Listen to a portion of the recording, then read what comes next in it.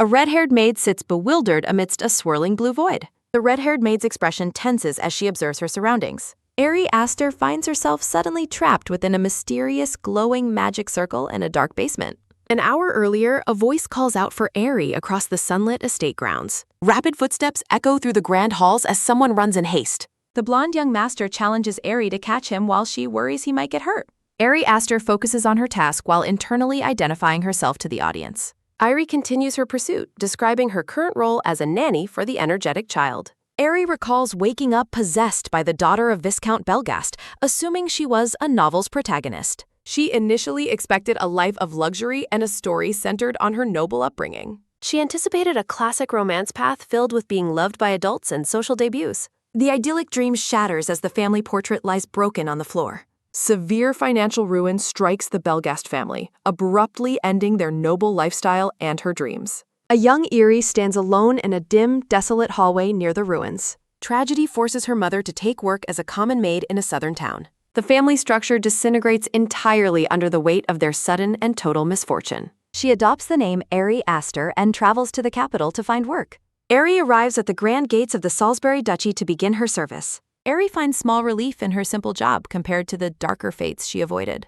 She embraces her domestic duties, discovering a surprising talent for being a nanny. Exhausted, Ari continues to pursue the playful young master through the long corridor. The blonde boy teases Ari for being slow as he continues running away. The blonde young master laughs joyfully amidst a backdrop of golden sunflowers. Ari's gaze hardens as she plans a firm punishment for the boy's antics.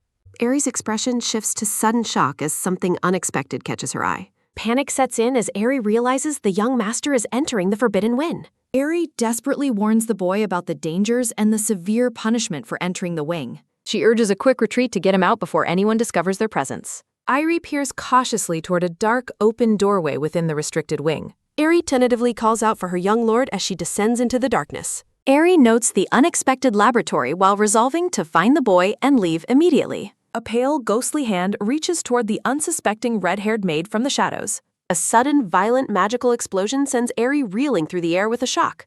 Dazed from the fall, Ari calls out for the boy while picking herself up. Ari stares back up the stairs toward the now distant and unreachable door. Intense blue magical energy surges through the cavernous and silent underground hall. Ari realizes with a jolt of shock that she is trapped upon a magic circle. The magic circle activates, lifting the terrified maid into a pillar of blue light. A hand grips the doorknob from the other side, attempting to enter the room. Ari laments her terrible misfortune as her situation grows even more complicated. Ari discovers the door is tightly sealed, preventing her from escaping the strange room. Desperate, she realizes her cries for help will never reach the mansion's central hall. Ari tries to calm her nerves, hoping that someone will find her soon. An activating magic circle glows beneath her, illuminating the entire space with blue light. She finds herself in a small, cozy library hall as the magic shifts surroundings. Exhausted, the red-haired maid slumps into a plush blue armchair to catch her breath. She worries that being discovered in the Forbidden Wing will lead to her being fired. Despite her fears of a darker punishment, Ari decides to take a moment to rest. Confusion returns to Ari as she questions the shifting nature of her strange environment. Ari grows impatient and confused as she waits alone at a tea table underground. She discovers a supply of magically self-replenishing sandwiches and water. Ari grows weary of eating only sandwiches for 3 straight days. A sudden realization causes the red-haired maid to pause mid-bite. She wonders if this isolation is a protagonist's growth opportunity.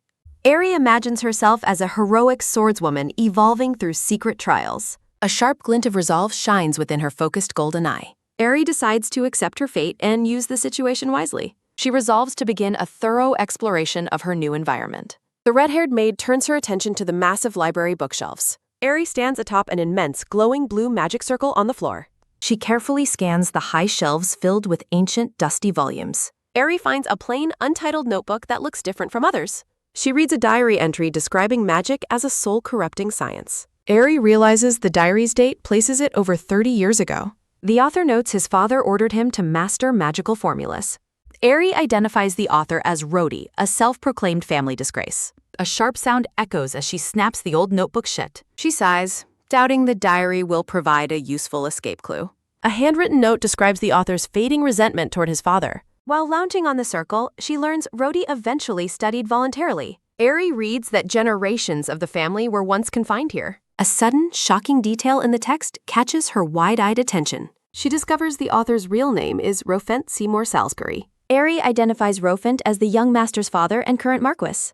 She concludes the basement is a generational training ground for heirs. She humorously imagines herself calling the stern Marquis by his nickname. Aerie finishes studying most of the magical books on the shelves. She focuses on a specific volume regarding the enhancement of circles. Aerie identifies the room's floor pattern as a spatial preservation circle. Her expression shifts to alarm as she notices a significant change. Aerie observes that the outer edges of the circle are disappearing. She berates herself for failing to notice the circle's fading state. After calculating the cycle, she determines the total limit is 100 days. In 100 days, the preservation expires and the exit will unlock. Aerie looks toward the massive stone doors as the magic shifts. She realizes she will finally be able to leave the room. Only a tiny sliver remains of the once vast magic circle's edge. Her heart thumps with a heavy, rhythmic dun-dun soundings. A final notification confirms that the magic circle has vanished. Aerie's quick footsteps go ta-dak as she rushes up the stairs. With a racing heart, she reaches for the heavy metal doorknob. The door opens with a long, piercing key-e creak. Blinding sunlight and a bright blue sky flood into the basement. The red-haired maid steps forward into the sudden open air. Aerie cheers in triumph, finally celebrating her escape from confinement. Confusion sets in as she wonders why the sky looks wrong. She expected the mansion's hall but finds an unfamiliar landscape. Aerie stands amidst desolate desert ruins as a giant bird circles. The massive bird lets out a piercing key-e screech above. Aerie gazes up in horror as the monstrous creature suddenly descends. A monstrous six-eyed bird shrieks as it dives from the sky. A man's hand suddenly grabs the red-haired maid's waist from behind. The blonde man pulls Aerie into a protective embrace against the sky. He shouts a command for an explosion as she looks up shocked. A massive magical circle erupts in flames, consuming the shrieking monster bird. A violent blast of fire and debris fills the air as the monster vanishes. Aerie stares in silent confusion at the scarred man holding her close. She questions the identity of her savior as the wind blows past. The blonde man offers a faint, bittersweet smile through his dirt-streaked face. He turns away, declaring that the current situation is an absolute impossibility. With tears in her eyes, Aerie calls out to him as Master Lurkis. A brief moment of silence passes as the scene shifts. He addresses the maid by her name as she looks up in wonder. Aerie tearfully asks if the man before her is truly Mr. Rael. She questions if he is the same boy she once knew so well. Memories of the young master hiding behind curtains flash through her mind. She recalls the joyful, innocent smile of the young Rialtas Joe Salisbury. The man identifies himself as the youngest grandson of the Salisbury family. A piercing screech from above causes the red-haired maid to shout in alarm. The monstrous bird looms over them amidst the desolate desert ruins. Rialtas promises to explain later, urging Aerie to focus on the immediate danger. He activates a massive hexagonal magic shield to block the circling predators. Rialtas warns Aerie to stay alert while she questions the monster's nature. An oppressive darkness underscores the realization that a monster is truly present. Aerie wonders if she caused the chaos as the bird shrieks nearby. Rialtas clarifies that the arrival of the monsters is about the vault. Aerie is stunned to learn the seal vanished when the vault was emptied. He explains that the monsters noticed the absence of the entrance's protection. Ancient magical sigils remain faintly etched into the stone of the vault doors. Rialtas orders Aerie to re-enter the vault to help reactivate the spell. Horrified, she protests against returning to the place she just escaped from. Aerie stands conflicted as the blonde man prepares his magical staff. She remembers the grueling 100-day struggle it took to escape the room. Aerie fears she may never leave again if she steps back inside. Dust falls as the heavy doors of the vault begin to move. Her gaze hardens as she doubts her safety can even be guaranteed. The two stand within a glowing circle as monsters shriek overhead.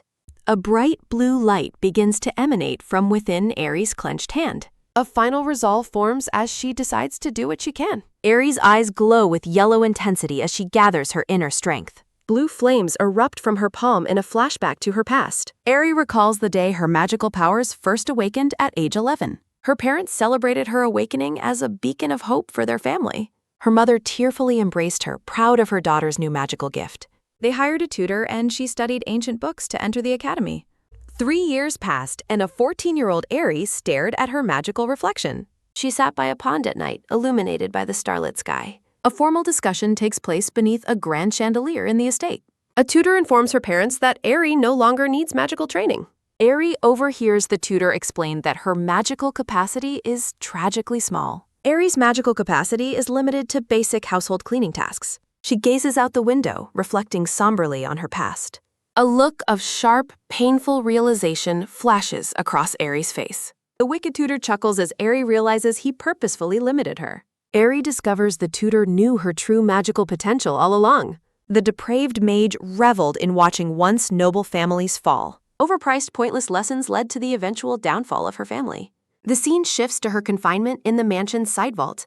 Eri performs a small cleaning spell with her limited mana pool. She uses water magic to keep the entire vault perfectly clean. Every spell leaves Eri's small, fragile mana circle completely drained. It takes an entire day for her meager mana to refill. Ancient magical books in the vault become Eri's source of joy. Surrounded by books, she finds a new purpose in her isolation. A sudden, interesting discovery catches Eri's attention during her reading. She finds a rare volume regarding the enhancement of magic sepals. These manuscripts are far superior to her childhood tutor's expensive lessons. Eri loses herself in the deep intellectual pursuit of ancient magic.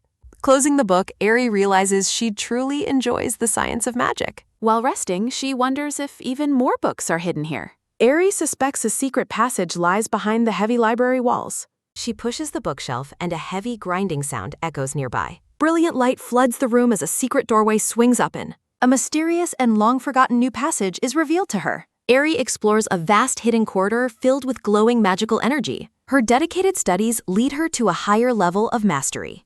Eri concludes she has finally reached intermediate-level magical proficiency. Back in the present, monsters shriek as the desert battle intensifies. Raeltis maintains a protective shield while predators swarm their position. Eri realizes the current barrier is failing under the intense pressure. She manipulates water to prepare for a complex and dangerous spell. Eri determines they must perform a risky mana amplification ritual. She kneels to channel Raeltis's immense mana into the ground. Her focus sharpens as a quick drip sounding hits the feckle. Eri calls out to Raeltis, urgency clear in her voice. She implores the master to cast the spell through her circle. Raeltis hesitates, knowing the technique could cause him severe injury. Dropping the shield to cast the spell invites immediate disaster. Despite the risks, Eri remains determined to save them both. She looks into his eyes, begging him for his absolute trust. Raeltis nods, finally choosing to follow her desperate plan. A final command signals the deactivation of their only defense. The magical staff glows with power as the barrier dissolves.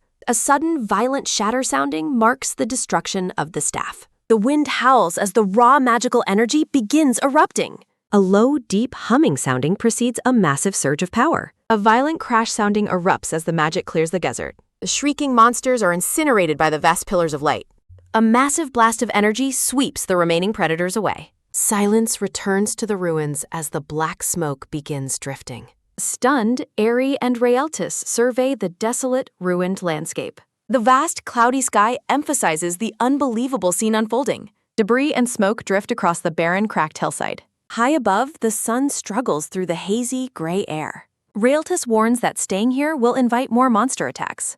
He points toward the vault, suggesting they retreat underground immediately. Eri expresses deep fear that the world will change again. Raeltis reassures her that the door's magic circle ensures safety. He notes their stay won't last another 12 years. Confused, the red-haired maid repeats the mention of 12 years. A sudden, sharp gasp sounding marks her shock at the duration. Eri protests, insisting her confinement only lasted 100 days. A sharp, high-pitched screech sounding echoes from the circling birds. Raeltis moves toward the doors, focused on their immediate escape. Ellie questions if the situation will shift once they emerge. The blonde man pauses, turning back to address her concerns. A quick, soft rustle sounding occurs as he reaches inside. He tosses a small, round object onto the dusty ground. Eri asks if he just threw a rare magic stone. A heavy, dull thud sounding reveals it is just a potato. 1 hour passes as the potato sits in the light. A light, quick tap sounding accompanies him retrieving the potato. Eri asks what the 12-year gap meant for her personally. She explains there is no magic to stop time slow. Eri looks nervous under his intense and questioning gaze. She explains her familiarity comes from studying the vault's books. Eri shifts the conversation to the current state of the world. Raeltis sits down, prepared to recount the world's recent tragedy. A somber silence fills the room as he looks down. He begins with the day her long confinement first started. A rift opened, letting out black droves of monstrous creatures. Wizards discovered only mana could repel these dark entities. The Salisbury family joined the summons to the distant capital. His grandfather returned in a coffin, the family nearly decimated. Left alone at 9, he waited for a father who vanished. Rialtis sighs, admitting he is now the family's last survivor. Aerie's heart aches as she listens to his lonely past. She reaches out, her hand trembling with a shared sorrow. A soft, comforting rustle sounding follows as she embraces him. Aerie vows to offer whatever small hope she can provide. He explains communications with the palace ended several years ago. Rumors suggested the royal palace collapsed with no survivors left. A tight, firm grip sounding underscores Aerie's growing resolve. She prepares to reveal a secret she has long kept. Aerie identifies herself as a daughter of a fallen family. Rialtis listens intently as she describes her family's tragic fate. She speaks of her mother's life as a humble maid. A low, steady hum sounding begins as Mana gathers. A glowing blue light illuminates her palm as she confesses. Aerie apologizes for the deception, but he admits he knew. Aerie stares blankly with confusion as question marks surround her. Rialtis explains that her father and the head maid both knew she was a mana awakener. He notes they watched her grow exhausted from simple cleaning spells and deemed her a harmless, low-level mage. Aerie is deeply embarrassed, realizing why they eventually stopped asking her to help with the laundry. Rialtis apologizes for upsetting her, but Aerie admits his description of her past self was quite accurate. Looking at her with newfound respect, he admits he never expected her to reach this level of mastery.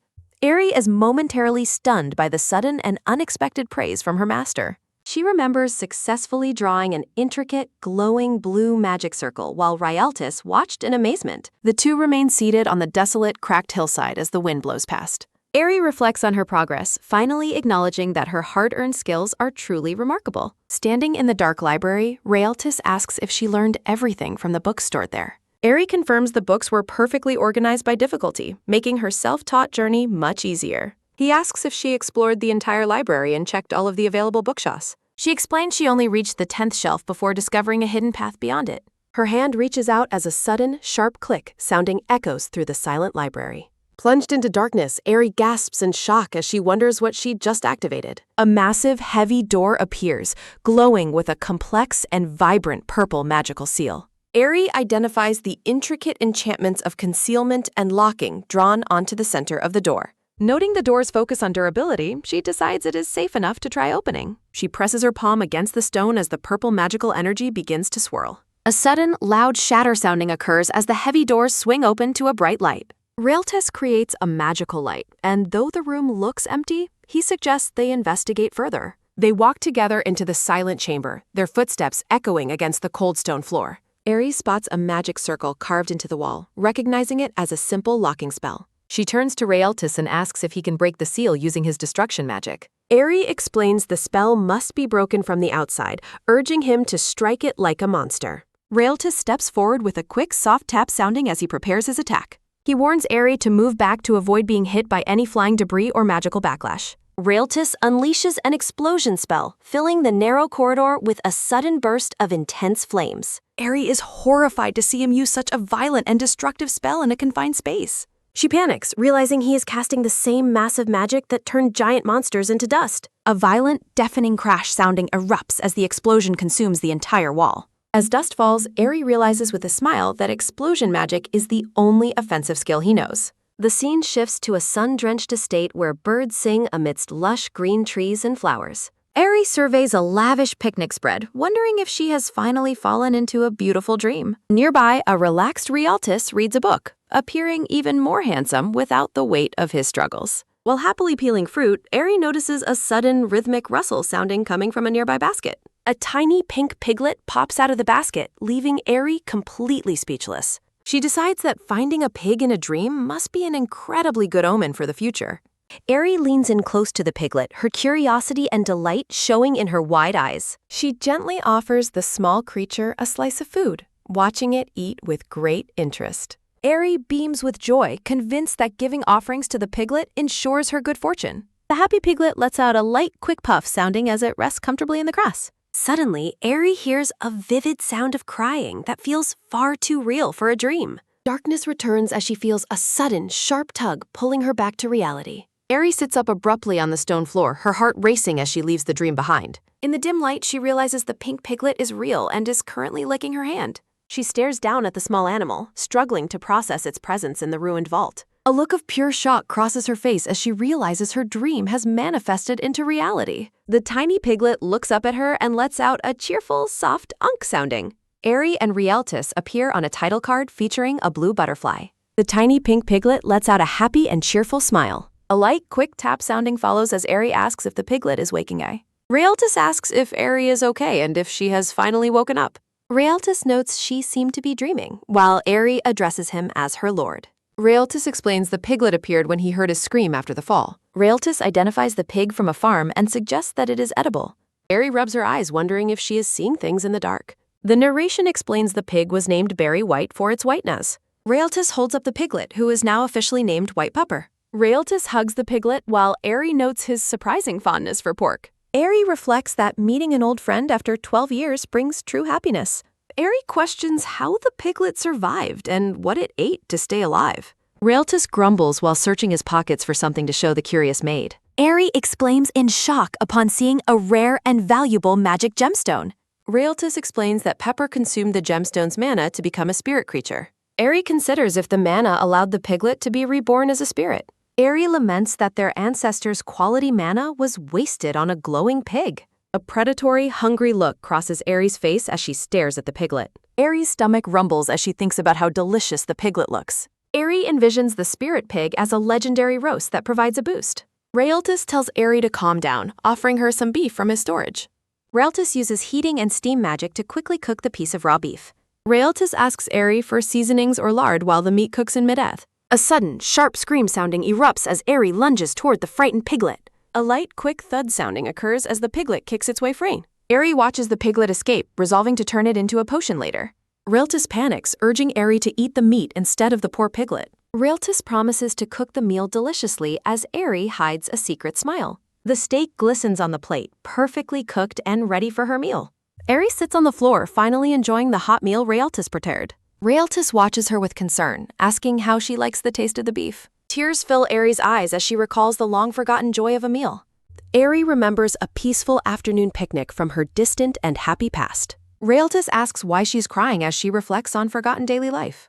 Airy says she is full, and Rialtis is relieved to hear the news. A soft, steady rustle sounding follows as Airy gently takes both of his hands. Rialtis asks for a favor, begging her to leave the piglet Pepper alone.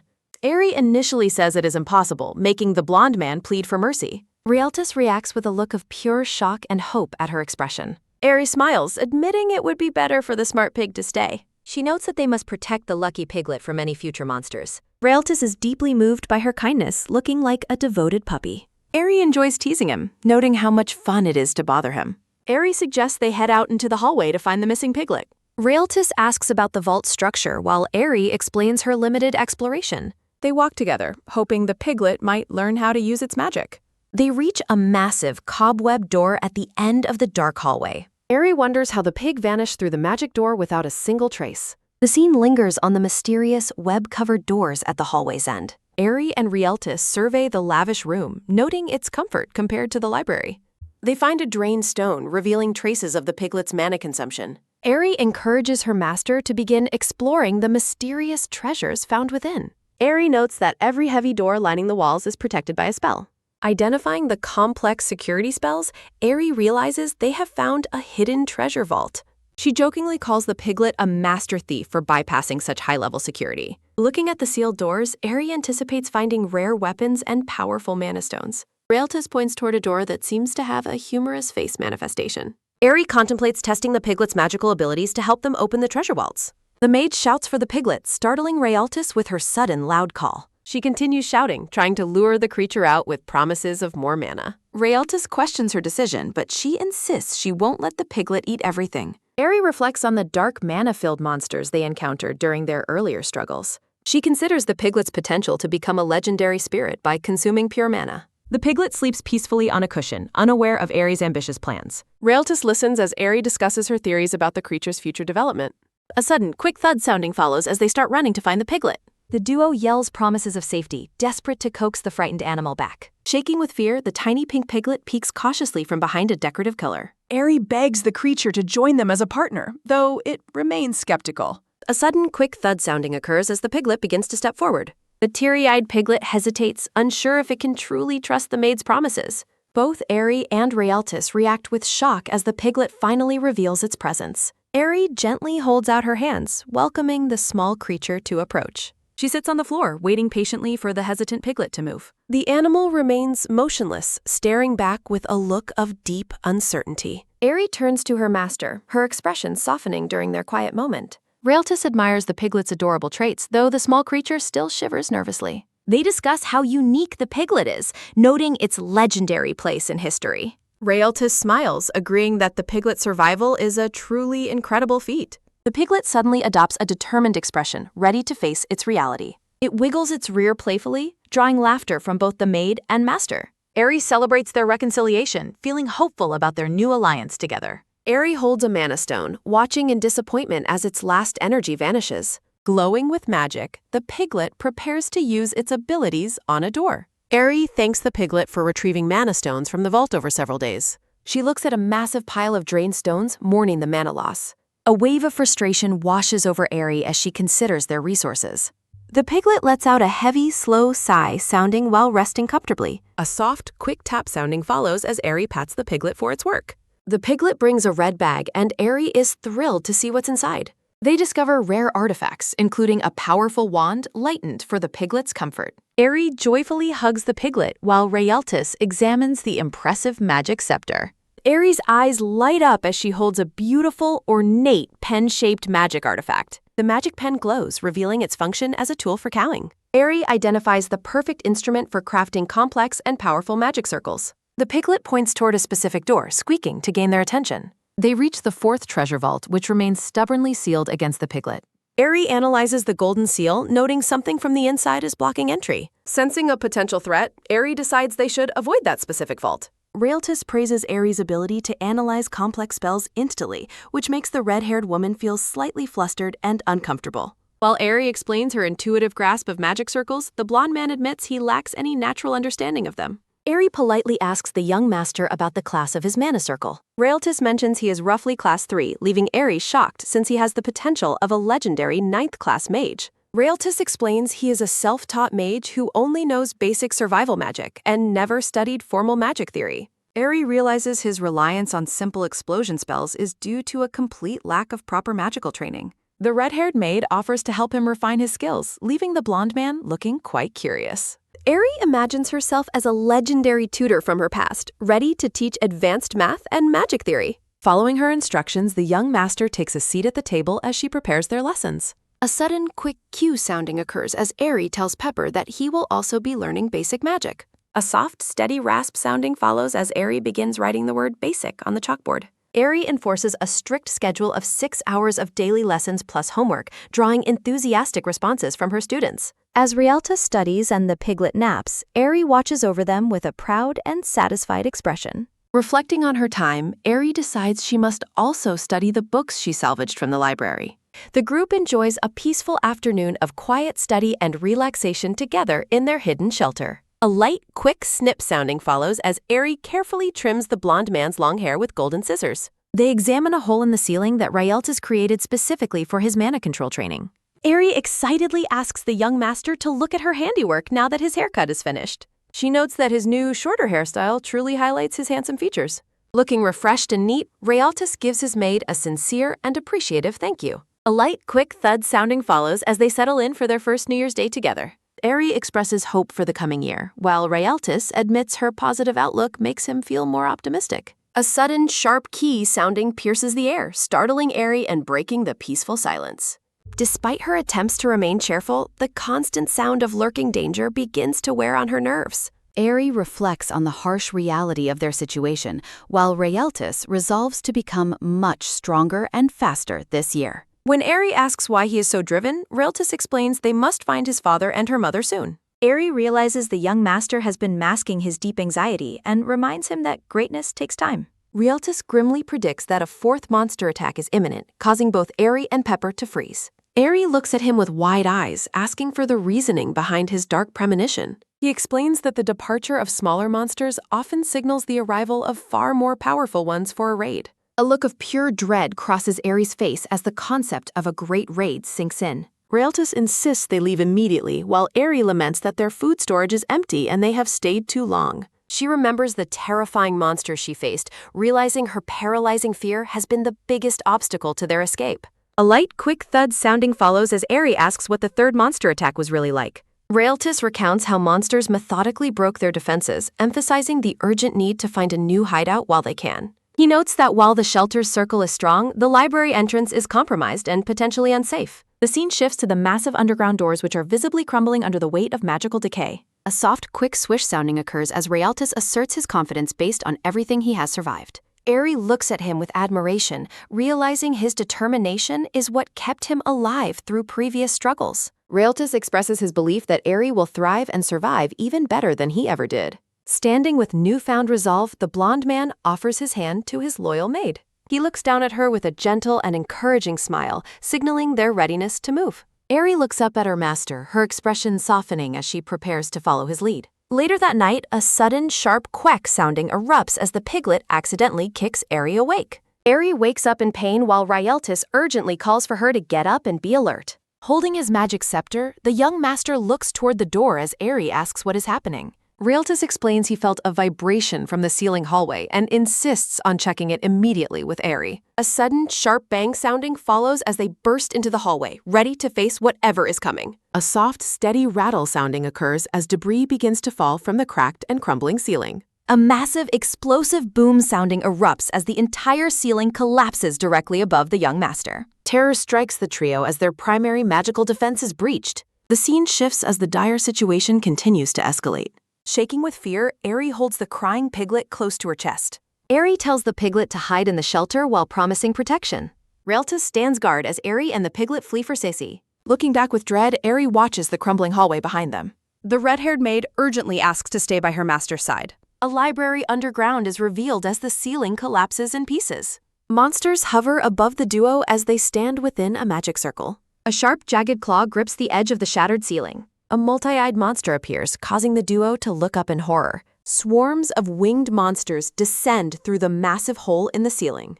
Eri stares up in shock as the ceiling continues to crumble away. Realtis declares his honor to have the greatest wizard by his side. A massive, explosive boom sounding occurs as a monster is blasted apart. Dark energy and smoke billow outward after the powerful magical explosion. Realtis wonders if the great attack has begun, while Eri stays close. Numerous monsters shriek and fly through the dark, blue-tinted sky above. Eri urgently tells the blood-stained Realtis they must return to the shelter. A soft, quick tap sounding follows as Realtis stops Eri's sudden retreat.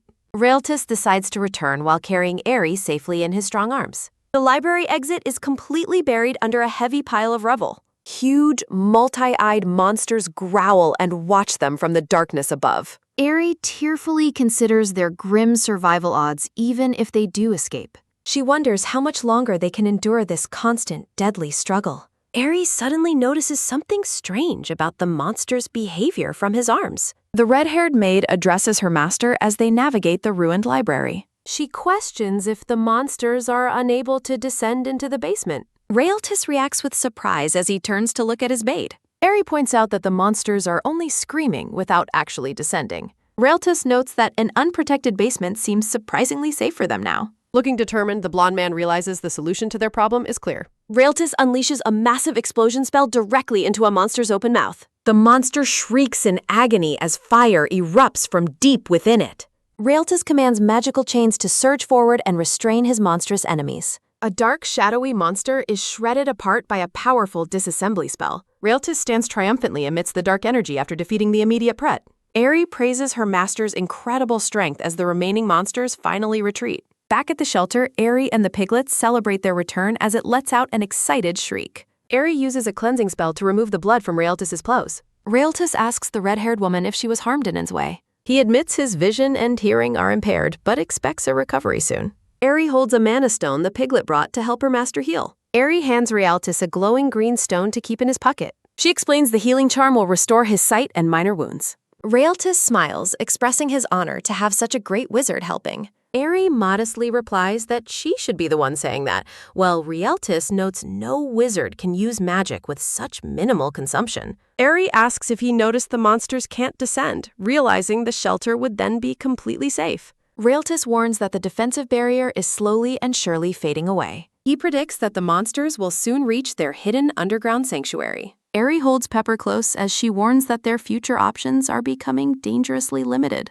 Standing amidst debris, Reltis and Eri agree that staying in their current hideout is no longer an option. Rubble stained with monster blood falls as Rieltis notes that inaction will only lead to their inevitable deaths. The blonde man looks toward his red-haired maid, emphasizing that they must act before a massive attack begins. A soft, quick clink sounding comes from a spoon resting inside a lonely teacup on a table. A sudden sharp rattle sounding startles the trio as they realize a third tremor has just struck the shelter. Rieltis observes that the explosions and tremors feel artificial because they occur at suspiciously regular intervals. Holding her ornate scepter, Eri realizes the mechanical nature of the tremors might reveal something important. With focused eyes, the red-haired maid begins drawing a complex magical pattern onto the stone floor. Rieltis carries the piglet and encourages Eri to rest, knowing her magical labor will take significant time. From above, Eri is seen kneeling at the center of a massive, glowing blue magic circle. Rieltis realizes that a magic circle of this magnitude typically requires at least a 4th-level mage to activate.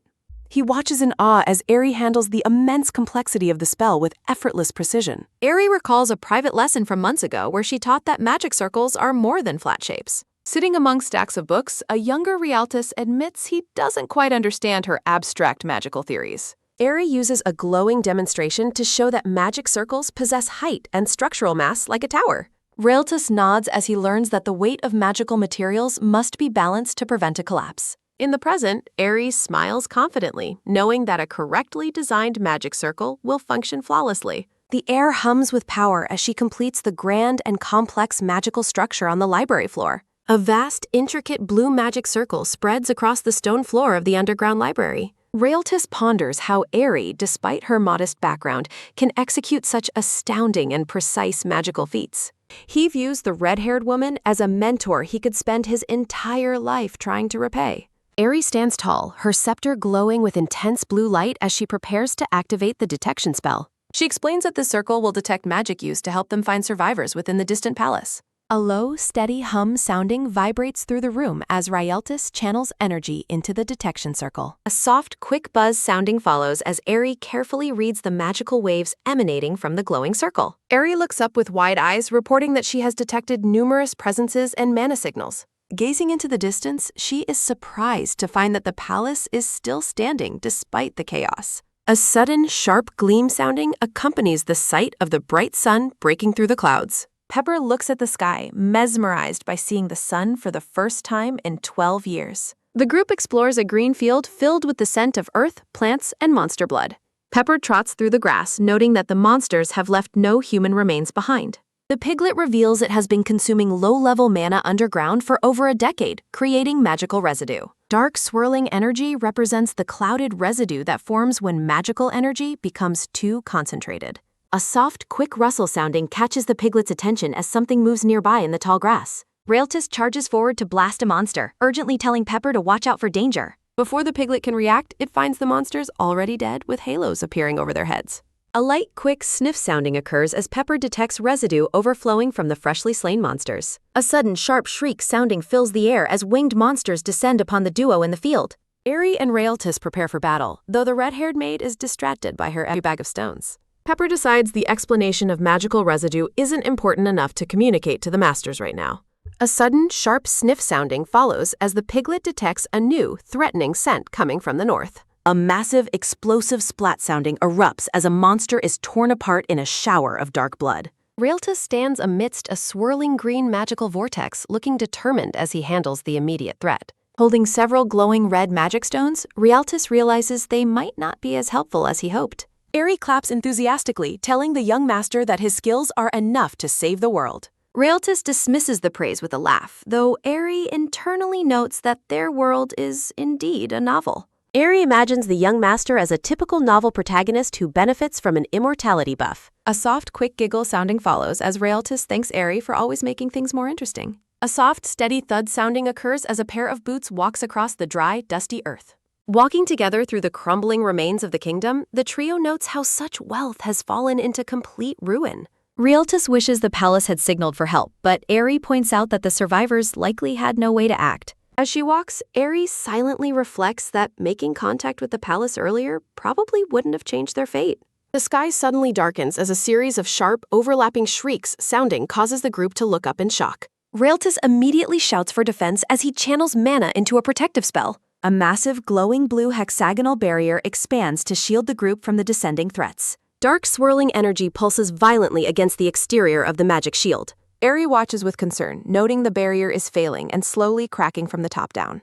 The red-haired maid's eyes glow with an intense, focused yellow light as he assesses the danger. A colossal, multi-eyed monster descends from the dark clouds to strike at their sanctuary. The creature's massive talons slam into the shield, sending shards of blue energy flying. Bright crimson light flares across the battlefield as the monsters intensify their assault. A terrifyingly powerful beast with rows of glowing eyes and sharp teeth looms over them. Looking up in awe, Raeltis admits he has never encountered a monster of this magnitude before. Swarms of winged creatures fill the air as Raeltis realizes this is the fourth major attack. Eri urges a retreat to the underground, while Raeltis argues for focusing on defense to make their position harder to reach. Raeltis warns that choosing this path might mean living in total isolation underground for many years. Eri shouts that they have no other option and must do whatever it takes to survive. Looking him in the eyes, she tells the young master to trust her if he cannot trust himself. The maid reaches into her bag and pulls out a handful of shimmering multicolored mana stones. Eri tells him to move quickly as a bright red magical circle activates beneath their feet. Raeltis grips his scepter as it begins to overflow with a violent, swirling red energy. The blue barrier shatters completely as a heavy, explosive crash sounding follows the monster's final strike. Thinking fast, Eri shoves Pepper into a small hole in the earth and tells him to go first. A massive, blood-stained claw reaches down toward Eri as she stands alone on the surface. The monster snatches Eri and flies upward, leaving a horrified Raeltis to scream out in denial. Raeltis unleashes a capture spell, casting a massive purple web into the sky to ensnare the beast. The monster lets out a high-pitched, sharp shriek sounding as the magical strands burn through its flesh. High above the ground, the red-haired maid begins her long, silent fall back toward the earth. Eri plunges through the air, unconscious and trailing a mist of dark purple blood. Raeltis leaps forward and catches her in his arms as the defeated monster falls in the distance. A dark, heavy splash sounding occurs as a trail of blood marks the entrance to their underground tunnel. Back in the safety of the shelter, Raeltis and the piglet huddle over Eri's motionless body. Pepper weeps, resting his head on Eri's bloodied shoulder as she remains unresponsive. Raeltis hangs his head in despair, calling out Eri's name as he breaks down into tears. A final, desperate cry for Eri resonates through the dark, silent chambers of the hideout. The redhead maid lies still on the ground, her face and clothes stained with blood. In a memory of the past, a younger Eri urges the little young master to return home. The young boy hides behind a pillar, giggling to himself that hide and seek won't be easy for her today. The maid walks through the palace halls, wondering aloud where the young master could be hiding. The blonde-haired boy peeks out from his hiding spot, watching her search for him. A sudden, powerful thud sounding shakes the palace walls, startling the young boy. Raeltis runs toward the source of the noise, frantically asking if Eri has become trapped.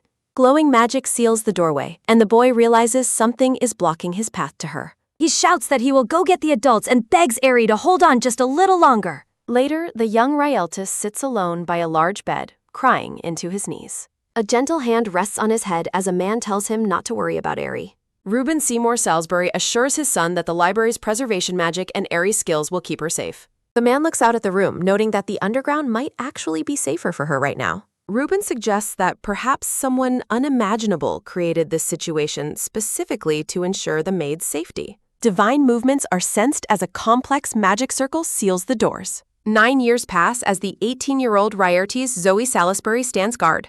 The young man keeps a lonely vigil before the massive, sealed library doors. A distant memory recalls a lesson about the true location of pain. Babel Salisbury, the last loyal retainer, teaches Rare about enduring suffering. Raertes tends to Babel, who single-handedly reached the palace after the raid.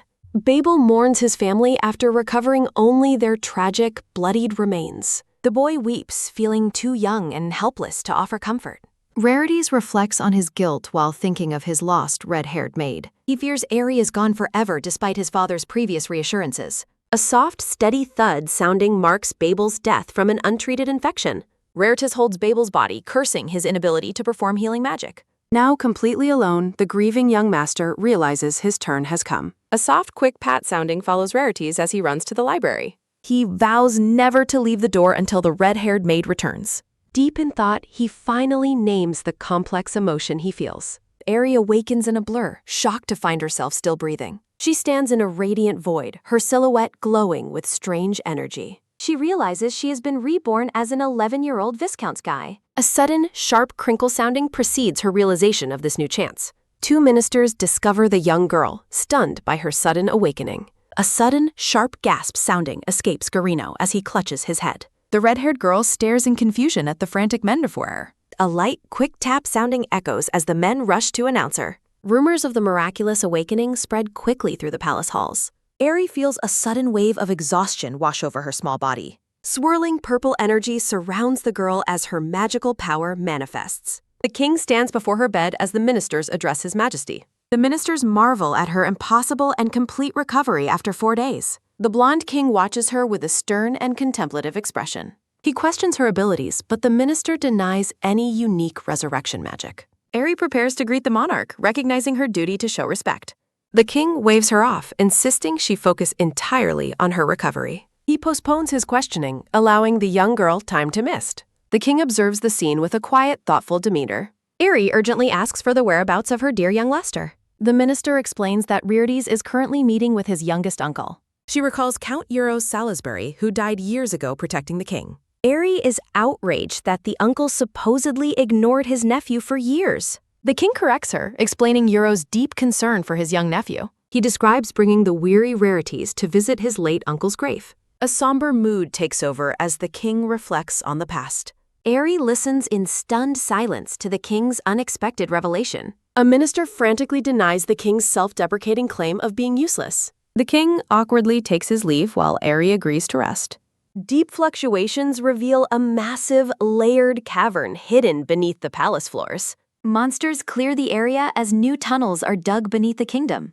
The trio decides they must reach the palace to assess the situation. Eri sits alone on her grand bed, lost in her own thoughts. The red-haired girl enjoys her fresh clothes, preferring simple tasks over magic. A sudden, sharp keek sounding startles Eri as she sits alone. Pepper the piglet bursts through the door with a loud shriek. Eri hugs Pepper tightly, weeping with joy at their sudden reunion. A soft, steady creaking sounding announces a visitor of Tagore. Rarities enters the room, and Eri gasps while calling him young master. The blonde young man stares at her with deep, visible emotion. Eri smiles warmly and assures him that she is completely fine. A sudden, quick thud sounding marks his hurried step toward her. Rarities pulls Eri into a desperate hug as Pepper squeals between them.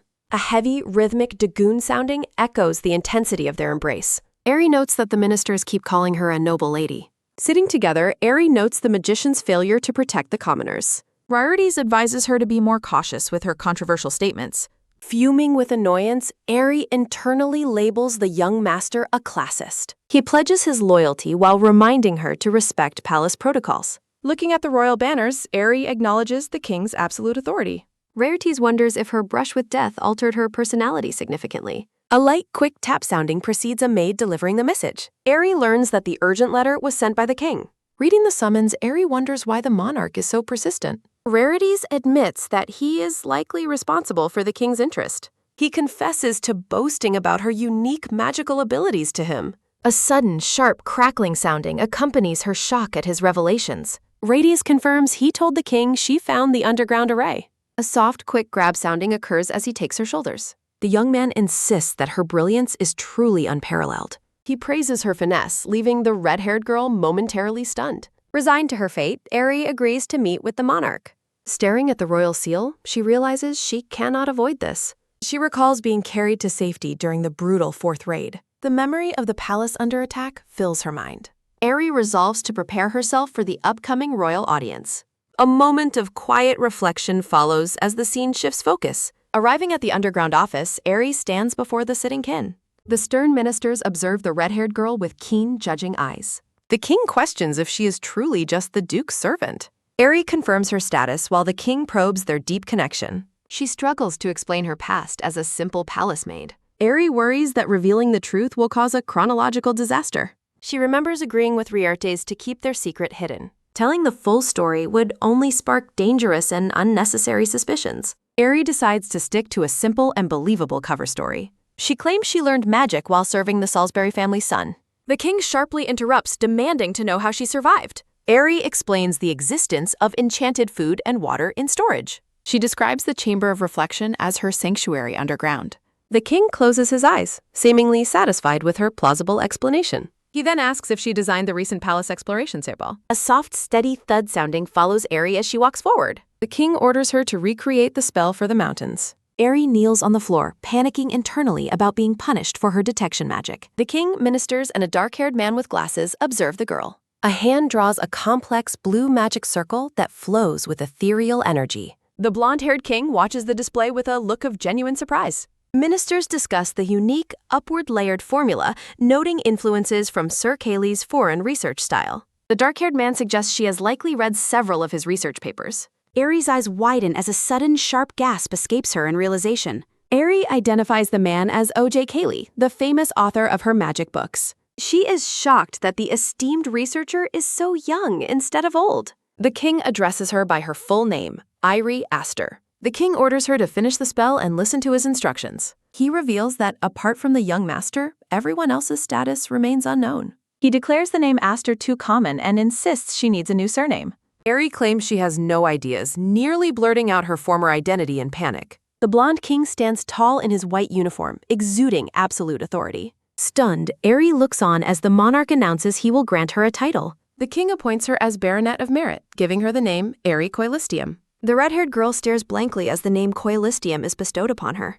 Eri remains on her knees as the royal audience continues in the ornate room. The king formalizes her new rank as a baron for her distinguished national merit.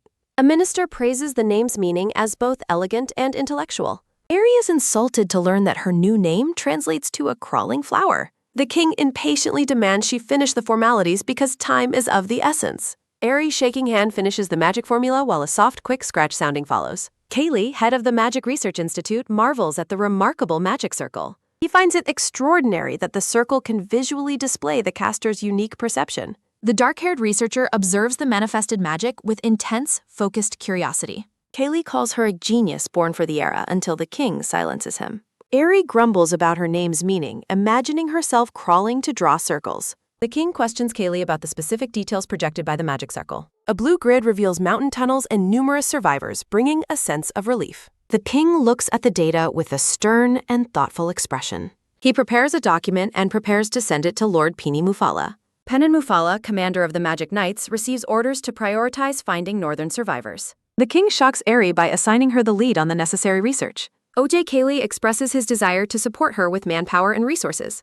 Kayleigh asks the king for jurisdiction over her, but he is immediately denied. The king declares that Eri will remain solely under his personal jurisdiction for now. A wave of disappointment washes over Kayleigh as his request is rejected. He orders Sir Lotuzia Bear to manage the research efficiency and report daily. Lotuzia Bear protests the daily requirement, but the king stands firm on his decision. Romplemosis is ordered to finalize Eri's administrative status within a single week. The king shouts at the chaotic lords to finish the monster wave investigations quickly. He scolds them for wanting to split a single person's workload among 4 people. Watching the bickering, Eri thinks the entire royal audience has become a sitcom. The king prepares another letter addressed to Sir Penny Mufala. He asks if Laridus Salisbury is still refusing to join the Order of Knights. Eri's heart skips a beat as she hears her young master's name mentioned.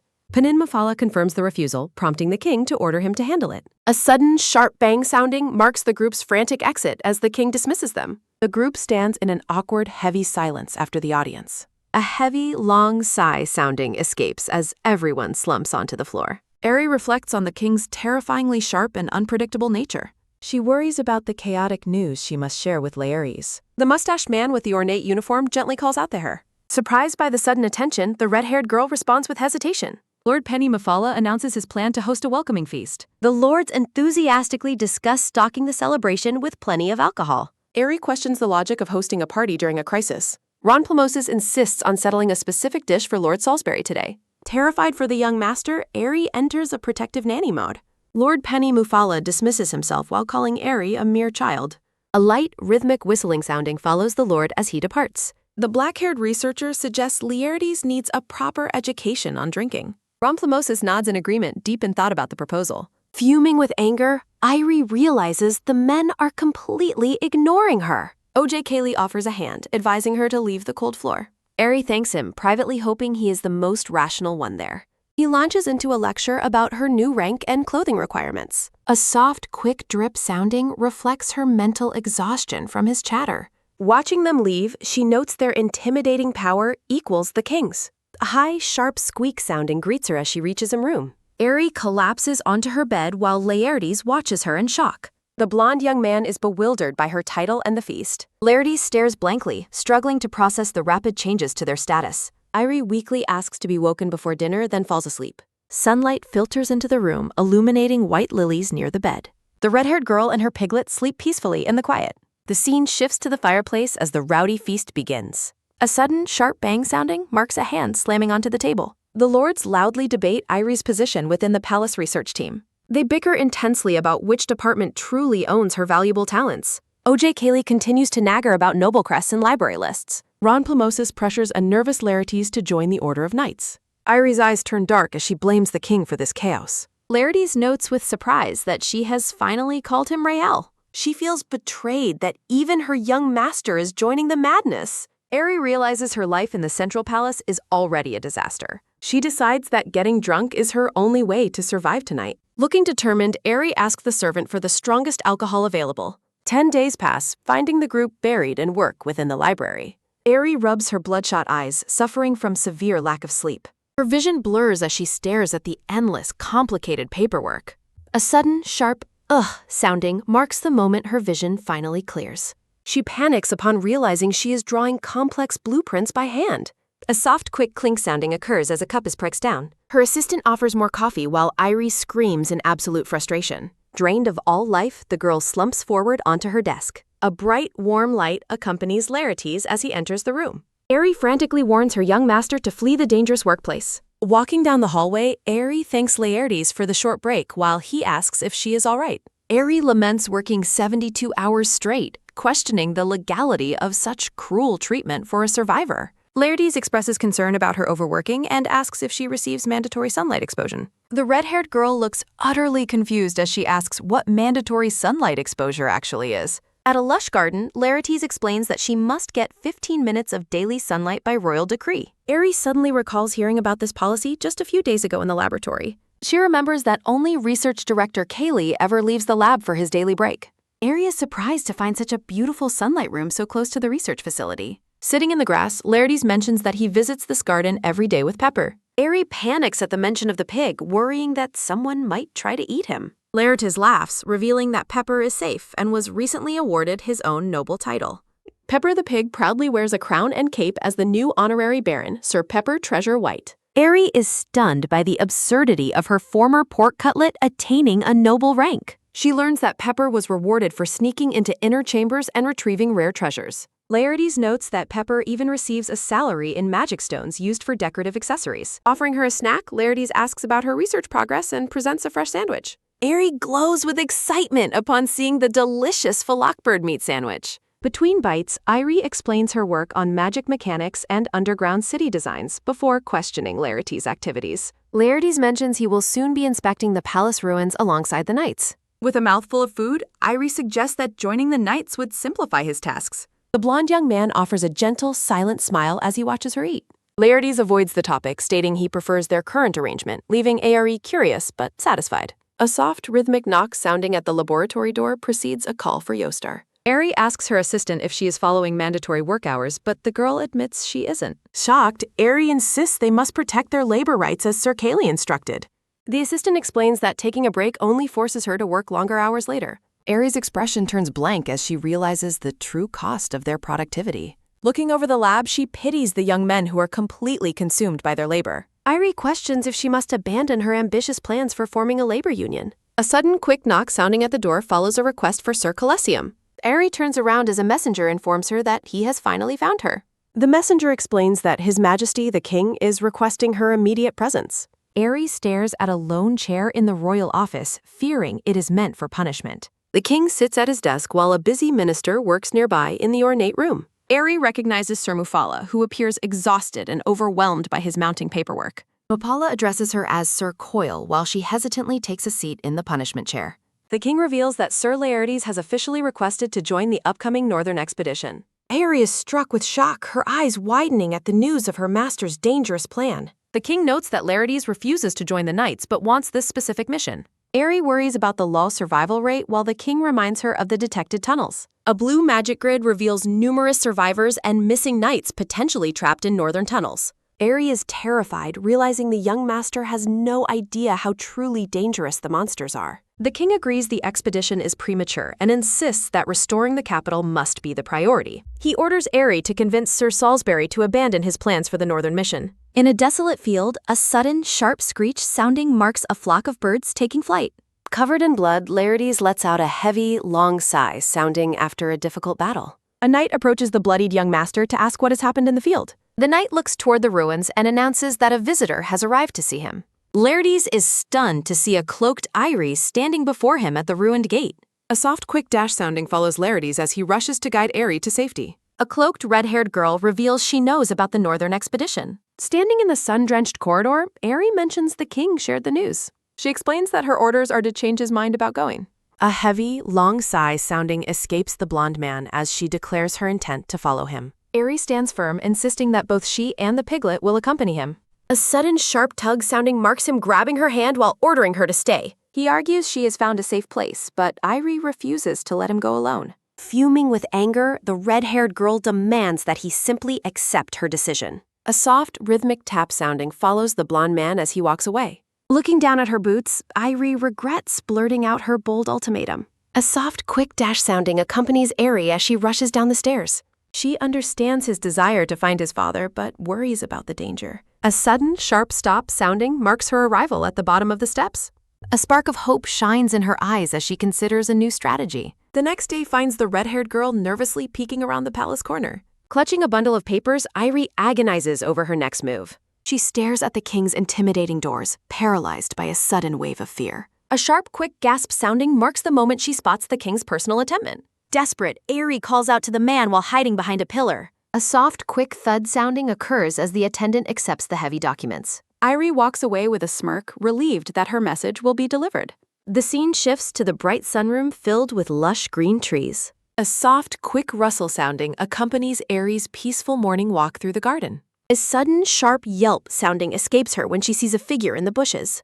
To her surprise, research director Kaylee is wearing a sun hat and gardening. Aerie questions his new hobby while the black-haired man denies being a gardener. He adjusts his hat, explaining he is working at the request of another. A sudden hot crackle sounding accompanies Aerie's rage over perceived labor rights violations. Kaylee ignores her outburst and asks why she is awake so early today. Aerie admits she is distracted by the news of the upcoming night deployment. The researcher asks if Salisbury's application is the cause of her obvious distress. Softly smiling, she reflects on the long history she shares with her young master. A light, rhythmic tap sounding follows Kaylee as he brushes leaves off his uniform. He warns her not to let the king's manipulations sway her judgment. The black-haired man goes quiet, stating he has said more than enough. Aerie considers him a kind soul until he begins lecturing on academic skepticism. A soft, rhythmic chatter sounding introduces a flashback of his library lectures. Aerie immediately revokes her praise as he rambles about questioning every mentor's teaching. The scene returns to the busy afternoon within the palace research laboratory. The attendant from earlier arrives, asking for Aerie by her official title. He announces that the king has reviewed her tunnel proposal and summoned her. Surprised by the speed, Aerie quickly gathers her things to head to the office. The other researchers stare in shock, confused by the mention of a new proposal. A sudden, sharp bang sounding marks the king slamming the documents onto the table. Behind his desk, the king admits the underground tunnel plan is quite intriguing. Aerie stands nervously while the monarch waits for her to speak further. He points to the blueprints, confirming the path toward the distant Kazenza Mountains. Aerie explains how the route avoids monsters and protects the vulnerable population. A soft, quick shimmer sounding accompanies her vision of a more efficient travel path. The king narrows his eyes, questioning her plan for the inevitable river crossing. Aerie struggles to keep her expression composed while the king questions her about the river crossing. A blue magic grid details the feasibility of establishing waypoints and defensive perimeters for the tunnel. In the royal office, the king notes Aerie's intention to join the expedition with Lord Salisbury. The blonde monarch praises Aerie's persistent talents despite her lack of an official royal position. Chibi Aerie grows annoyed, wondering if her status as a commoner is preventing her from receiving a title. Sitting among stacks of paperwork, Sir Penin Mufala is startled when the king commands his attention. The king orders Mufala to establish a new practical magic engineering lab with Aerie as its head. Aerie is struck by a wave of confusion upon learning she will lead the new laboratory. The king dismisses Sir Mufala to organize a meeting while keeping Irie behind for further business. A heavy, long sigh sounding follows the sweating official as the king threatens him with confinement. Aerie pities the exhausted man as he frantically gathers his papers and flees the royal office. A soft, quick tap sounding follows the blonde king as he places his glasses on the desk. Standing before the massive desk, Aerie listens as the king mentions a specific reason for her title. Nervous sweat beads on Aerie's face as she anticipates whatever bizarre statement the king might make. A close view reveals the king's mouth curling into a mysterious and unsettlingly handsome smile. Surrounded by lush red roses, the king leans forward and asks Irie to consider marrying him. Irie's eyes bulge in pure shock, while a tiny Sir Mufala also reacts with total disbelief. Maintaining his princely pose, the king questions if she truly has no intention of marrying him. A sudden, sharp gasp sounding follows Irie as she stumbles backward from the shocking royal proposal. A soft, quick thud sounding occurs as the red-haired girl falls onto her backside in surprise. The blonde monarch throws his head back, letting out a fit of triumphant and hearty laughter. Chibi Aerie realizes the marriage proposal was just a joke and laments the king's slapstick humor. The scene shifts to a meeting room where Aerie announces her arrival to the seated researchers. Irie complains about being dragged into another meeting immediately after escaping the king's nagging. A sudden, sharp bang sounding marks a brown-haired researcher slamming the table in heated disappointment. Aerie apologizes for her spontaneous tunnel plan, but the official appears confused by her statement. Sitting at the table, Aerie explains that her ideas are based on existing urban planning research. The chibi official interrupts, clarifying that the group is actually there to discuss a royal marriage. Irie's expression turns blank as she repeats the words royal marriage in a stunned daze. Sparkles and wagging tails accompany the dog-eared researchers as they revel in the juicy royal gossip. I realizes she was completely fooled by the king's dramatic performance earlier in the office. A soft, quick thud sounding follows Aerie placing a thick document on the table to change topics. Looking toward the silent officials, Irie asks if it's possible to obtain the old rock blueprints. The researchers look utterly defeated and drained by the sudden shift back to academic labor. Aerie orders the group to contact the record recovery officer and prepare for the massive workload. A soft, rhythmic tap sounding follows footsteps past the glowing torches in the dark palace corridor. Walking through the dim hallway, Irie reflects on her young master's recent secret behavior. Aerie recalls a sweet dinner note left on her bed, considering him her primary motivation to continue. A soft, quick tap sounding accompanies Aerie as she hurries down the stairs toward the laboratory. A sudden, sharp stop sounding marks her freezing in place as a realization strikes her. Looking haunted, Aerie questions why she is voluntarily accepting even more work after her past trauma. She wonders if her obsessive work habits are a genetic trait from her new body or herself. A blue DNA grid highlights her excessive sense of responsibility and obsession with overworking. Dark purple bubbles question if transmigrators have their genetics altered to fit the story's coherence. Opening the laboratory door, Irie sighs heavily and considers getting a professional genetic test. Aerie gasps as she spots the king in the library, marveling at the nation's superior genes. Horrified by her own wandering thoughts, the red-haired girl stares into the room with wide eyes. A sudden, sharp shout sounding follows Irie's frustrated outburst as her assistants rush to help her. A close view of a white-gloved hand reaches out as if to catch or steady someone. The king stands behind Aerie in a field of blue flowers, looking down at her with intensity. A sudden, sharp gasp sounding follows Irie and the researchers as the king touches her. Frozen in shock, Irie wonders why the king is suddenly massaging her neck. She considers shaking him off, but finds his professional massage technique unexpectedly relaxing. A soft, quick puff sounding accompanies Aerie as she experiences the monarch's surprisingly effective therapy. The blonde king smiles warmly, explaining that his sister used to get sick in the same way. A soft, rhythmic murmur sounding follows the researchers as they gossip about the king's friendly side. Aerie attempts to politely end the session, claiming she feels much better now. The king insists her neck is too stiff to be fine and advises regular relaxation. A sudden, sharp tap sounding marks the king adjusting his grip on her shoulder. Nervousness returns as Aerie realizes the blonde king is leaning uncomfortably close to her. A soft, rhythmic creak sounding follows the door opening to reveal Lord Salisbury's arrival. Staring at the scene, Salisbury's expression hardens into a cold, frozen mask of displeasure. Aerie feels the tension rising, quickly thanking the king while promising to work slowly. The monarch smiles and grants her permission to take the rest of the day off. Turning toward the door, the king notes that someone has come to retrieve Aerie. Salisbury bows deeply before the king, maintaining a professional but distant formal greeting. He firmly announces that Aerie is unwell and offers to escort her to her room. A sudden, sharp swish sounding marks Salisbury pulling Ayuri away after thanking the king. Walking away, Aerie worries about leaving the office without a formal dismissal from the king. The blonde king watches them go, his arms crossed and a smug smile on his face. A soft, quick swish sounding follows Salisbury dismissively waving his hand toward the office. A soft, rhythmic whisper sounding accompanies Salisbury as he announces his imminent departure. A soft rhythmic murmur sounding follows the researchers as they react to the shocking gossip. An intense blue magical energy crackles between the king and Salisbury in a dramatic face-off. A soft, quick crunch sounding follows the researchers as they eat popcorn and watch the drama. Aerie realizes Salisbury was right about the speed and danger of palace rumors. Later that evening, Salisbury kneels before Ayuri, tenderly helping her remove her shoes. A soft, quick gasp sounding follows Aerie's bashful expression as she looks down at him. He explains that the king's joke about the marriage proposal has spread throughout the palace. A soft, quick hum sounding follows the activation of temperature maintenance magic on a heat pack. A soft, quick gasp sounding accompanies Aerie's worry that she has upset Salisbury again. She wonders if his foul mood stems from her tunnel plans or the marriage rumors. Aerie clutches the magic heat pack, feeling guilty about her young master's obvious emotional distress. Salisbury reflects on the trauma of seeing Aerie broken and his determination to grow stronger. Deeply moved, Aerie stares at him with wide, sympathetic eyes as he finishes his monologue. He insists that his decision to join the expedition is not irrational, but necessary. Night falls over the palace as Ayuri sits alone in her grand, dimly lit bedroom. A stern woman named Kwazan Tawali introduces herself as a scribe from the Ministry of Magic. Now back at her desk, the red-haired girl looks surprised by the official's sudden arrival.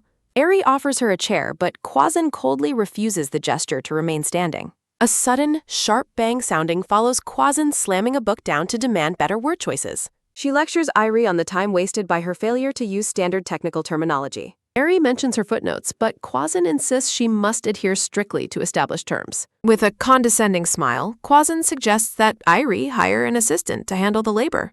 Aerie forces a pleasant smile while agreeing to the scribe's harsh and belittling demands. A sudden, sharp twitch sounding marks Kwazan's startled reaction to Eris's unexpectedly compliant and calm response. A sudden, sharp crunch sounding follows Aerie gripping her pen in a fit of suppressed rage. A soft, quick tremor sounding accompanies Chibi Aerie fuming while her assistant greets her warmly. The girl with glasses asks to have dinner together if Salisbury is not coming over. Aerie responds that he likely won't, worrying that he hasn't visited since the previous day. Chibi Aerie is struck by confusion as her assistant suggests dining with Pepper instead. In the dining hall, a shrill, sharp squeal sounding follows the pig being roasted. Aerie embraces the pink pig, Pepper, expressing how much she missed him. She asks if he has been doing well as the Pikras. The assistant notes Rael's busy training schedule and Pepper's newfound status. A sudden, hearty laugh sounding follows the assistant hoisting the pig into the air. A close view displays a spread of eggs, meatballs, and savory soup. Aerie notices Pepper's waistline got smaller and asks if he lost weight. Squishing his belly fat, she calls it a treasure for all humankind. Aerie resolves to request an upgrade for Pepper's allotted mana stones. The brown-haired assistant offers to review the documents Sir Tawali delivered every year. Surprised by the helpful gesture, Aerie expresses her sincere and happy appreciation. They discuss the harsh earlier meeting, noting Aerie's intense and busy schedule. Chibi Aerie feels her long life experience prevents her from getting upset. The assistant suggests Sir Tawali is jealous, confusing the red-haired girl. They discuss Tawali's long career history and Aerie's status as a sudden outsider. Aerie's official magic ranking is lower than her actual research capabilities suggest. The assistant explains Tawali's doubt stems from her traditional and hard-earned promotions. Aerie thanks her companion for looking out for her with such kindness. A soft, satisfied sigh sounding marks the completion of their shared meal. Panicked by the attendant's arrival, Aerie frantically tells her friend to hide. A soft, quick thud sounding follows Aerie's failed and clumsy attempt at stealth. The black-haired attendant informs Aerie that the king summons her immediately. Sweating nervously, Aerie watches him leave while dreading the royal encounter. She collapses onto the table, lamenting the king's constant and tiring demands. The assistant notes the king has overstepped personal boundaries many times before. They consider if the king's bizarre performance was intended to put her at ease. Assistant explains the king's operational style and his refusal to dwell on despair. Aerie reflects on a disconnect between the king's actions and the dire situation. They notice palace staff grumbling but working through the crisis as if normal. Even the fourth monster wave was treated as an ordinary event. A vision shows the office staff working together to overcome their situation. Aerie remembers her own relentless hard work over the past 10 days. The brown-haired assistant looks back in confusion at Aerie's sudden silence. Surrounded by yellow flowers, Irie offers a determined and small smile. A summons leads the red-haired girl to a lavish white wedding dress. The scene shifts to a grand, sunlit room filled with flowers and light. Aerie's eyes bulge in pure shock as she takes in the scene. The blonde king sits in a golden chair reading amidst the flowers. Aerie admits she has absolutely no idea what is happening in this room. He points out the dress, flowers, and his own handsomeness as a reason. Nervous laughter sounding follows Aerie stepping back from the king's bizarre advances. The blonde monarch stands and leans uncomfortably close to the red-haired girl. Aerie is pinned against the wall as the king stares intently at her. She wonders why the king keeps attempting to propose to her repeatedly. Aerie formally apologizes and rejects the notion of marriage once again. She questions if the king would ever force her into a marriage. Chibi Aerie is stunned as the king asks if she knows his name. He reveals his original name was Evernon before he took the throne. He recounts the lonely ascent to kingship after the death of his siblings. In a moment of quiet introspection, she reflects on her lack of choices. Aerie apologizes to the king, wondering if she must live like this forever. The blonde king admits his need for a partner to share his burdens. He believes Aerie's firm personality makes her well-suited to raise a child. Infuriated by his words, the red-haired girl calls his reasoning absolute bullshit. The king acknowledges her absurd knowledge while a magical aura surrounds her work. He reflects on his childhood among brilliant minds who struggled to reach him. The grand royal palace stands tall under a vast cloud-filled sky. The king notes that a normally functioning country would have treated her differently. Irie realizes she would be labeled a spy without revealing her true family. With glowing blue eyes, the king declares that marriage is his only concern. Aerie clenches her fist, frustrated by his lack of straightforward and intuitive communication. The monarch explains that he has no desire to forcefully uncover her feelings. Narrative thoughts suggest that marrying such a complicated man would be utterly draining. Aerie stares him down, repeating firmly that a marriage is simply not possible. She lists her reasons, stating he isn't her type and she'll choose herself. A sudden, sharp gasp sounding follows the king standing frozen in utter shock. Surrounded by flowers, the king smiles and calls Irie a truly interesting person. Aerie promises to occasionally appear throughout her life while proving her genius talent. As he walks away, the king asks her not to send him obituaries. A soft, quick swish sounding marks the king reaching out to call her name. The blonde monarch sits regally upon his golden, ornate throne-like kir. He suddenly changes the topic to the immense importance of the Salisbury family. Aerie listens as he explains why the Salisbury bloodline must never be severed. Memories of war show the tragic loss of the Salisbury line against monsters. He insists that the last member, Laertes, must avoid the dangerous front lines. Understanding his logic, Aerie agrees with the king's plan to protect the boy. TB Aerie wonders if his proposal was just to keep Laertes out of home. The king admits he used Aerie to prevent Laertes from leaving the palace. He declares his intent to make her queen despite her obvious lack of interest. Irie finds his logic convincing but realizes he used himself as bait. Staring with intense focus, Aerie wonders if the king is actually completely insane. The king laughs, claiming that tying her to his side is a worthwhile deal. Standing with her back turned, Irie asked permission to finally speak her mind. He grants her request, though he doubts he will hear anything pleasant. Aerie shouts that despite her low birth, she refuses to be monster feed. A sudden, hearty laugh sounding follows the blonde king, finding her outburst amusing. Irie begins to walk away as the king prompts her to continue. She warns him that treating hearts like transactions will eventually cost him loyalty. The king asks about treason, but she simply notes her loyalty dropped 5. Fuming with cat ears, Chibi Irie is mocked by the king's floating laughter. A soft, quick puff sounding marks the king letting out a tired sigh. He tells Lady Aerie that she doesn't need to be loyal to him. He insists she must stand for the kingdom as she is truly indispensable. Surrounded by blue flowers, the blonde king offers a warm and genuine smile. Aerie wonders why the monarch couldn't have spoken so beautifully from the beginning. Aerie decides to take the wedding dress, and the king agrees to lend it. A soft, quick creak sounding marks the heavy door being opened once again. Struggling with the massive gown, Irie exits while a black-haired man watches her. The black-haired butler bids Lady Aerie a safe journey as she hauls the dress. A sudden, hearty laugh sounding follows Aerie fuming while holding the white wedding dress. Aerie hauls the heavy gown through the hallway as the butler notes her selection. Palace staff whisper about the secret meeting between the king and the red-haired girl. Fenin Mupala vows to inform Lord Laertes about the rumors involving the wedding dress. Fenin approaches the young lord in a field following a successful monster hunt. The burly man sports a proud expression while the young knight stands by. Laertes reflects on his monster hunting duties despite being aware of the palace rumors. The young knight stares downward, doubting the rumors regarding Aeries' potential marriage. Standing amidst the ruins, Laertes believes Irie would never agree to marry the king. He remembers Aerie as someone who never discussed romance or showed interest in gossip.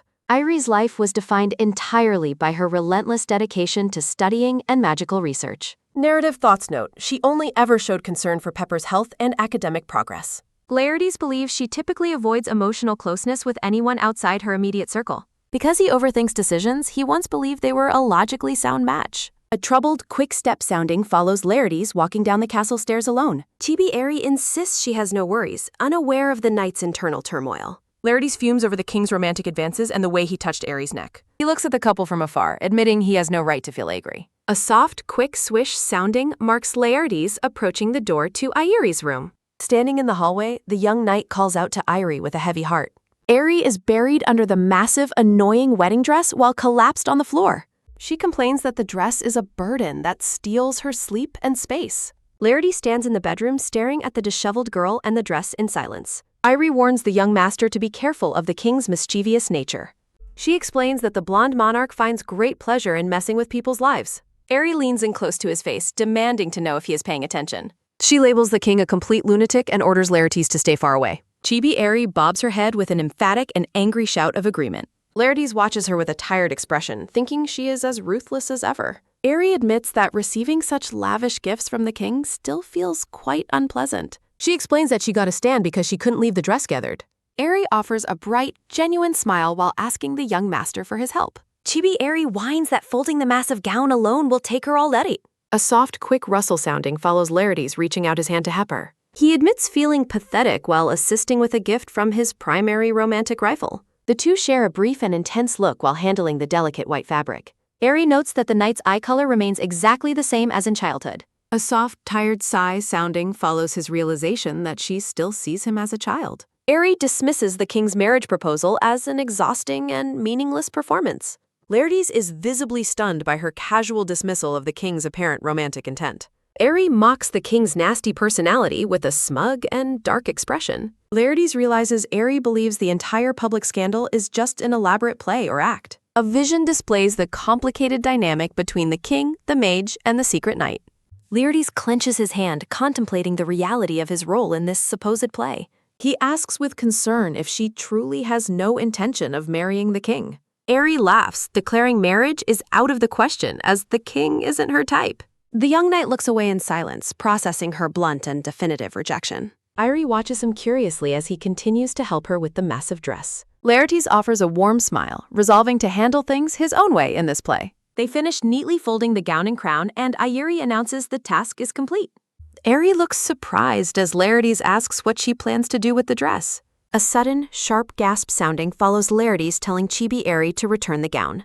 A soft, quick creak sounding marks Irie asking for a maid's help at the door. Irie explains the room is too small and requests that the maid move the dress. The maid vows to gossip immediately as Aerie and Laertes stand in the bedroom. Aerie tells the young master he doesn't need to stake his honor on this play. Laertes argues that his honor is at stake if he simply sits back and does nothing. Aerie questions his dramatic acting while he finds her way of putting it interesting. The handsome blonde man stares intently with his striking green eyes. A soft, quick swish sounding follows Laertes leaning in close to the red-haired girl. Sparkling pink flowers bloom beautifully in a moment of quiet, romantic tension. A black-haired man declares that they still have things to discuss. A soft, quick swish sounding follows him approaching silver-haired Evangeline and her growling dog. A soft, quick rustle sounding follows Evangeline shushing Rex and greeting the bin. The black-haired man is visibly surprised to learn that she was waiting for him. A soft, rhythmic click sounding follows Evangeline noting that the Duke smells of alcohol. She stares directly at the black-haired man and asks if he is currently drunk.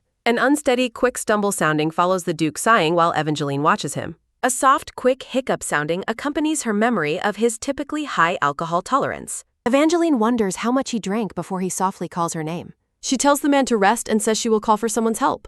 The Duke stops her, asking if she truly intended to end their engagement. He asks if her absence that day was merely a careless mistake. Narrative thoughts suggest that she still views the entire situation in that same way. The black-haired man admits that he was deeply upset and hurt by her actions. Rain pours down as a thought notes her choice was far from impulsive. Evangeline reflects on her father's grave, realizing this painful cycle will keep happening.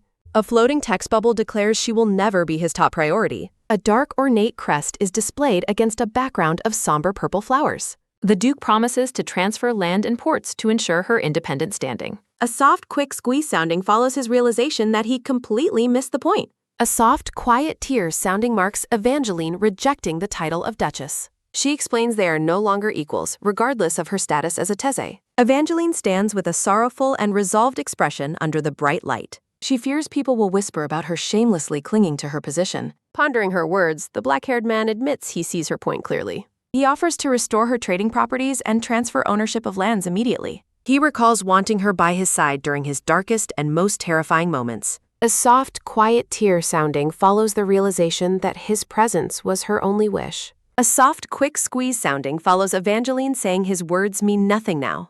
A soft, quick swish sounding marks Evangeline's departure as she mentions clearing the annex. A soft, quick swish sounding follows the black-haired man reaching out his hand. He watches her walk away with a look of profound distress and confliction. Evangeline turns back with a bewildered expression, asking which child he is talking about. Narrative text notes that they have already fulfilled their roles as husband and wife. Their hands clasp tightly as he thinks there might still be a chance for them. A soft, quick rustle sounding follows him, suggesting she could be carrying his child. He claims a child would solidify her place and end their constant dispute. A decorative frame surrounds the definitive and heartbreaking declaration that they are finished. A soft, quick rustle sounding follows the Duke desperately trying to stop Evangeline and Rex. Evangeline shushes Rex while the black-haired man looks on with deep regret. Narrative text notes an upcoming auction in Labyrinth will clear her family's debt. The man advises her to cool off and reconsider their marriage proposal. Evangeline offers a definitive rejection, her expression illuminated by a harsh, bright light. She declares that her decision will never change, regardless of how much time passes. A maid bows, asking the Duchess if she would prefer a meal or tea. Evangeline chooses a meal while the maid respectfully prepares to follow her orders. The silver-haired woman reflects on the weight of being called a duchess once again. She observes that the man remains set on making their marriage official, despite her resistance. Evangeline resolves that she has no intention of allowing the marriage to proceed as planned. A soft, quick rattle sounding follows her, searching for a way to stop the engagement. A majestic stag head is framed by blooming purple flowers and decorative ornate patterns. Evangeline seeks a flawless way to force the man to abandon the engagement entirely. Tavern patrons gossip about the king sending a bouquet after Ayuri returned the wedding dress. A man at the bar calls out to a woman working nearby with a drink. Caitlin Anieri, a 7th-class mage, tells the patrons to stop bothering her team leader. Chibi versions of the tavern group react with shock to Katrin's sharp and direct command. Narrative thoughts note Eri was once ridiculed as a desk mage before choosing Katrin. Katrin was worried that palace gossip might distort the true nature of Eri's character. Her co-workers ask Katrin if Eri is truly the enchanting woman described in the rumors. Katrin pauses while holding her pen, pondering the use of the word enchanting for Eri. She declares that Irie is more of an enchanting magic scholar than a romantic figure. The tavern patrons are confused, thinking her description sounds more like a strange insult. Chibi Katrine laughs, insisting she cannot think of a better way to describe her boss. Despite the rumors spreading, Ivory remained focused on refining complex magical formulas all morning. Eri has a frantic breakdown over the lack of reinforcing magic for their underground tunnel. Katrin tells the tavern group that Eri certainly didn't behave like a girl receiving flowers. Katrin realizes she stayed far too late listening to gossip and must now work overtime. Leaving the office, Katrine decides she should head back to her dormitory for the night. A sudden, sharp ahem sounding echoes through the dark and silent stone hallway. Katrin stops abruptly, her feet frozen on the floor as she hears the unexpected noise. She wonders what made the sound while the atmosphere in the corridor becomes increasingly tense. Narrative thoughts suggest Katrin must ascend the stairs despite her growing fear of the dark. A soft, rhythmic click sounding follows Katrin, cautiously walking up the winding stone staircase. Katrin peeks around the corner with wide eyes, searching for the source of the sound. A soft, quick step sounding marks a dark presence standing on the stairs above her. A sudden, loud shout sounding follows Katrin jumping back in terror at the unexpected sight. A man's hand trembles with frustration while clutching a large white bouquet of lilies. Katrin is stunned to find Sir Laertes holding the king's infamous and now ruined bouquet. The mage and the knight stand together on the dimly lit stone stairs in silence. Katrin notes that the bouquet from the royal rumors has been completely crushed and ruined. Narrative text suggests that despite the palace scandal, the knight's emotions are undeniably real. Katrin offers a slight smile, realizing that the situation might actually be quite interesting. She asks Sir Laertes where he is headed at such a late hour of the night. Katrin introduces herself as a new researcher at the Practical Magic Engineering Lab. Chibi Cat Katrin finds the sight of a man in love to be incredibly entertaining. A sudden, quick rustle sounding follows Katrine, noting that the flowers are badly bent. Larities looks down, stating that flowers are living things, and unlike dresses, they can die. Katrin warns that the king will be displeased if the bouquet is returned in that state. The young knight thanks her for the advice before continuing on his way alone. Hands tremble while clutching a stack of papers as a thought notes a correct guess. Standing on the dark stairs, the black-haired woman tells Larities he faces a difficult challenge. A soft, sharp ping sounding marks the blonde man looking stunned as if hit by truth. The black-haired woman observes his honest face and realizes she cannot resist meddling in his affairs. A soft, quick tap sounding follows her, deciding that a bit of interference might be helpful. Leaning in close, Katrin advises the blonde knight to display his relationship for everyone to see. Katrin tells Larities to build a wall around his relationship that no one can ever break. The silent, torchlit stone corridor remains empty following their tense and private exchange on the stairs. A soft, quick hum sounding follows Katrine, realizing his stoic face makes his thoughts impossible to read. A soft, quick rustle sounding follows Katrine, bidding him goodnight and hoping for a deeper conversation later.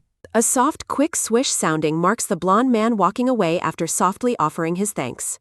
The blonde knight continues down the dark stairs alone while still clutching the ruined white bouquet. A soft, quick swish sounding follows Katrin, realizing he is more than just a magic-obsessed freak. A soft, heavy sigh sounding accompanies the red-haired Irie, reflecting on her past belief in magic. A soft, heavy sigh sounding marks the research team sitting together in a state of shared exhaustion. Aerie passionately explains that the tunnel project must endure for centuries, even without any magical support. Dark, jagged patterns fill the frame as the atmosphere becomes increasingly heavy and oppressive with stress. Narrative text explains that maintaining the tunnel with minimal magic was the project's most critical goal. The scene displays a complex construction scaffold while noting they studied real-world methods for precision. Wispy smoke drifts across the frame as a thought notes everything went perfectly until that point. A soft, quick rattle sounding follows hands trembling while struggling to place a small wooden block. A sudden, loud clatter sounding follows a wooden model collapsing while Irie and her coworker groan.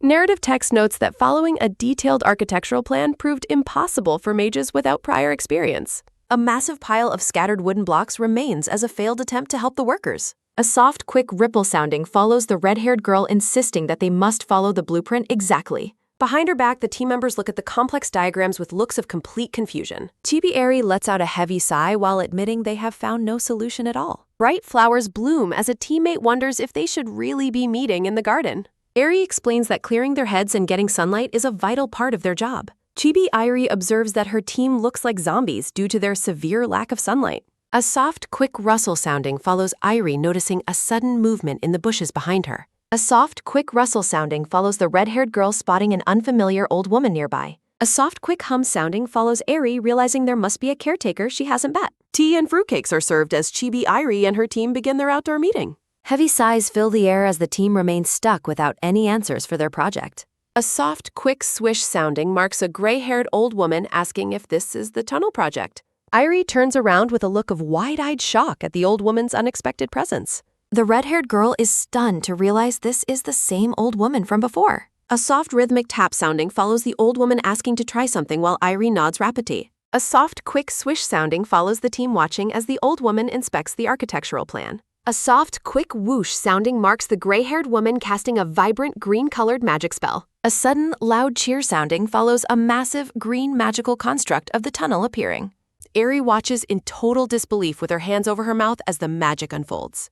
The brilliant green magical structure continues to swirl and expand under the old woman's expert control. A sudden, loud cheer sounding accompanies the team's amazement at the beautiful and precise magical display. A soft, quick hum sounding follows the old woman, pointing out a structural flaw in the arch. The old woman asks about using monster bones, and the brown-haired girl rushes to fetch them. A sudden, loud shout sounding follows the realization that a powerful benefactor has finally appeared. A soft, quick whoosh sounding follows the old woman, creating a perfect magical model for the workers. A soft, quick squeeze sounding marks the red-haired girl clasping the old woman's hands in deep gratitude. Irie clasps the old woman's hands, asking who she truly is. The old woman claims to be a simple caretaker, but Irie persists. A sudden, loud shout sounding follows Yuji Kaylee bursting onto the scene. The old woman looks sheepish while Yuji approaches his long-lost master. Yuji scolds his mentor for not coming to see him first. Eri is stunned to learn the woman is Yuji Kaylee's mentor. Eri plots to become Yuji's apprentice to stay near the Archmage. She realizes that being his apprentice makes her a grand apprentice. Laughter rings out from the garden where the group is gathered. Palace staff gather to see the famed benefactor and the tunnel. Eri is shocked to see the Minister of Magic bowing deeply. She wonders why a powerful Archmage spent years tending a garden. Irie notes that the mysterious woman doesn't even have a name. Eri asks if the woman could replicate the tunnel underground. The old woman explains that such a task is not possible. Chibi Eri looks utterly defeated by the sudden, flat rejection. Eri apologizes for overstepping, calling herself an overly eager grand apprentice. The woman is delighted, though Yuji denies Eri is his student. Eri insists his research was the foundation of her magical studies. The garden remains full of chatter as the group stands together. Eri worries she might have been burdening the fairy granny too much. A sudden, quick rustle sounding follows a hand landing on Eris's shoulder. A sudden, quick gasp sounding marks Irie jumping at the unexpected touch. Rael smiles warmly, noting how noisy the garden has been all day. Eri asks if the rumors reached him after he finished his duties. She describes the old woman's unmatched mana control and spell technique. Eri notes the restrictions on the woman's magic were supposed to be secret.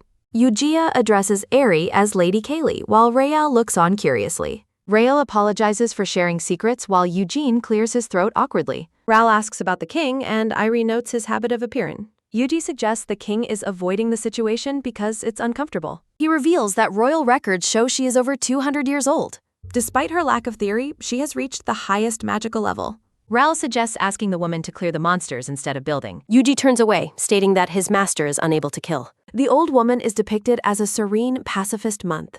Eugene explains she wouldn't harm even the smallest underground creatures. Irie reflects on the master's help while Rael looks at her. Eri notes human greed as she wishes for advanced technological tools. The golden sunset fades over the garden as the meeting ends.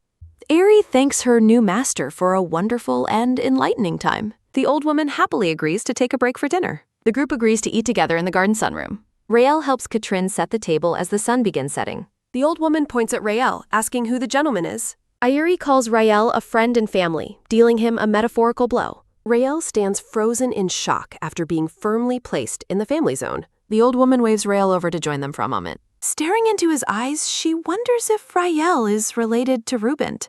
Irie looks on with wide eyes at the sudden, mysterious revelation. A sudden, soft heartbeat sounding follows Rael looking stunned as he experiences a powerful realization. A soft, quick heartbeat sounding follows the blonde man asking if she knows his father, Reuben Salisbury. A frantic, soft heartbeat sounding follows Rael urgently repeating his question regarding his father's identity. The gray-haired woman remains silent while the blonde knight desperately asks for details about his father. A soft, firm squeeze sounding marks the blonde man tightly grasping the old woman's hands for comfort. The woman explains she cannot share restricted information while the red-haired girl watches them with a quiet gaze. Irie feels a growing sense of alienation while observing the old woman's deeply troubled expression. Rael asks the mysterious woman if she has ever visited the northern Kazenta Mountains. The gray-haired woman confirms that she has indeed visited that specific northern mountain range. After the woman explains her inability to act at the rift, Irie asks about survivors and their safety. The old woman refuses to speak further, warning the group not to reveal any more information to her. Rael begs to know if his father is alive, and the woman offers a gentle, silent smile. Eri realizes that despite the woman's silence, her gentle smile provides the long-awaited answer. A profound relief washes over the garden as narrative text reveals that Grand Duke Reuben Salisbury is alive. A soft, quick swish sounding follows Rael bowing low and offering his profound gratitude. Still kneeling, the blonde knight repeats his heartfelt thanks while holding the old woman's hands. A soft, quick swish sounding follows the woman comforting the crying knight during these sorrowful times. Eri watches the scene with a pensive expression as Rael continues to sob with relief. Narrative text explains that the Archmage's restrictions prevent her from sharing or hearing too much information. A sudden, quick shout sounding follows the old woman staring intently at the red-haired girl. The gray-haired woman offers a warm, radiant smile that fills the space with peaceful light. A soft, heavy sigh sounding follows Eri deciding this mysterious woman is her essential magical benefactor. Eri tells Rael to stop crying while privately noting how vital the woman is for her project. A few days later, a hand pins complex magical diagrams to the team's planning board. The scene displays the project board as narrative text notes construction on the underground tunnel has begun. Eri stays incredibly busy as the tunnel construction moves forward like a well-oiled machine. Finding the old woman in the garden, Irie excitedly announces she has been looking for her. Irie occasionally receives help from her teacher while Rael focuses on his new physical hobby. Rael discovers a new passion for manual labor alongside his duty of slaying monsters. After daily consultations with engineers, Irie spends her nights reviewing the project's progress at her desk. A soft, heavy thud sounding follows the exhausted girl finally collapsing onto her bed at night. Aerie tallies her day's results with a magical interface and finds a positive score before sleeping. More days pass as Aerie settles into a comfortable and productive routine of hard work. A sudden, loud chatter sounding follows a group of researchers gathering outside the sunroom entrance. The research team gathers to study the expertly crafted, scaled-down magical model of the tunnel. Aerie pauses her observation when she notices an unexpected and intriguing development in the garden. The garden has become a popular landmark, drawing many curious people to see the magical tunnel. Rumors of the pig pepper playing in the model have made the garden even busier and louder. Aerie watches from a distance as Rael and the king engage in a private, muffled conversation. A sudden, quick gasp sounding marks Irie's shock at witnessing an unexpected encounter in the garden. Aerie finds the sight of Rael standing alongside the king to be a very strange occurrence. A soft, rhythmic tap sounding follows the king acknowledging that it has been quite a long time. Aerie offers a respectful bow and formally greets the king as he approaches her. The king looks at the red-haired girl and calls out her name in a thoughtful manner. Chibi Aerie feels a strange, uncomfortable tension shifting between the king and the blonde knight.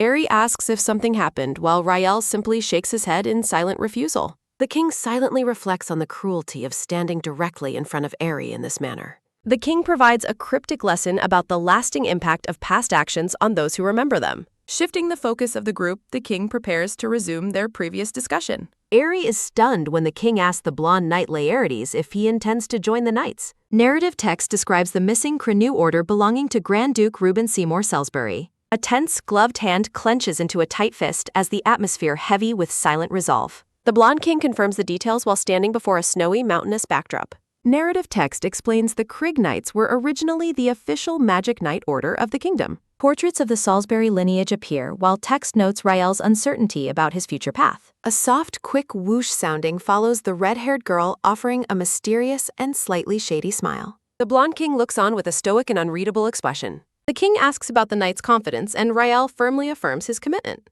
The king accepts the answer, while Chibi Aerie looks on with immense relief. The king stares ahead with a focused and determined gaze. A sudden, quick tap sounding follows the king approaching Aerie and noting her recent busy schedule. Irie mentions her reports while the king praises her meticulous work and suggests teaching others. Narrative text reflects on someone neglecting their duties while the garden sunlight filters through the trees. The king stands beside Aerie while a mysterious silhouette looms in the background. A sudden, sharp crackle sounding marks the king and Rael exchanging an intense competitive glare. A soft, quick swish sounding follows flower petals drifting through the bright garden air. A gloved hand reaches out to catch a falling petal in midair. The king removes a petal from Aerie's face, prompting a cheerful thanks for the brawl. The group stands together in the sun-drenched garden as the tension begins to dissipate. The king wonders why they are all standing so close in such a wide space. The king observes the group's cheerfulness and concludes that their previous charade has finally ended. Chibi Aerie wonders if this is peace, while narrative text humorously labels her as clueless. Chibi Aerie looks bewildered as the men leave the garden without offering a proper goodbye. A few days later, Irie greets her research team while they work on the tunnel muckle. Irie is surprised to see the blonde knight conversing with the dark-haired researcher, Anieri. Irie realizes that Anieri and Rael already know each other, noting their unexpected friendship. Chibi Aerie finds it heartwarming that Rael's social circle is expanding beyond his usual duties. Inside the lab, a hand points to a report detailing the finalized construction team assignments. The dark-haired woman, Anieri, remains silent while looking down with a troubled expression. Anieri addresses the team leader, catching Aerie's attention during the meeting. Standing up, Anieri announces she has something important to share with the group. Chibi Aerie looks surprised at the sudden interruption from her usually quiet team member. Irie privately reflects on Anieri's infamously unsociable nature and her surprising empathy toward Rael. Irie asks if there is a problem, prompting a hesitant reaction from the researcher. A soft, quick tap sounding follows Anieri and the brown-haired Katrin exchanging a knowing look. Anieri asks if Airi is aware of the growing conflict between Rael and Sir Tawali. She explains that Sir Tawali threatened to withdraw training support over the knight's lack of affiliation. Anieri notes that Tawali became extremely agitated after learning Rael joined the Krigg Knights. Anieri reveals that Tawali gravely insulted Rael's father, the missing Grand Duke Rubent. Flashback silhouettes depict the insult, suggesting the missing duke has ulterior motives akin to treason. A soft, heavy sigh sounding follows Eri slumping at her desk in deep frustration. A sudden, loud chatter sounding follows the staff whispering about the close bond between their leaders. Eri worries because Sir Canon Tawali is assigned as the leader of the first tunnel team. A soft, quick tap sounding follows Irie worrying that personal tension will delay the entire project.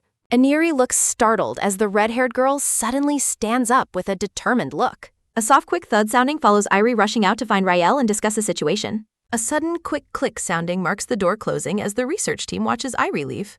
A sudden, quick shout sounding follows Irie finding Rael standing over a pile of slain monsters. A soft, quick rustle sounding follows Rael turning to see the red-haired girl approaching him. Eri mentions she heard about the problems he's been having with Sir Tawali lately.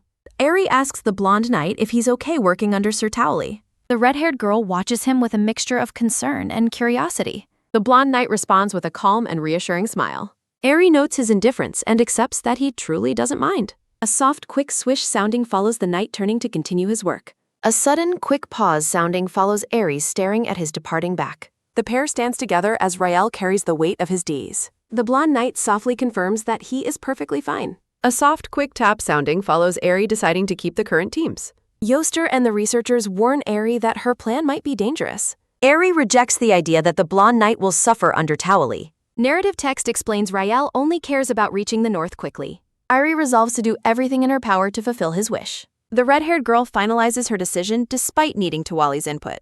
Irie admits her mistake after getting an earful of advice from Yoster. A woman named Tossie loudly objects to the project during a meeting. The glasses-wearing woman asks for permission to speak with total frankness. Tossie mocks Eris' low mana class and calls her commands out of touch. Eris's eyes glow with a sharp yellow intensity as she challenges the insult. The girl asks which specific order Tossie felt was disconnected from reality. A soft, quick snort sounding follows the woman smirking with arrogant confidence. A soft, quick tap sounding follows Tossie accusing Irie of hiding behind others. Narrative text describes the decentralized responsibility system Irie carefully constructed. A soft, quick slide sounding follows a hand placing a fundamental building block. Tossie dismisses the system as a way for a low-class person to avoid blame. The soft, heavy sigh sounding follows Eri, realizing her words are being twisted. The red-haired girl wonders if Toss's uncooperative attitude can ever be fixed. A sudden, loud thud sounding follows Tossie slamming her hands onto the table. Tossie claims the palace has been far too lenient with the red-haired girl. Irie takes a deep breath, acknowledging the woman's biased point of view. Tossie continues her tirade, claiming Rael's lack of affiliation disturbs the order. The mustached minister interjects, claiming he only wants to restore proper order. Tossie is visibly taken aback by the minister's sudden interruption. Eri calmly continues writing as if the argument hasn't affected her. A soft, quick gasp sounding follows Eri agreeing to relay the concerns upheard. Irie warns that Toss's own standing will also be reconsidered by superiors. Eri recalls the treasonous claims made about Rael's missing family order. Narrative text labels the baseless accusation as a deeply personal insult. Tossie backpedals, claiming it was a misunderstanding and she is the victim. The minister slams the table and commands the group to stop immediately. Eri remains unfazed, relying on her extensive office experience to stay calm. The group decides to move past the conflict and address the main Atumba. Tossie suggests considering a replacement for the current vacancy. A sudden, loud thud sounding follows the proposal to expand the tunnel. The mustached minister asks for the specific direction of the new expansion. Eri states with absolute certainty that the new direction will be south. A soft, quick whir sounding follows the group reacting to the southern proposal. Narrative text mentions a woman who hid her nobility to become a maid. The scene shifts to the bright, open garden area outside the chambers. Tossie sits alone on a garden bench, looking deep in thought. Eri stands in the sunlit garden holding two large wooden mugs. A soft, quick clink sounding follows Eri and the glasses-wearing Tossie sitting on a bench. Irie mentioned she came to hear more from Secretary Tawali through her aide. Chibi Irie reflects on her heated reaction to Tawali's insults against Rael's father. Tossie warns that the king's interest in the girl will not last forever. The glasses-wearing woman continues her lecture, mocking the red-haired girl's immaturity. Irie realizes the underlying motive behind Tossie's harsh and sudden advice. Chibi Eri reflects on her lack of understanding for romantic cliches and dramas. Silent figures observe the garden conversation from the shadows of the nearby trees. Eri wonders if there are more eavesdroppers listening in than she originally suspected. A soft, quick clatter sounding follows coffee cups being placed in the minister's office. Ministers Katusha and Rotusha discuss sensitive matters while sharing a pot of coffee. Minister Katusha evaluates the romantic prospects of candidates Laertes and Tebernin for the girl. Chibi Eri and Riel remain stoic while the minister notes their similar personalities. The terrified ministers resolve to only speak kindly of the blonde knight from now on. A soft, quick clink sounding follows the two men toasting to their appeasement plan. The ministers discuss finding a suitable bride for the king from the north. The research team gathers in their lab to discuss the results of the meeting. The staff excitedly celebrates Eris' confrontation with the arrogant Secretary Tawali. A sudden, quick whoosh sounding follows Enieri suddenly standing up to address the team. Enieri makes a dramatic declaration about withdrawing their support for the current leadership. A sudden, loud roar sounding follows the research team pledging total loyalty to Irie. The scene shifts to a restaurant where Enieri speaks with the blonde knight.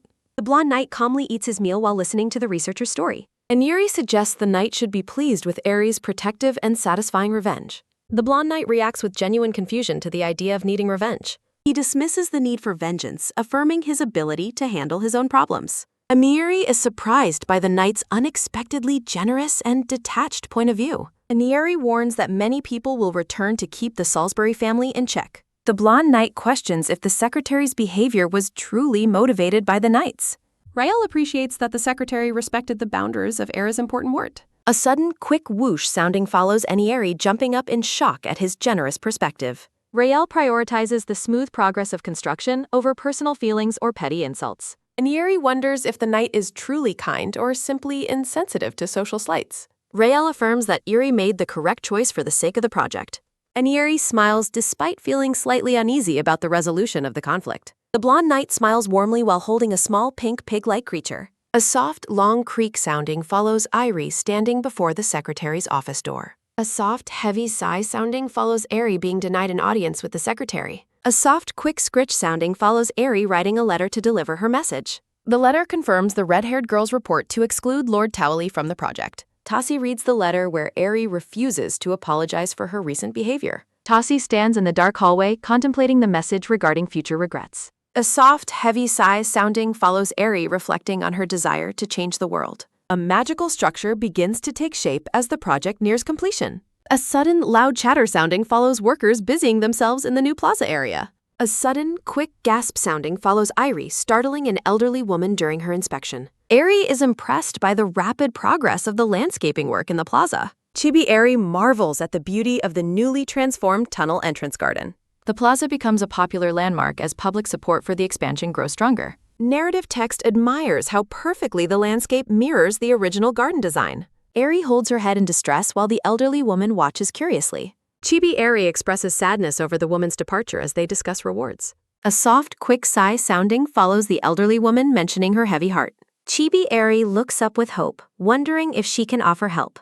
The elderly woman gazes at the flower field and mentions her homesickness. Irie smiles kindly, respecting the woman's privacy regarding her mysterious hometown. Narrative text describes the woman's mastery over blooming flowers and fruiting trees. The elderly woman carefully tends to the vibrant yellow roses in the field. The woman explains her deep love for the process of making nature blossom. The gray-haired woman praises Irie for achieving a high state of magical mastery. Narrative text reflects on understanding the connection between magic and the natural elements.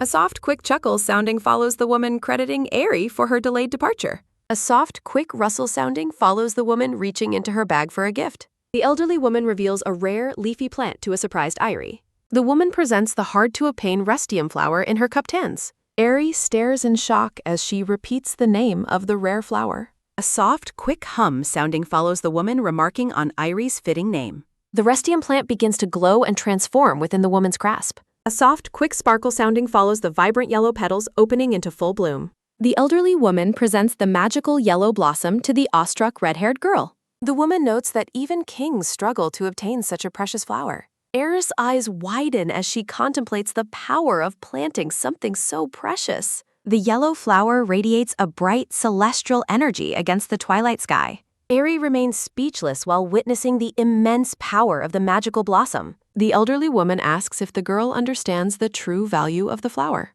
Irie offers a gentle, meaningful smile as she accepts the responsibility. A soft, quick breeze sounding follows the pair standing amidst a vast field of flowers. A soft, heavy huff sounding follows Pepper, the pig, looking incredibly annoyed. Pepper complains about the mean treatment while being pampered by two diligent mates. Narrative text reveals Aerie and Rael's assignment to a long-term underground excavation. In a dreamlike scene, Aerie and Rael walk happily with Pepper between them. A sudden, sharp crack sounding follows Pepper's shock at being left behind. A soft, quick cue sounding follows a maid explaining that construction sites harm piglets. Pepper pouts, feeling deeply conflicted about his inability to help at the site.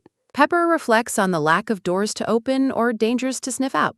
The maid praises the pig as a pretty and smart baron of the household. The maids prepare Pepper for a big day, suggesting he wear a special nawis. A soft, quick kaya sounding follows Pepper proudly displaying his colorful gemstone necklace. A soft, quick tap sounding follows a woman entering the throne room to meet the king. Aerie enters the hall, and the blonde king notes she is surprisingly early. The king discusses the plaza's completion while Aerie acknowledges the honor of the name. A soft, quick scuttle sounding follows a pink pigtail disappearing around a corner. A soft, quick PQ sounding follows Pepper appearing suddenly, startling the red-haired girl. A soft, quick squeak sounding follows Irie lifting Pepper to check on his health. Irie laughs as she examines the pig's colorful necklace made of shining gemstones. The blonde king watches the playful interaction between the girl and her pig.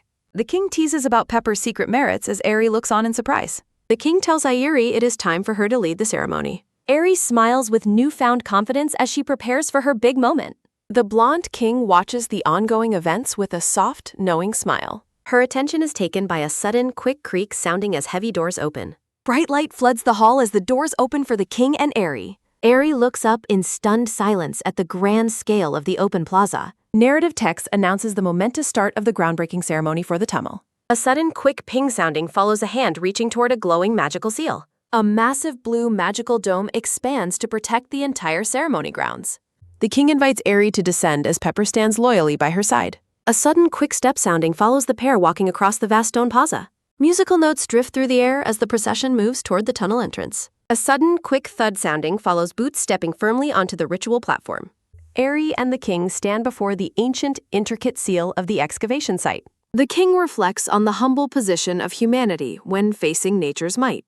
The king gazes forward with an intense focus on the task at hand. Pepper the piglet looks up with a resolute and ready expression. The blonde king commands Aerie to officially announce the beginning of the construction. A sudden quick whoosh sounding follows Pepper's shadow stretching as he prepares a war. Pepper's eyes narrow with fierce determination as he draws in a deep breath. A sudden, loud roar sounding follows Pepper unleashing a powerful shout at the seal. Aerie winces and covers her ears from the sheer volume of Pepper's cry. The red-haired girl is stunned by the physical force behind the piglet's roar. The crowd in the stands watches with wide eyes, wondering what is happening. Mana swirls at an incredible speed, filling the magical circle with intense light. Aerie watches in awe as a bright beam of energy pierces the seal. A sudden, quick zip sounding follows a concentrated blast of light shooting upward. A massive beam of magical energy blasts a path deep into the earth. Irie and the king remain calm as the incredible display of power unfolds. The crowd erupts into cheers, shouting Pepper's name in celebration of the feat. Pepper stands firmly at the tunnel entrance, gasping for air after his exertion. A massive pillar of energy continues its deep excavation into the mountainside. Pepper remains at the forefront, panting heavily from the massive output of mana. The people in the plaza continue to cheer wildly for the heroic piglet.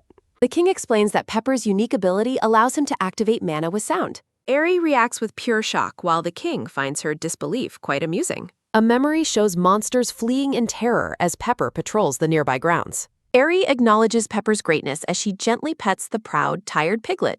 A soft, quick pat sounding follows Irie comforting her mystical companion in the sun. A sudden, quick groan sounding follows a worker pushing a heavy cart underground. A commander bellows orders to the teams, directing them to their assigned sectors. Aerie watches the intense activity as the groundbreaking effort moves into high gear. Narrative text outlines the vision of the tunnel reaching the distant northern cliffs. Narrative text emphasizes the hope that this path will bring people back home. A sudden, quick cough sounding follows Aerie turning to see the king behind her. The blonde king has changed into an elegant suit for his site visit. He mentions the dust and dirt as he looks over the busy construction area. Chibi Aerie wonders why the king claims his poor eyesight prevents him from walking. Aerie offers her assistance to guide him to a safer spot for inspection. Narrative text notes this location will serve as the future site for command. A sudden quick clatter sounding follows a worker dropping a wooden crate nearby. Chibi King offers the crate to Irie as a place to sit and rest. Aerie bluntly tells the blonde king that he should stay away if he dislikes the environment. The king responds with a sharp, silent glare directed at the red-haired girl. A massive, intricate blue magical seal glows brilliantly at the base of the construction site.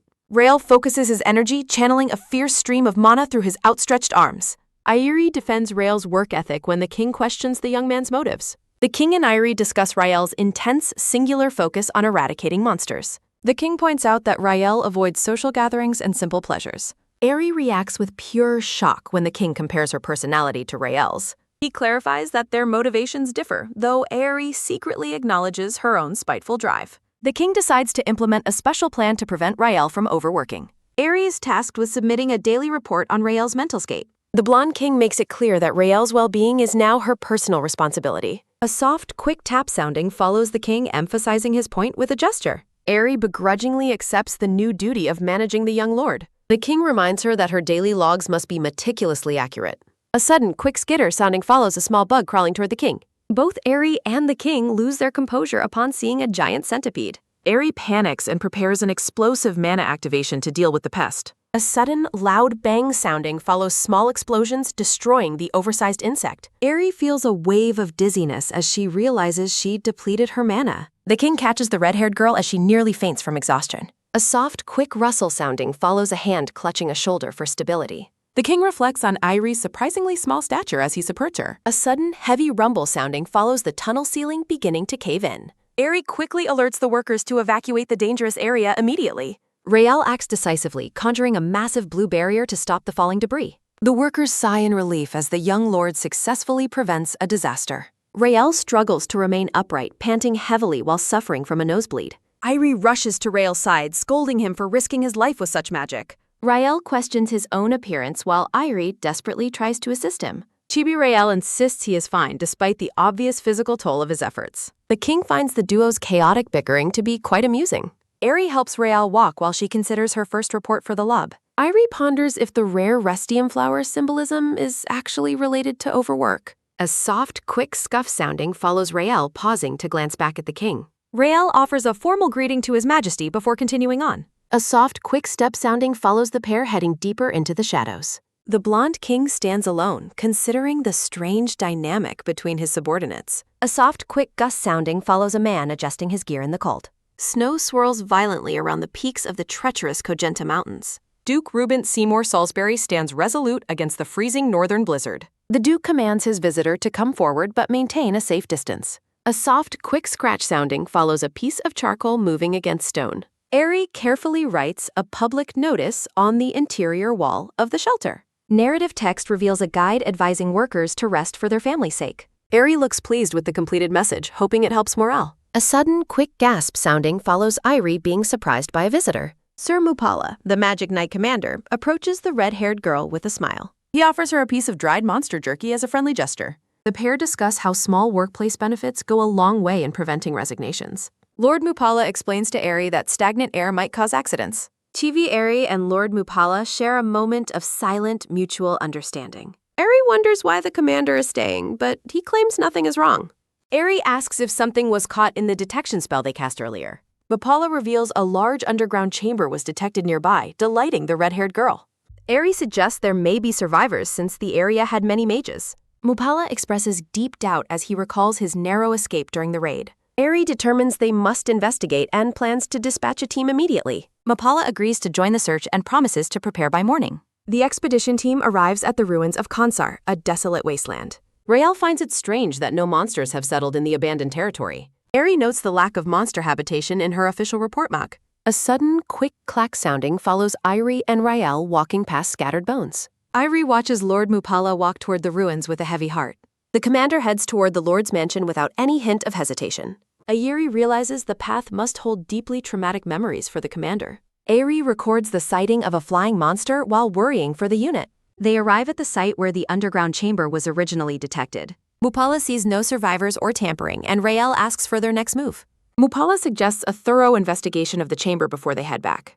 The blonde-haired man agrees to start the search of the mansion's ruins. A soldier alerts his superior that they have discovered traces of a pit. Rael confirms there is a hidden opening beneath the debris and vegetation. Eri remains silent as she observes the depression in the uneven ground. A sudden, quick rustle sounding follows gloved hands uncovering human remains. Eri gasps in horror as the knights react to a gruesome discovery. They find a partial skeleton cradling a wand in its right arm.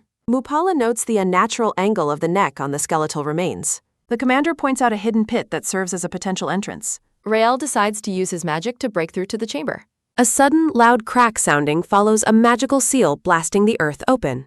A sudden, quick flash sounding follows a pillar of light erupting from the ground. A A sudden, heavy thud sounding follows the team discovering a circle of skeletons. Eri and her companions stare in horror at the haunting scene below. A tiny skeleton reveals the tragic fate of a baby among the deck.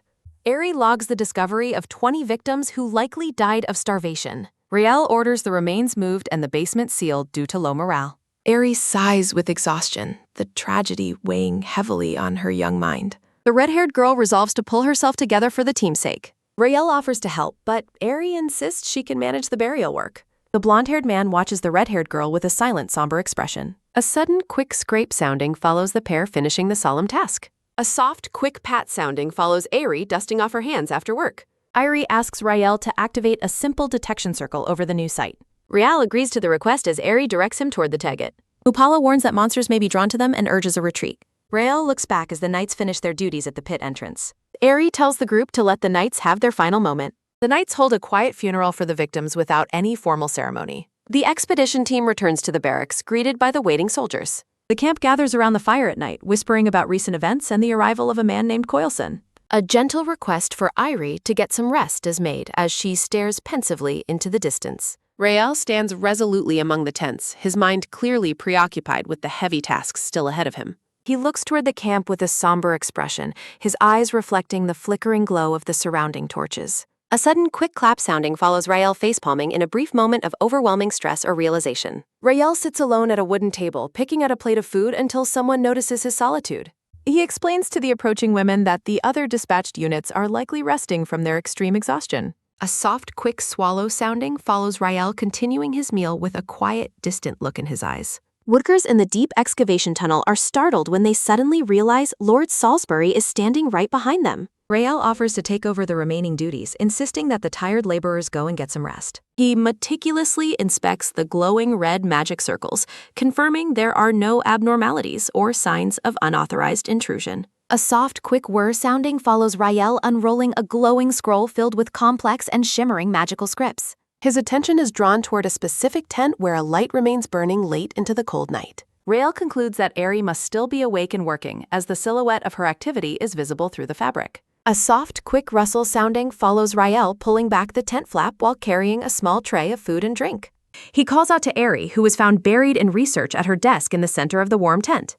Eri looks back in surprise, her hands still busy clutching several important-looking documents. Raelle observes that she hasn't even bothered to change out of her heavy outdoor gear despite being inside for hours. He offers her a cup of hot ginger tea to help her ward off the lingering chill of the worksite. Eri thanks him for the warmth, and Raelle feels a sense of relief that she is finally acknowledging him. Raelle asks about her progress, and she explains her attempts to refine the efficiency of the detection magic circle. She clarifies that while the range is smaller, it can now detect specific biological mana responses more accurately. Raelle smiles warmly at her dedication, acknowledging that her innovative approach is a truly good idea. They discuss the necessity of maintaining worker morale while mourning those who were lost in the recent disaster. The golden rustium flower glows brilliantly within its glass container, casting a soft light over their conversation. Raelle looks at her with a soft, supportive gaze, fully agreeing with her assessment of the current situation. A soft, quick pat sounding follows Raelle placing a comforting hand on the red-haired girl's head to reassure her. He reminds her that those they have lost would want them to remain strong and continue their vital work. They share a quiet, contemplative moment together as the bright, golden light of the tent envelops them both. Eri looks down with a slight blush, admitting that his flattery and support help her understand her own feelings. She expresses surprise at how good the tea tastes, and Raelle offers to make it for her every day. A massive cheer erupts across the camp as wagons filled with relief supplies from the palace finally arrive. A sudden, quick scuff sounding follows soldiers and workers alike rushing toward the carts to begin the unloading process. The supplies are revealed to be high-quality meat, fresh vegetables, and even decorative flowers to lift everyone's spirits. Eri stares into the crates with wide-eyed shock, overwhelmed by the sheer variety of items sent by the king. Her shock turns to pure ecstasy when she discovers 2 entire wagons are loaded with barrels of alcohol. The soldiers cheer wildly, raising their fists in celebration at the prospect of a proper feast and drinks. Lord Coil commands everyone to finish their standard duties quickly so they can all enjoy the feast to right. A sudden, heavy thud sounding follows the tables being fully set as Irie immediately begins chugging from a barrel. Raelle warns her that drinking so much without food is dangerous, but Irie argues she needs more room for alcohol. A sudden, quick shove sounding follows Raelle forcefully stuffing a large head of broccoli into the resisting girl's mouth. Ayuri complains that Rael acts like a nagging mother while the other women at the table laugh at the scene. A soldier remarks on the king's absence, noting that His Highness didn't accompany the supply delivery this time. Ron Flamosis sips his drink, reminding the group that a regular site inspection is still scheduled to occur soon. Eri panics and tells the others to stuff food in Ron's mouth so he won't report her rowdy behavior. Lord Coyle laughs, explaining that the king intentionally stayed away to allow them to relax and enjoy themselves fully. The group enjoys the warm atmosphere, remarking that the feast truly makes it feel like the end of the year. A soft, quick tap sounding follows a large wooden mug being placed firmly on the table near the group. Vice Battalion Commander Corbin Vaboyer approaches and politely asks the two women if he might join their table. A soft, quick scrape sounding follows Corbin sitting down as the blonde woman with glasses welcomes him to the party. Lady Catherine denies having drunk too much when asked if she is feeling all right. Irie continues to chug from her barrel until her eyes glaze over with dizziness. A sudden, loud bang sounding follows Eri face-planting onto the wooden table as Rael shouts in panic. Rael carries the unconscious red-haired girl away while promising the group he will handle her care. Katrin enthusiastically encourages the remaining soldiers to keep drinking since there is still plenty of alcohol. Eri sleeps peacefully in Rael's arms as he walks through the quiet, glowing camp. A dark, oppressive aura surrounds Rael as someone desperately calls out his name in a vision. A gloved hand reaches out to the unconscious blonde man, urging him to wake up. A soldier shouts that it is an emergency and demands someone bring the commander immediately. Eri cradles a bloodied Rael in her arms, lamenting how quickly their brief peace was shattered. The scene shifts to a torchlit, dead-end passageway at the northernmost end of the tunnel. Eri asks Rael if he is the one responsible for casting the detection magic today. Rael explains his plan for a wide-area scan as Irie expresses her hope of finding survivors. A soft, quick hum sounding follows Rael activating the magic circle on the tunnel floor. 31 days have passed since the start of the difficult underground tunnel construction project. A soft, quick whir sounding follows the deployment of the new bioresponse detection magic circle. Irie reflects on her decision to prioritize the morale of the knights over a thorough search. She sighs heavily, troubled by the fact that they haven't saved a single person yet. Eri worries about the upcoming southern construction as a group of officers approaches her from behind. Vice Commander Corbin greets the red-haired girl, who admits she has been feeling quite anxious lately. Rael steps forward to begin casting the detection magic while his companions stand by. A sudden, quick flash sounding follows a brilliant pink light erupting from the magic circle. Eri and Rael react with shock as they notice glittering responses indicative of active tunnels. Corbin cheers at the successful result and suggests they proceed with a more detailed scan. Rael extends his hand, focusing his mana to penetrate deeper into the surrounding earth. A soft, quick roar sounding follows Rael concentrating his power to overcome the earth's density. Corbin watches in stunned silence, impressed by the incredible mana levels the blonde man is displaying. Rael's eyes widen in sudden alarm as he senses something dark and unexpected within the scan. A sudden, quick choke sounding follows Rael coughing up blood as dark energy violently erupts. Eri screams as Rael collapses, while Corbin warns her to stay away from the dangerous site. Corbin resolves to jump in and help despite the chaotic magical energy filling the tunnel. A sudden, quick crackle sounding follows the dark aura intensifying around the fallen blonde man. A hand reaches out to Rael's head, desperately trying to get him to snap out of it. Era's face is filled with pure terror as she watches Rael succumb to the mysterious attack. Corbin barks orders to find the commander immediately, declaring the situation a major emergency. Eri holds Rael's head in her lap, her eyes filled with tears as he bleeds. Corbin analyzes the site, concluding that the spell was sabotaged by someone maliciously scattering Rael's mana. The team realizes they aren't just looking for survivors, but are facing a hidden enemy. Inside the command tent, Lord Mapala decides that they must immediately summon Duke Latusha for help. Corbin and Eri discuss the potential traces and damage left on Rael's magic circle after the attack. Mupala insists that they absolutely require the Duke's unique aid to handle this unprecedented threat. Ayuri is overcome with guilt, calling herself foolish for not anticipating such a malicious act.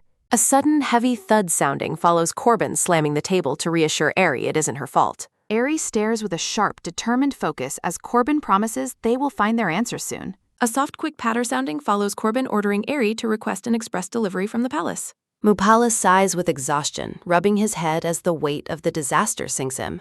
A dark realization remains that the interruption of the magic circle was a purely malicious act. Corbin points out that any mage of that caliber would have known their mission was peaceful. Mupala admits he has a strong suspicion about who might be responsible for the sabotage. The commander stands alone in his tent, expressing his deep fury at the calculated attack. A sudden, quick crunch sounding follows Lord Coyle clenching his fist in fury while promising to punish the one who attacked his knight. A knight reports that preparations for the sortie are complete, while the group stands in a sunlit forest near a glowing blue energy dome. A soft, quick nod sounding follows Lord Coil ordering the group to move out, but Airi suddenly announces she is coming along. Aerie stands tall in her full archmage attire, clutching a large white and gold staff, surprising the soldiers who call out her name in shock. Airi explains that once Rael wakes up, he will recklessly try to follow her, so they must leave quickly before that happens. A sudden, quick whoosh sounding follows Airi's spinning her staff as she asks if she looks the part of a great archmage, while the blonde knight watches with sweat.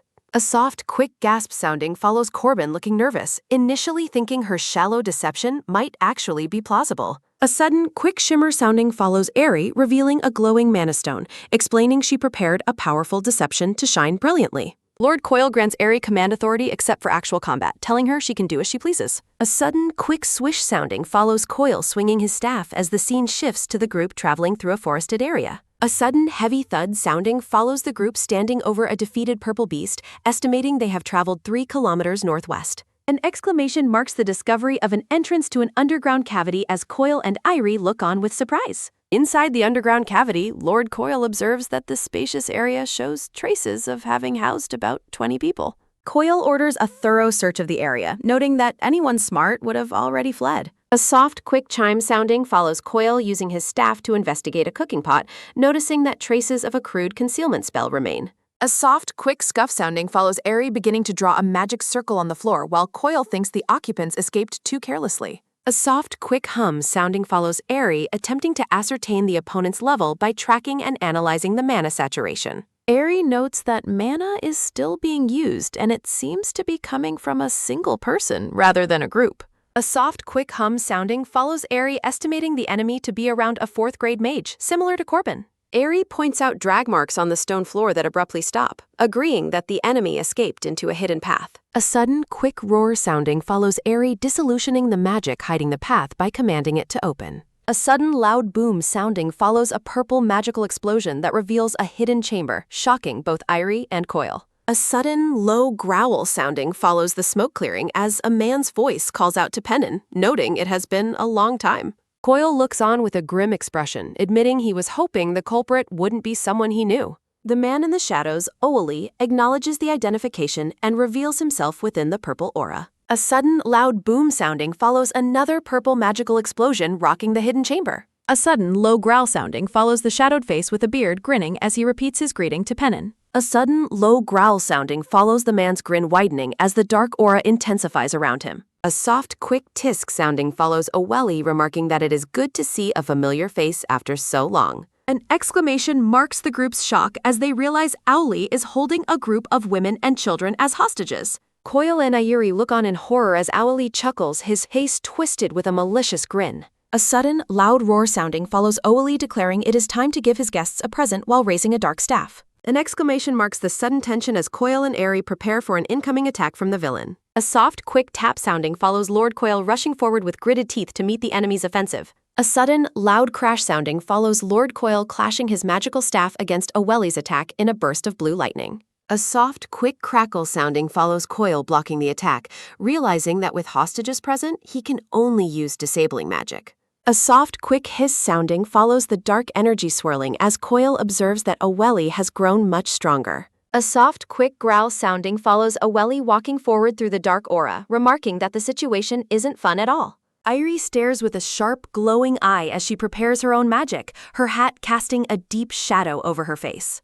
A soft, quick chuckle sounding follows Oweli mocking Coil, addressing him as Pen and saying it is time for a changing of the guard. A sudden, loud echo sounding follows Owli asking how they can put their faith in a boy king like Evernon. A sudden, quick flare sounding follows Airi commanding the traitor to disarm and surrender while gathering a brilliant sphere of light. A soft, quick scoff sounding follows Owli giving a condescending smirk, remarking that the state of the kingdom must be poor. A sudden, sharp scream sounding follows Oweli grabbing one of the female hostages by the hair, causing her to cry out in terror. A soft, quick hum sounding follows the reveal of glowing magic circles tied around the hostage's ankles as she struggles. A soft, quick gasp sounding follows Airi confirming the circles are absorption spells and noting a chemical formula. Irie expresses her determination to destroy the magic circle even if the entire cavern collapses to save the hostages. A sudden, quick roar sounding follows Coil concentrating his power into his staff, acknowledging Arie's plan with grim determination. A soft, quick tsk sounding follows Aweli sneering that he can't let things go their way while releasing a wave of dark energy. A soft, quick hiss sounding follows the air beginning to condense as Coil worries the villain is inducing asphyxiation. A sudden, quick choke sounding follows a woman's agonizing scream as dark purple energy constricts her throat. A soft, quick hiss sounding follows the oppressive dark energy swirling and expanding throughout the chamber. Arie frantically warns Lord Coil to dispel his magic, explaining the condensed oxygen will cause a massive explosion if he continues. Lord Coil asks for an alternative plan while Aweli laughs maliciously, surrounded by a terrifying purple aura. A sudden, sharp gasp sounding follows Lael appearing from the shadows to seize the villain by the throat. Aweli struggles against the blonde man's powerful grip, demanding to know who has dared to strike him. A sudden, quick swish sounding follows a blur of movement as Lael prepares a finishing blow. A sudden, heavy thud sounding follows Lael delivering a devastating punch that sends blood spraying from Aweli's mouth. Arie and the knights watch in stunned silence as the blonde man effortlessly dismantles the dangerous threat. A soft, quick scuff sounding follows the bound and unconscious traitor being carried away from the scene of his crimes. Irie berates Lael for his recklessness, pointing out he rushed in without a wand or any way to use magic. A soft, quick grunt sounding follows Lael looking down sheepishly like a dejected puppy after being scolded by the Archmage. Arie sighs with deep exhaustion, admitting her anger is merely an expression of her own self-loathing for being incompetent. A soft, quick nod sounding follows Irie and Lael deciding it is time to check on the condition of the rescued people. Lord Coil asks Sir de Viboire about the hostages' health, learning that their condition is not good at all. Arie orders the victims to be laid on their backs, diagnosing them with oxygen poisoning that requires rest to recover. Arie analyzes the magical residues, concluding the attack formula was designed for mass slaughter on a battlefield. Irie notices something strange about the hostages, realizing that oxygen poisoning alone could not have caused their injuries. Arie commands Lael and the knights to face the wall while she conducts a more thorough medical examination of the women. A soft, quick rustle sounding follows Irie reaching out to inspect the traumatized victims. A soft, quick hum sounding follows Arie introducing herself as a magical engineer from the royal palace. Arie kneels before a brown-haired woman who flinches and pulls away in a state of deep shock. Arie reassures the victim, telling her she is only there to check her condition and asking her not to be alarmed. Arie curses the perverted bastard as she discovers the horrifying evidence of assault on the woman's body. A traumatized woman pulls her tattered clothing together to hide the deep bruises covering her legs. Arie reacts with shock as several other victims nearby begin coughing violently and gasping for air. A sudden, sharp sob sounding follows a woman clawing at her bruised neck in a fit of panic. A sudden, heavy thud sounding follows a woman collapsing to the floor while others scream in despair. A sudden, low gasp sounding follows the terrifying realization that a life is quickly fading away. A soft, quick sigh sounding follows the grim discovery that one of the hostages has died from her injuries. Lael stares with a pained and serious expression at the tragedy unfolding before him. The knights look on in silence as they stand over the blood-stained floor where the victim lay. A dark and heavy atmosphere remains in the cavern following the death of the hostage. A knight carries the limp body of a woman through the chamber to find better shelter. Lord Coil reports that they have found another victim who is in critical condition. Lord Coil observes that the villain likely intended to escape with this specific blonde woman. A group of women weep for their fallen companion while huddled together on the cold floor. A soft, quick sob sounding follows the blonde woman struggling to speak of her trauma. The woman reveals she is a student from Lingisa whose group was slaughtered by monsters before the mage captured her. The student recounts how the mage broke her leg and prevented her from receiving any form of treatment. Arie is filled with a cold and quiet fury as she processes the sheer cruelty of the enemy. Arie points toward the bound traitor, declaring him a felon unworthy of rehabilitation or even life. A knight suggests they return immediately before sunset to ensure the safety of the remaining civilians. Lord Coil agrees and refuses to let the villain die comfortably despite the hatred he feels. Irie asks about the deceased woman, and Lord Coil orders that she be buried with respect before they depart. A narrative summary describes Irie returning to barracks and issuing an emergency order for a medical office. Lord Mufala takes charge of the interrogation, while Irie remains the one in charge of the survivors' welfare. A soft, quick scratch sounding follows Arie writing a detailed report of the incident by candlelight.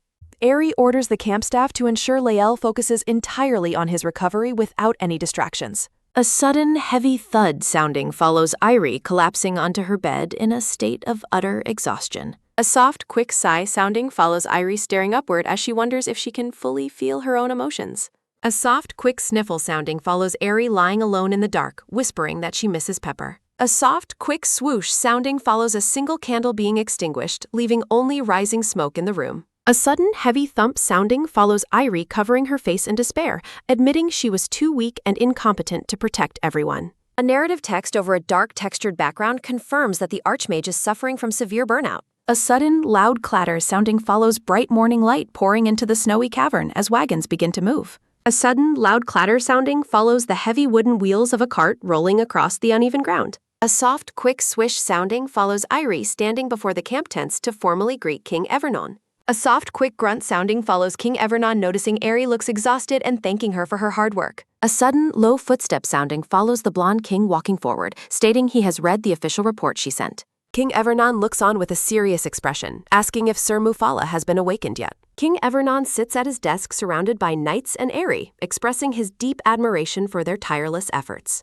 King Evernon reflects on the late king's concern for frontline soldiers, noting he now understands those feelings. Aerie looks down with a somber expression as the king says he could see them clearly in his mind. King Evernon observes the group's haggard appearance and decides to keep his words brief out of concern for their rest.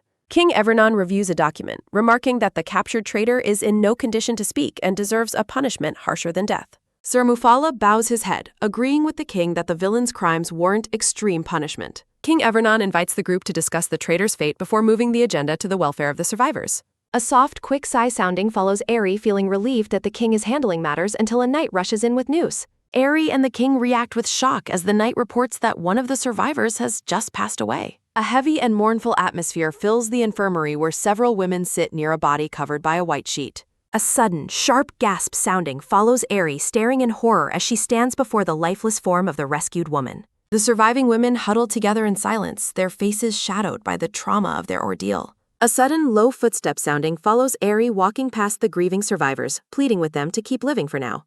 Aerie looks over the survivors with tears in her eyes, vowing to end their suffering as long as they stay alive. A soft, quick drip sounding follows Aerie gritting her teeth as tears stream down her face in the middle of the camp. A sudden, quick footstep sounding follows Aerie rushing away in a panic before accidentally bumping into a startled maid.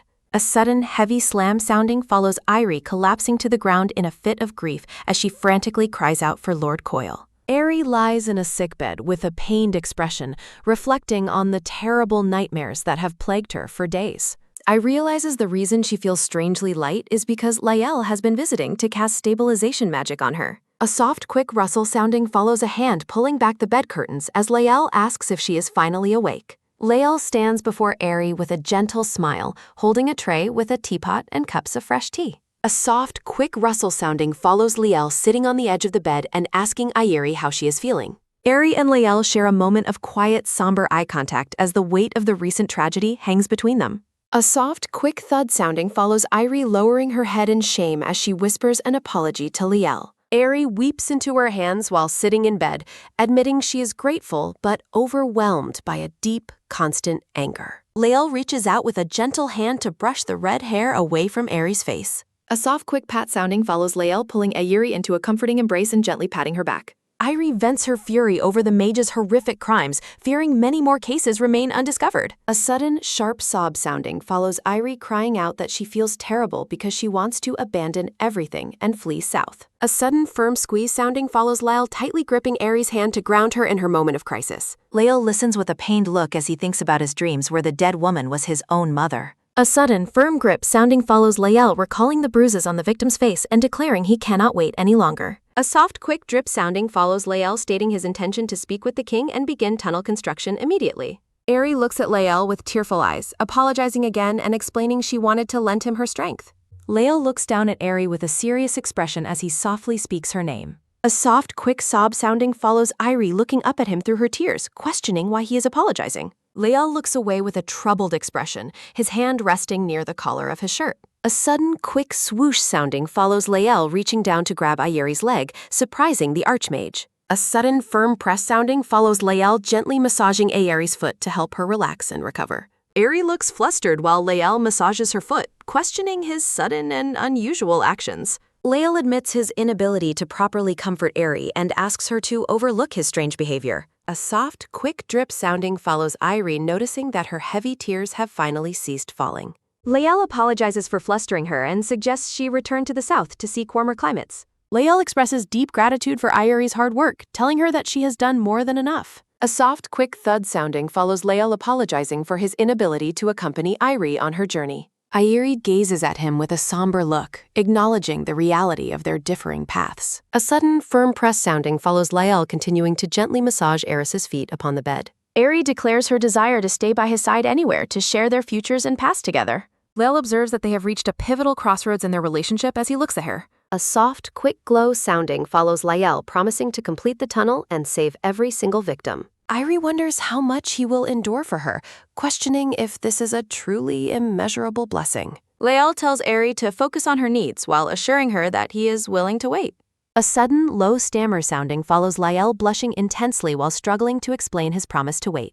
Chibi Lael flails while clarifying he will wait for her work to end or their next meeting. A sudden, warm flush sounding follows the pair agreeing to meet again, despite their mutual embarrassment. A heavy and quiet atmosphere remains as the two sit in silence under the bed's canopy. A sudden, loud groan sounding follows Lael, burying his face in his hands while Aerie watches, startled. Lael admits he planned to stay quiet about his feelings until the tunnel construction was finished. A sudden, firm squeeze sounding follows the two of them clutching hands tightly in the soft light. Lael looks at Irie with deep intensity, stating that he desires only one thing from her. Aerie looks back with a nervous and expectant expression, asking him to reveal his heart's desire. Lael kneels and holds her hands, confessing his wish to remain the closest person in her life. Chibi Aerie stares blankly as Lael explains he only wants things to stay exactly as they are now. Aerie spirals mentally, trying to decipher if he is asking for a permanent place in her heart. Aerie wonders about his true thoughts, questioning if he even possesses a concept of romance. A soft, quick glow sounding follows Irie, reflecting on a past door where survival was everything. Aerie realizes that Lael's entire identity was shaped by the harsh necessity of surviving his youth. A soft, quick hum sounding follows Aerie finally reaching a profound realization about Lael's emotional state. Aerie understands she felt comfortable because he never attempted to cross the line into romance. Aerie concludes that he is simply asking for permission to maintain their current close relationship. A soft, quick sigh sounding follows Aerie, calling out Lael's name while he waits with bated breath. Aerie smiles and accepts his proposal, noting that his presence provides her with a sense of stability. Aerie looks at him seriously, questioning if being close is truly the only thing he wants. Aerie asks if he could truly remain satisfied forever with the simple relationship they have now. A sudden, low whisper sounding follows Aerie's bold declaration that she does not want to be friends forever. A soft, quick bloom sounding follows Aerie confessing her desire to marry and love him in the future. Irie is stunned by her own boldness, marveling at how his honesty triggers her natural reactions. A sudden, firm grip sounding follows Aerie taking his hand and admitting her inability to promise much. Aerie warns that her primary goal remains unchanged and she may still cause him disappointment. Aerie confirms that if she ever decides to marry, it will definitely be with him. A sudden, sharp gasp sounding follows Irie turning bright red as she forces out a stammering confession. A sudden, loud smack sounding follows Irie pulling her hands away in a state of extreme bashfulness. A sudden, heavy thud sounding follows Irie recoiling to the edge of the bed in total embarrassment. Aerie shouts that the situation is crazy while a flustered Lael begs her to stop hitting him. Chibi Aerie throws a frantic tantrum while Lael desperately tries to get her to calm down. A sudden, light chuckle sounding follows the tension breaking as the sound of laughter fills the room. Lael laughs joyfully with tears in his eyes, his face still glowing with a warm blush. A soft, quick swoosh sounding follows Lael pulling Irie into a tight and affectionate embrace. The two share a tender, blushing hug as they find comfort in each other's arms. A contemplative sound accompanies a view of the cooling tea set. Lael suggests discussing how to inform the king about the southern construction. Aerie agrees, feeling a sense of peace after their conversation. Lael offers to fetch a fresh pot of tea and Frex. A sudden, quick rustle sounding follows Lael pausing while leaving the room. A sudden, warm flush sounding follows the pair parting for a moment. A sudden, quick footstep sounding follows Lael hurrying away from the tent. A sudden, quick tap sounding follows Aerie considering how to approach the king. Lael expresses concern for her fatigue, but Irie insists on continuing. A sudden, quick scratch sounding follows Aerie identifying her family as the main obstacle. Aerie plans to request a transfer of responsibilities to the king. She realizes she may need to reveal her family's secret as justification. Irie worries that her youthful appearance contradicts her official age. She contemplates whether she must reveal the truth about her lost years. Aerie senses that revealing the truth will put her in danger. They decide to move forward since the basement is no longer accessible. The two share a look of grim determination regarding their plan. Aerie doubts her story's credibility, but Lael notes she is proof. Aerie fears the consequences if her family's selfish magic is revealed. A sudden, firm press sounding follows Lael, agonizing over the potential fallout. Aerie believes the king will be fair, impressing Lael with her objectivity. Aerie points out that other people remain a significant concern. A heavy and quiet atmosphere follows as they both fall into thought. A sudden, quick gasp sounding follows Lael, suggesting they consult the fairy teacher. Aerie reacts with surprise to his sudden and unexpected suggestion. Lael proposes seeking an indirect way to locate her mother through magic. A heavy and quiet atmosphere follows as they process the new idea. A sudden, firm grip sounding follows Aerie's realization of the plan's brilliance. Aerie enthusiastically agrees that the fairy teacher is their best option. A sudden, warm flush sounding follows a flustered Lael asking for guidance. A sudden, light chuckle sounding follows Aerie's playful and knowing smile. A sudden, loud shout sounding follows Lael requesting an audience with the gang. A sudden, low footstep sounding follows Lael approaching the king at his desk. A heavy and quiet atmosphere follows as Lael hesitates to speak. Lael surprises the king by asking for a personal favor. Aerie encourages Lael in his thoughts, confident the king will agree. The king asks for clarification regarding the nature of the request. Lael hopes his request to bring the teacher and the pig works. A sudden, light chuckle sounding follows the king, finding the request amusing. The king grants permission, much to Lael's surprise and release. The king graciously approves the request to help Aerie find comfort. A sudden, soft rustle sounding follows Lael expressing his sincere gratitude. A sudden, joyful squeal sounding follows Aerie's emotional reunion with her pig. The old woman watches the reunion with a gentle and warm expression. The teacher affectionately comforts Aerie, noticing the strain on her face. A sudden, sharp sob sounding follows Aerie expressing how much she missed them. Aerie asks about her well-being, but the teacher dismisses the concern. A soft, quick drip sounding follows the group settling into a temporary tent. Aerie vents about her recent struggles while the teacher offers motherly comfort. Aerie shares the grim discovery of the bone-filled cavity with the teacher. Aerie asks the teacher about the kind of world she anticipates seeing. The teacher affirms her hope for a better world while holding her tea. The teacher reflects on how her former arrogance transformed into a more humble perspective. Aerie listens intently to the teacher's words with a thoughtful and quiet expression. The teacher explains her patient wait for change within her immediate reach. A contemplative atmosphere follows as tea steams in a delicate cup. Aerie questions if the teacher believes her ideal world will truly manifest. A sudden, soft smile sounding follows the teacher, responding with a warm expression. Aerie hesitates for a moment before addressing the teacher once more. Aerie admits she struggled to find the courage to speak with absolute honesty. The two sit in reflective silence within the dimly lit tent. Aerie explains her mother is far away and possesses no magical abilities. The teacher expresses surprise that Aerie has a mother, which Aerie confirms. Aerie explains her mother's location in Marmara while worrying about her aging. Aerie reflects on her past assumptions as she looks down somberly. The teacher regrets her inability to provide the definitive answer Aerie seeks. Aerie clarifies that she simply wanted to share her story with her. Aerie recounts her belief that her mother was safe from the demonic beasts. A moment of introspection follows as Aerie acknowledges her limited foresight. Aerie imagines her mother safe in a crowd, away from monstrous threats. Aerie somberly observes that monsters are not the only threat to life. The two remain seated at the table, surrounded by a quiet atmosphere. A profound question arises regarding the existence and belief in a higher power. Aerie mentions that powerful mages are rumored to sense the divine. The teacher asks Aerie directly if she believes in the existence of God. The teacher waits patiently for Aerie's response while seated at the table.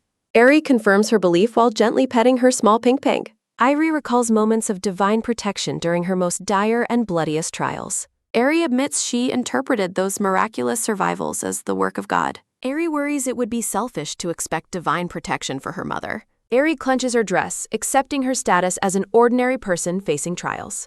Aerie seeks validation from the teacher regarding her perspective on life's hardships. A heavy and quiet atmosphere follows as the teacher processes Aerie's words.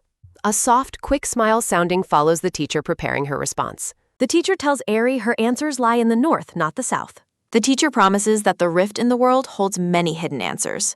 The teacher expresses curiosity about Aerie's destiny despite her lack of faith in legends. The teacher maintains that Aerie is a truly special individual regardless of legends. Aerie tries to deny her importance while the teacher insists on her uniqueness. The teacher offers to accompany Aerie to the Kogenta Mountains to help her. Aerie enthusiastically claims the teacher's presence alone provides her with great comfort. Eri tries to think of a task that honors the teacher's principles. Eri's eyes widen as a sudden and brilliant idea strikes her. Eri presents her final design concept while the teacher looks on in confusion. Eri explains her desire to protect the teacher from the tunnel's rough work. Eri notes they must use stones since the supply of beast bones is low. Eri asks if stones are considered living, and the teacher laughs, saying no. Eri is delighted, explaining that the teacher's help with stones would be invaluable. The teacher agrees to help, prompting a joyful celebration from Eri and her pig. The scene shifts to the central barracks where two men discuss their plans. Eri focuses intensely on a massive, overwhelming pile of overdue paperwork from her time away. A sudden, sharp tap sounding follows Eri completing the final document as Lael and the knight applaud her return. The brown-haired knight reports that the tunnel construction has been halted by the Cogentio River. Eri analyzes the river's depth and mud, warning against the dangers of forcing construction. The knight mentions an emergency exit established in the forest after his morning inspection. The scene shifts to the dense, rough terrain of the forest filled with tangled giant trees. Eri observes that the total lack of demonic beasts in the area is highly unusual. The knight suggests the beasts have no humans to hunt within the dense, restricted woods.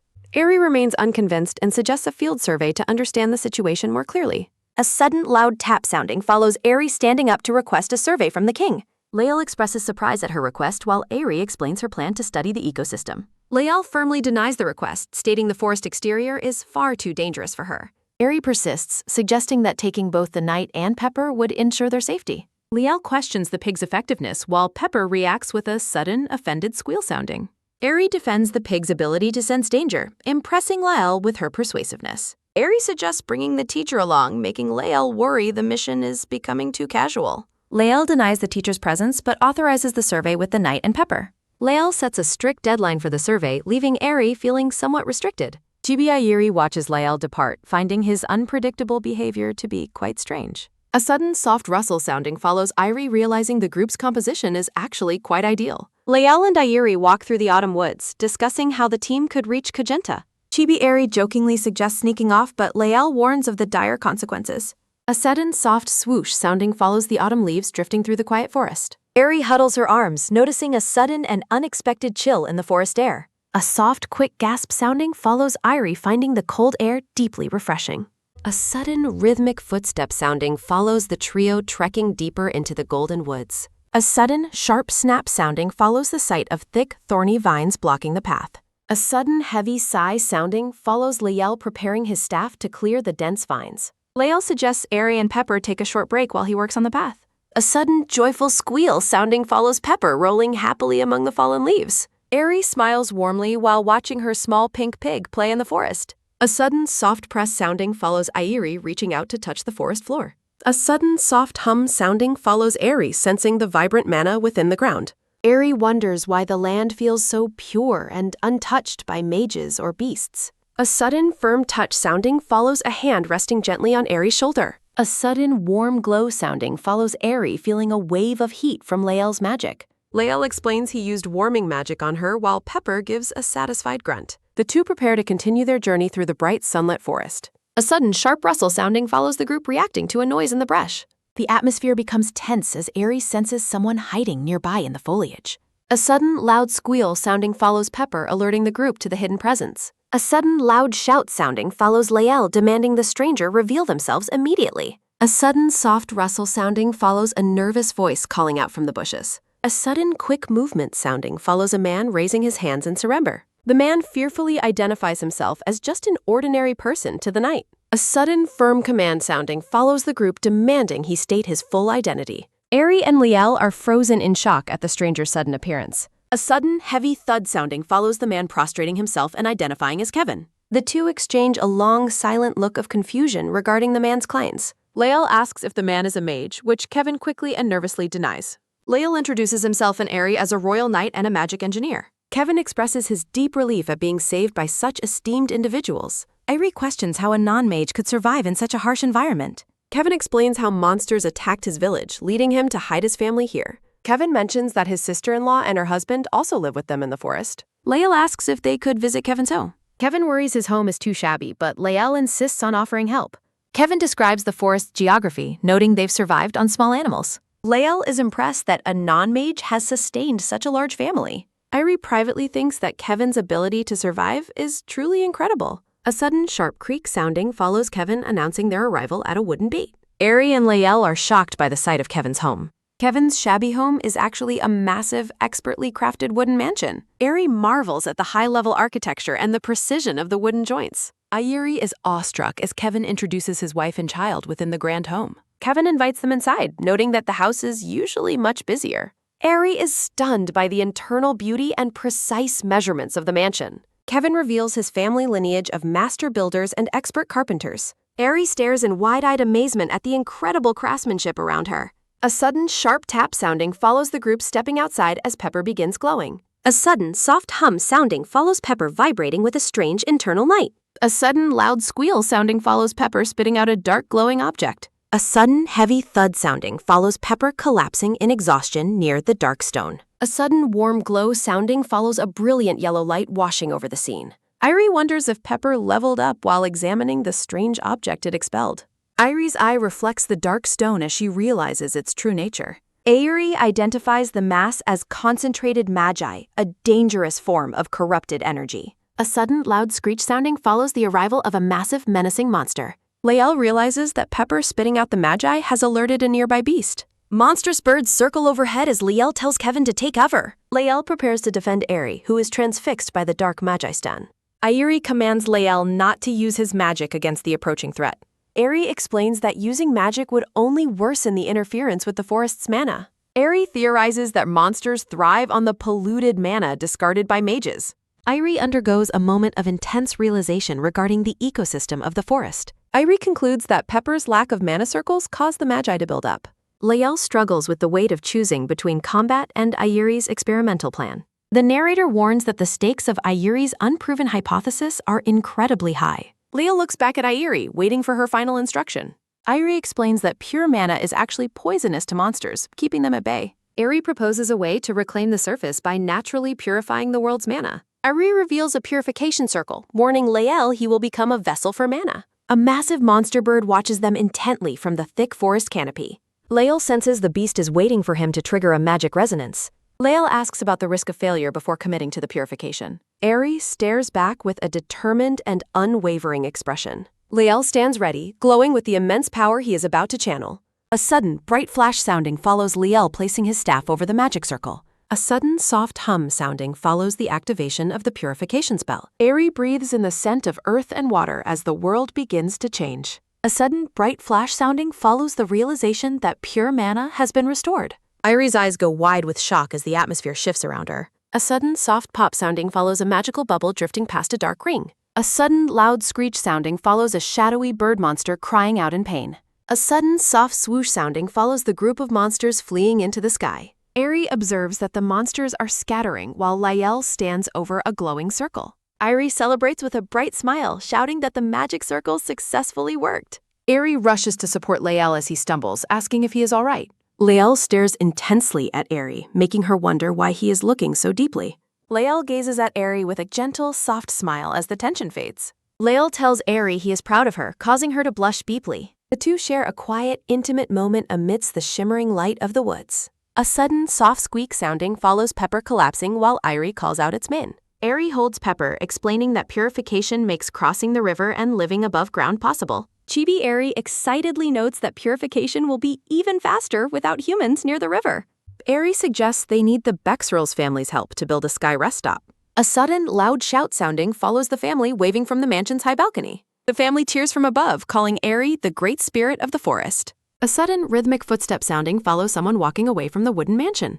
Aerie promises to provide everything they need to continue living their forest life. Aerie holds Pepper while looking up with a hopeful and bright expression. The scene shifts to the barracks where the king declares her proposal to be impossible. Aerie looks frustrated, thinking that the king is making a huge fuss again. A top-down view shows the group discussing a plan to build a new plaza. Lael explains that resources are covered and tunnel construction can proceed across the river. The king sighs deeply, complaining about the severe lack of available manpower. The king asks if they can afford to leave the palace for this single task. The king asks if she means Ois Kaylee, which Aerie confirms is correct. The king lists 3 essential palace people, claiming Kaylee is too vital to lose. Aerie flatteringly tells the king that he is the only one who can replace them. The blonde-haired king looks taken aback by Aerie's surprisingly persuasive and bold flattery. The king wonders if she was always so eloquent, while Aerie looks on confusedly. Lael argues that they must pursue the gains if the losses are relatively small. Leal details the logistics of the 5-hour cart journey while Aerie feels incredibly sleepy. Aerie marvels at Lael's long, articulate explanation while finding his voice quite pleasant. Lael questions how to build a sky stop as Aerie finds Kaylee perfect for it. Aerie thinks about the necessity of summoning someone so she can survive the ordeal. A sudden, low growl sounding follows the quiet atmosphere of the meeting room. A sudden, quick gasp sounding follows Aerie waking up abruptly from her unintentional nap. Aerie realizes everyone in the room has been completely wiped out by the debate. Aerie rubs her eyes, admitting that days of sleep deprivation have finally taken their toll. A sudden, soft rustle sounding follows a thick blanket being draped over Aerie's shoulders. Lael is the one covering her, still diligently reading documents by the dim candlelight. Chibi Aerie huddles under the blanket, impressed by her future boyfriend's incredible physical stamina. A sudden, rhythmic footstep sounding follows Aerie running and calling out for her teacher. Aerie bursts into the room, asking if it's true they brought 14 tons of granite. The gray-haired teacher laughs, noting that Aerie is the same regardless of her location. Aerie explains she obtained bridge permission and needs the teacher's expertise once again. Aerie recounts the forest events, mentioning the bird monster, the Magi, and the purification. The teacher ponders the pure mana, telling Aerie she has made a very important realization. Aerie sits with her teacher, who finds the concept of pure mana refreshing. The gray-haired teacher explains that all substances possess what could be called a mana lung.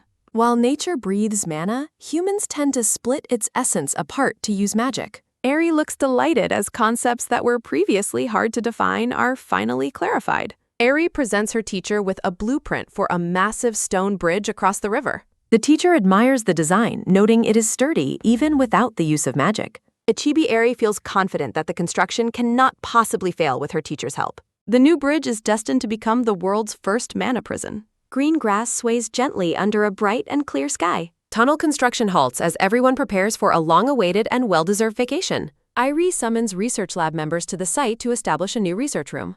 Love blossoms as 3 new couples form at the tunnel construction site during the break. Aerie notes her future boyfriend is busy hunting monsters to maintain the supply lines. Inspired by the teacher's words, Lael trains in a new way to avoid mana residue. The king returns to the palace with survivors from the underground tunnels. A sudden, sharp creak sounding follows the criminal Oweli being abandoned with a severed mana circle. Pepper the pig enjoys the autumn while playing with children in the forest. Bridge construction must begin immediately before the river freezes over for the winter.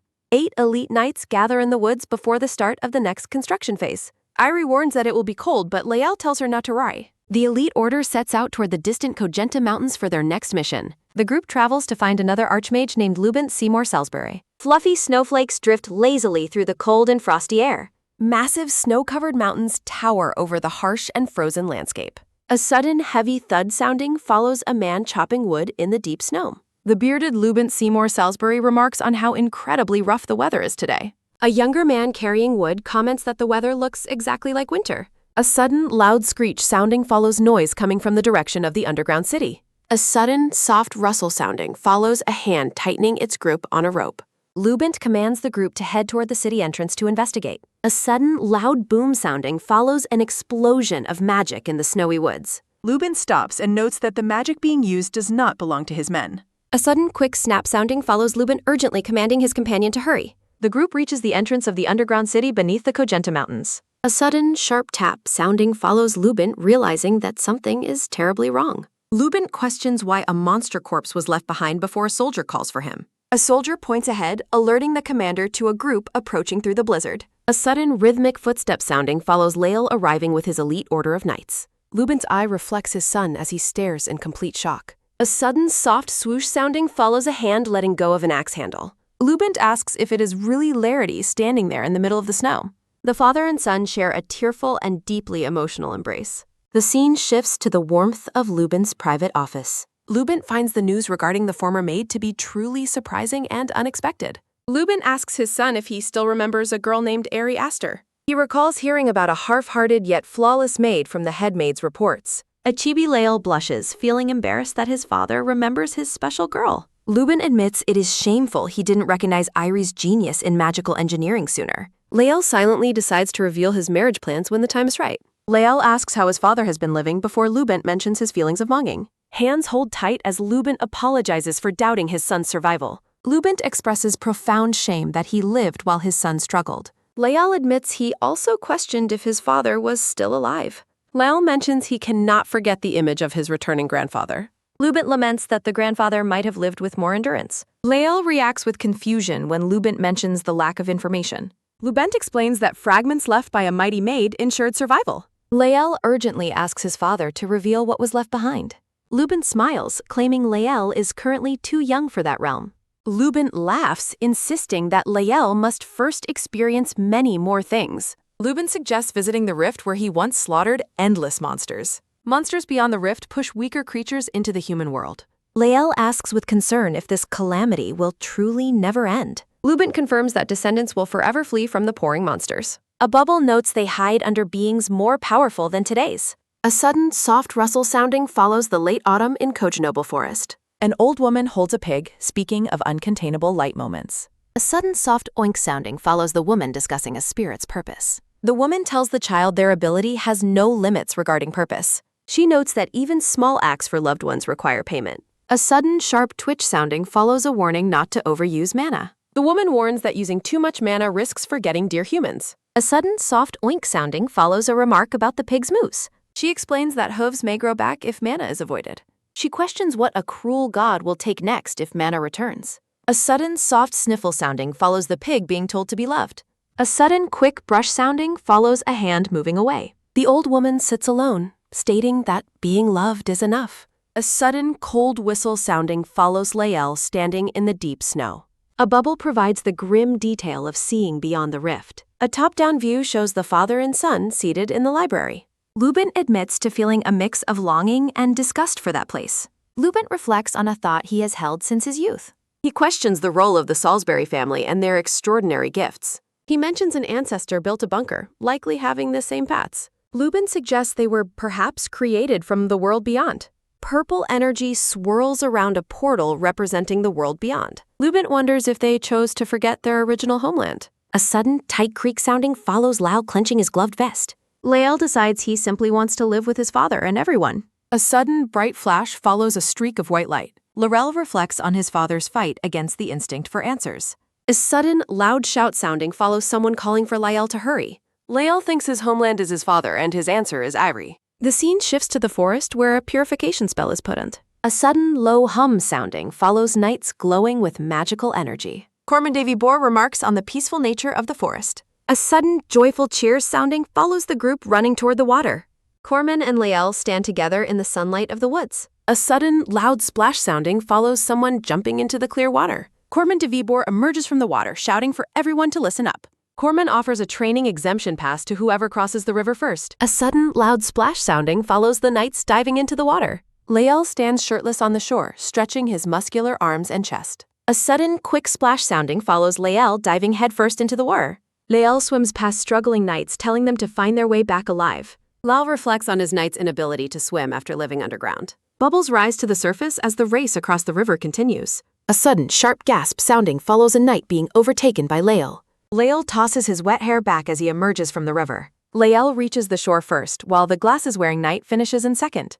Aerie and a dark-haired woman watch the group from the forest edge. The glasses-wearing knight is overcome with joy at seeing his partner. A sudden loud whoosh sounding follows someone rushing past a surprised Lael. The second-place knight lifts the dark-haired woman in a romantic embrace. Aerie watches the couple, admitting that such a display must be nice. A sudden, soft splash sounding follows Lael smiling warmly at Aerie. A sudden, joyful gasp sounding follows Lael lifting Aerie into the air. Aerie blushes deeply as she looks into her future boyfriend's green eyes. A sudden, soft tap sounding follows Aerie's boots touching the grass again. A sudden, quick rustle sounding follows Lael setting Aerie down on her feet. Lael offers a gentle apology if he surprised her with the lift.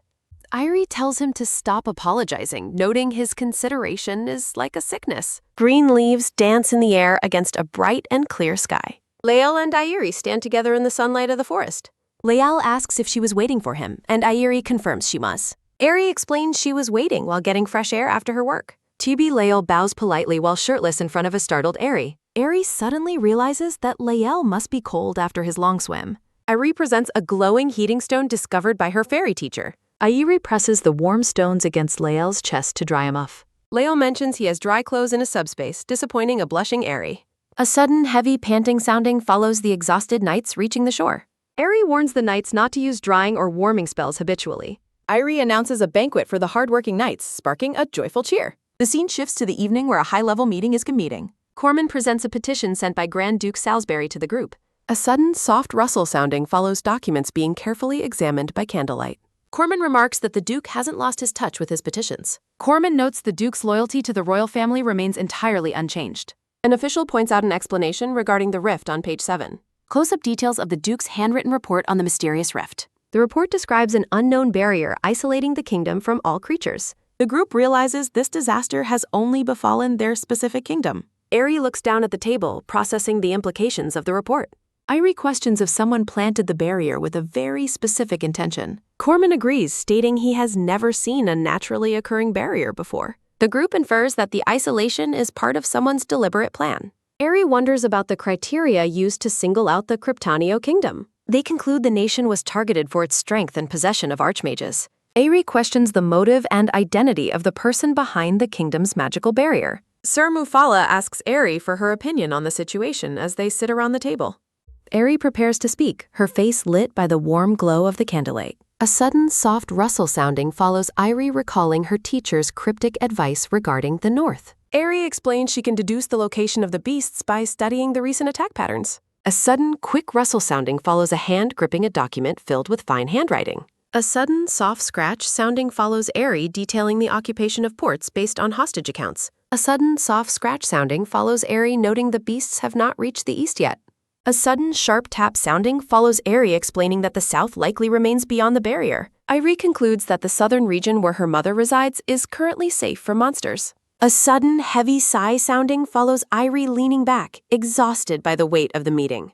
Irie worries for her mother, who is alone and unaware of the crisis in the capital. The group remains in heavy silence as they process the gravity of Eri's recent conclusions. Eri announces her plan to personally lead an exploration team into the Kogenta Mountains. Eri stares forward with a gaze of absolute determination after making her bold announcement.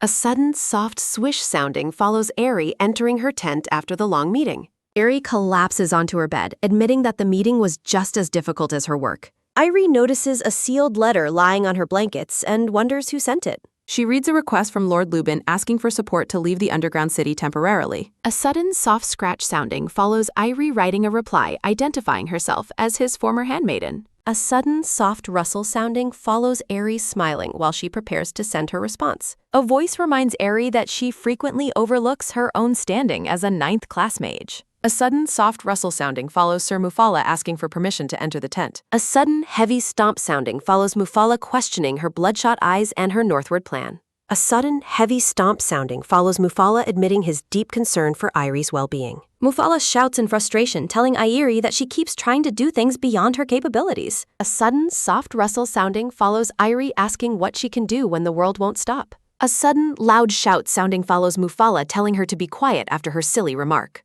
A sudden, soft thud sounding follows Irie insisting there is a vital reason for her journey. Mufala asks for the reason behind her stubbornness with a look of intense frustration. Eri explains that she believes the South is free from the barrier because of her teacher. Eri notes that the rift in the north requires a direct and thorough investigation. Irie reveals her plan to draw a magic circle at the rift using contaminated mana. She explains that creating a demonic crystal could lure the beasts more effectively than anything else. Mufala reacts with shock, declaring that her plan is incredibly dangerous and reckless. Eri agrees, which is why she needs the protection of the kingdom's powerful archmages. Mufala asks if she intends to bring her teacher along, and Eri confirms his participation. Irie reflects on the clues her teacher left behind, ready to piece the mystery together. A sudden, low groan sounding follows Mufala clutching his head in total exasperation. Mufala points out that Lord Lubin cannot be absent from the underground city for a day. A sudden, soft tap sounding follows Eri showing him the letter requesting night support for Lubin. Chibi Eri hands Mufala the letter, telling him he's being sent to the underground city. A sudden, soft tap sounding follows Eri telling Mufala that the Duke requested him personally. Mufala warns her that the king will also oppose her going to the mountains alone. Irie smiles mischievously, claiming she will find a way to make the king approve. Mufala remarks on the legendary lineup, calling it a heavenly army even kings cannot command. A sudden, soft gasp sounding follows Irie blushing as she accidentally calls the trip a date. A sudden, joyful shout sounding follows Mufala screaming in excitement over the mention of a date.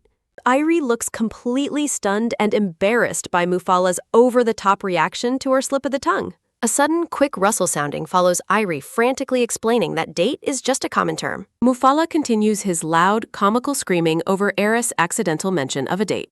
Chibi Eri frantically denies that she and Lowell are actually Defin. Eri contemplates her ambiguous relationship where their futures are promised but remains unofficial.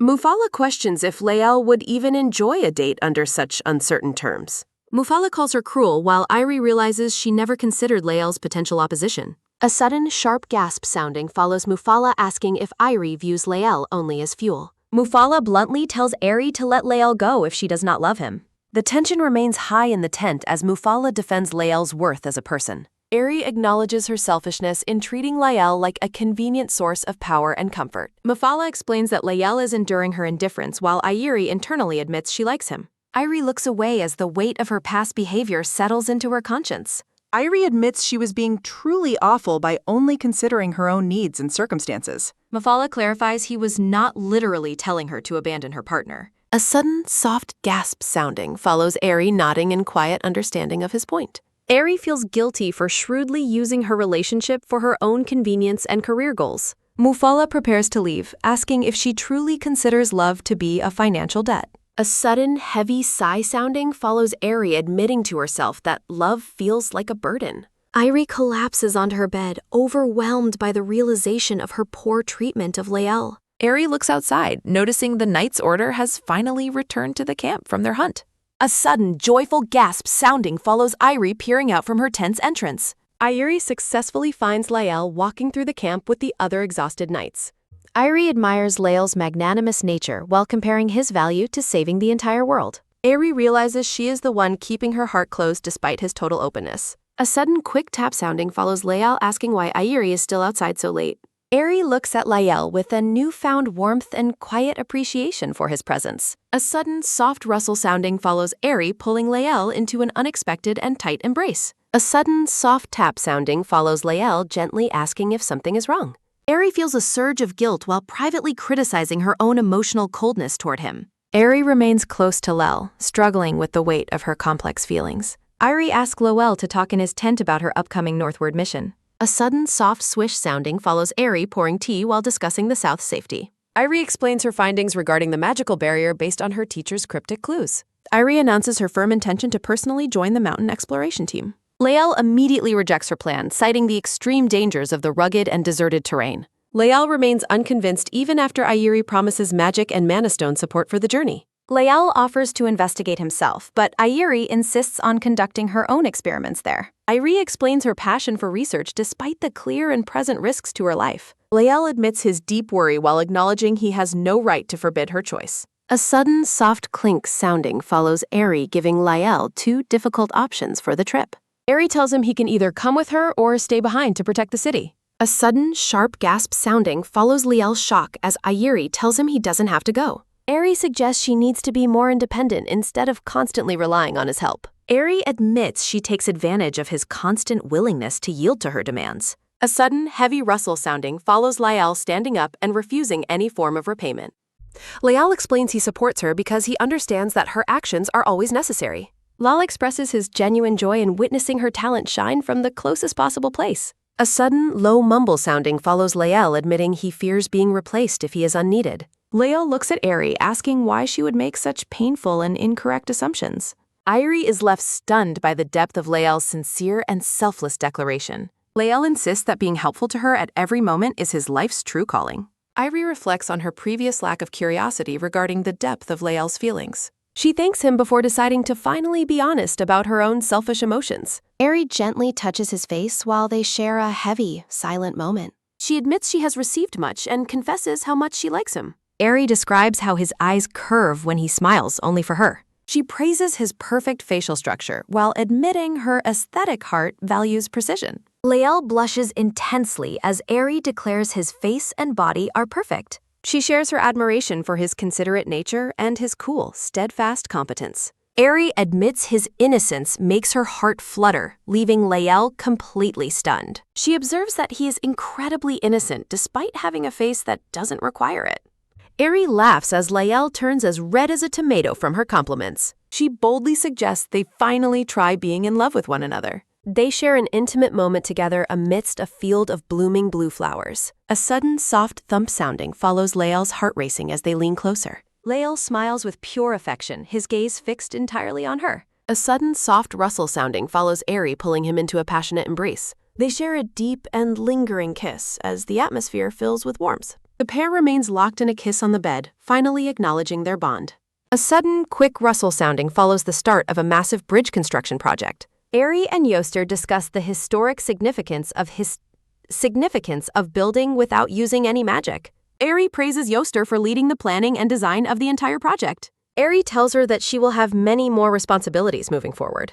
Aerie notes that Yoster is excelling at her duty of training mid-level managers. Aerie waves and calls out to Kennen to check on the construction's progress. A sudden, joyful shout sounding follows the worker, confirming that the work is going well. Kennen assures them the foundation is solid and construction is moving upward. Aerie and Yoster note that the physical labor is actually energizing the workers. They observe the workers proving their competence without relying on magical assistance. Aerie and Yoster smile with pride while watching the bridge project proceed smoothly. Their attention is taken by a sudden, quick rustle sounding as a messenger delivers a letter. A sudden, soft tap sounding follows Aerie, encouraging Yoster to continue her excellent work. Aerie leaves with determination, ready to handle her own difficult correspondence with the king. The king acknowledges her courage in a letter while writing at his desk. He orders Aerie to withdraw her request to join the dangerous exploration team. A sudden, soft scratch sounding follows Aerie, noting his subtle digs while writing back. The king sits in silence in his grand office after receiving her reply. The king is left speechless by her request for him to personally join the mission. He fumes, wishing he could lock her in the palace if she weren't so useful. A sudden, soft rustle sounding follows Aerie, hiding behind her papers in her tent. Aerie peeks over the document, waiting for the arrival of their mission support. A sudden, quick rustle sounding follows Sir Kaylee arriving at the camp to help. Aerie jumps in excitement, celebrating the massive boost to their team's combat power. She tells Kaylee he would have been in trouble without his great eloquence. Aerie leads the dark-haired man away to review the manuals for mana purifications. She sends a final letter teasing the king about no longer being a young Dan. A sudden, heavy thud sounding follows the king's frustrated reaction to her playful insults. A sudden, soft clink sounding follows a pen being placed back into its stand. Aerie stretches, satisfied that construction is steady and her travel plans are approved. A sudden, soft rustle sounding follows Aerie, packing her belongings for the upcoming journey. Aerie stops suddenly, blushing as she remembers the kiss she shared with Lael. A sudden, soft thump sounding follows Aerie and Lael sharing a passionate kiss. Aerie admits she cannot function normally while obsessing over their recent kiss. Lael is in top condition and performing exceptionally well according to Aerie. A sudden, soft rustle sounding follows Lael, staying awake all night thinking. Lael channels his restless energy into hunting magical beasts and night swimming.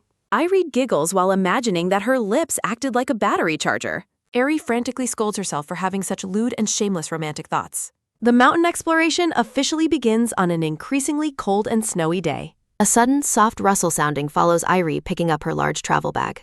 Aerie stands ready with her gear as the departure time finally arrives. Aerie turns in surprise as she hears someone calling out for Clayle. Yoster and her companion wave while wishing the group a safe trip. Aerie waves back and promises to return safely while smiling with warmth. Lael gazes at Aerie with pure affection while reaching out his hand. The couple stands together in a lush field filled with blooming flowers. A sudden soft tap sounding follows the two lovers gently holding hands. Aerie and Lael walk toward the horizon to start their dangerous mission. The scene shifts to a serene lake located near the mountain range. Aerie arrives at the shore and notes that everyone else is already here. Kaylee and the elder wait on the raft while holding the glowing pig. A sudden, joyful shout sounding follows Aerie rushing to greet her beloved Pepper. A sudden, quick splash sounding follows the boat being untied from the post. The exploration team departs on a raft toward the rugged Kujenta Mountains. Aerie smiles contentedly while holding her glowing pig on the boat.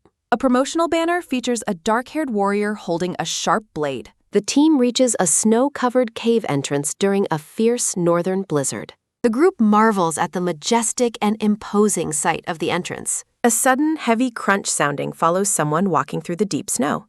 A sudden, loud boom sounding follows monsters exploding in the cold sky. Lael explains that his father's knights are currently hunting magical beasts nearby. Aerie watches distant explosions and recognizes the Northern Knights' daily combat routine. Aerie reflects on the resilience of people living beneath this frozen world. Lael leads the team toward his father's central office inside the mountain. The group is left speechless by the massive scale of the main gate. Aerie notes that the Grand Residence is fitting for the Grand Duke's status. A sudden, deep voice sounding follows the Grand Duke, surprising Aerie from behind. Ari looks back in total shock after being startled by the man. Lubent Seymour Salisbury laughs heartily while Irie recognizes his true identity. Irie observes a handsome young man sharing a very shy eye smile. Ari admiringly describes the handsome young man and his soft, fluttering hair. Ari concludes that Lyle must have inherited his beauty from his mother. The Grand Duke greets Ari warmly, saying that she has not changed.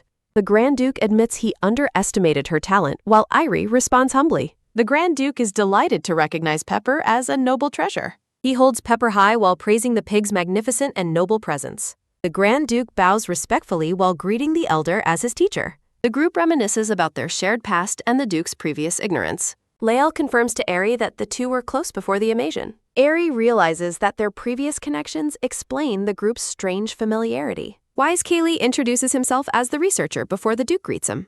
Ari looks at Lael while feeling a bit of concern. Irie tells Lael he must never grow a beard, leaving him confused.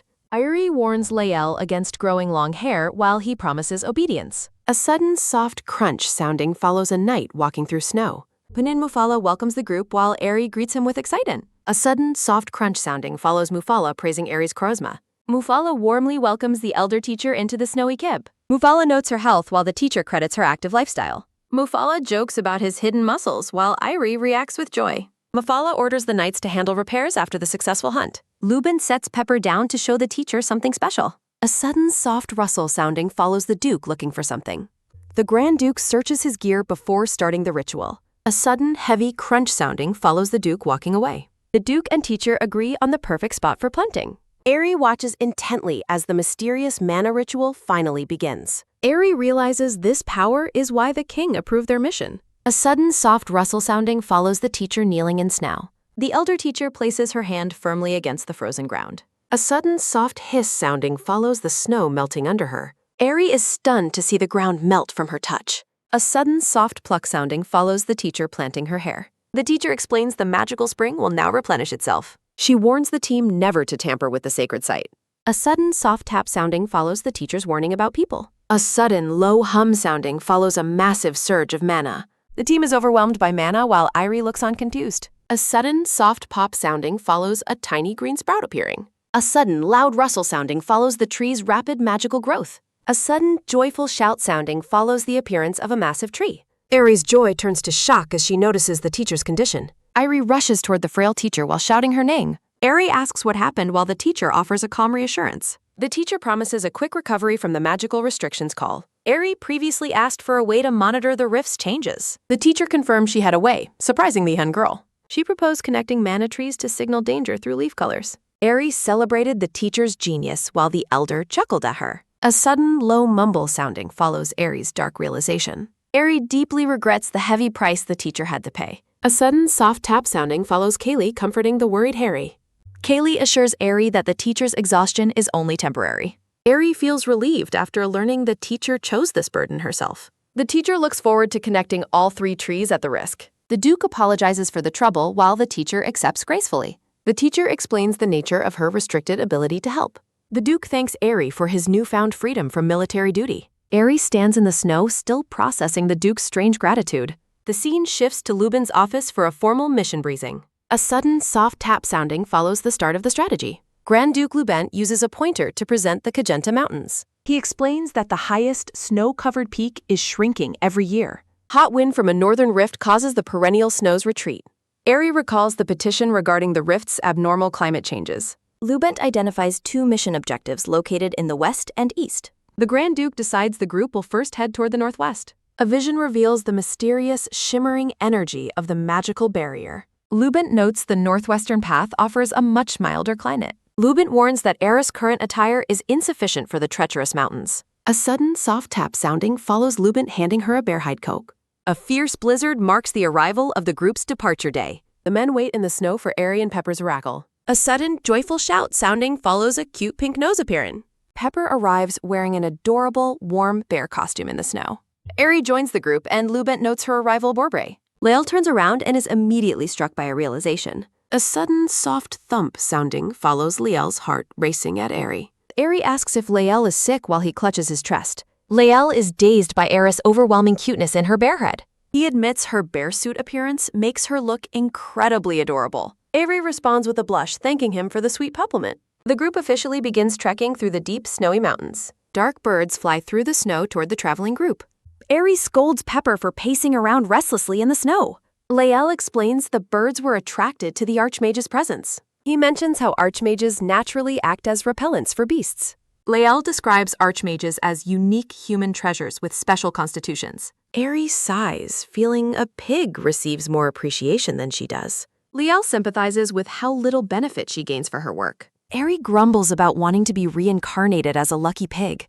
Aerie looks ahead as the snowy terrain begins to change. The mountains give way to a sunlit, golden, grassy valley. Lael explains they have reached the vastly different northwestern region. A sudden, heavy thud sounding follows Aerie reaching her physical limit. Aerie begs Lael for muscle recovery magic after the strenuous climb. Lubent explains the mountain's eroded terrain conceals its extreme altitude. Lael casts a green glow of recovery magic on the wary Aerie. Lubent laughs, recalling his own first experience with the altitude. Aerie notices Lubent looks much younger with his beard shaved off. She recalls Lawel aggressively shaving his father the night before. The group approaches the summit under a clear blue sky. A sudden, soft tap sounding follows a foot reaching solid ground. A sudden, joyful shout sounding follows Aerie reaching the summit. Aeris' excitement vanishes as she sees the impossible sight ahead.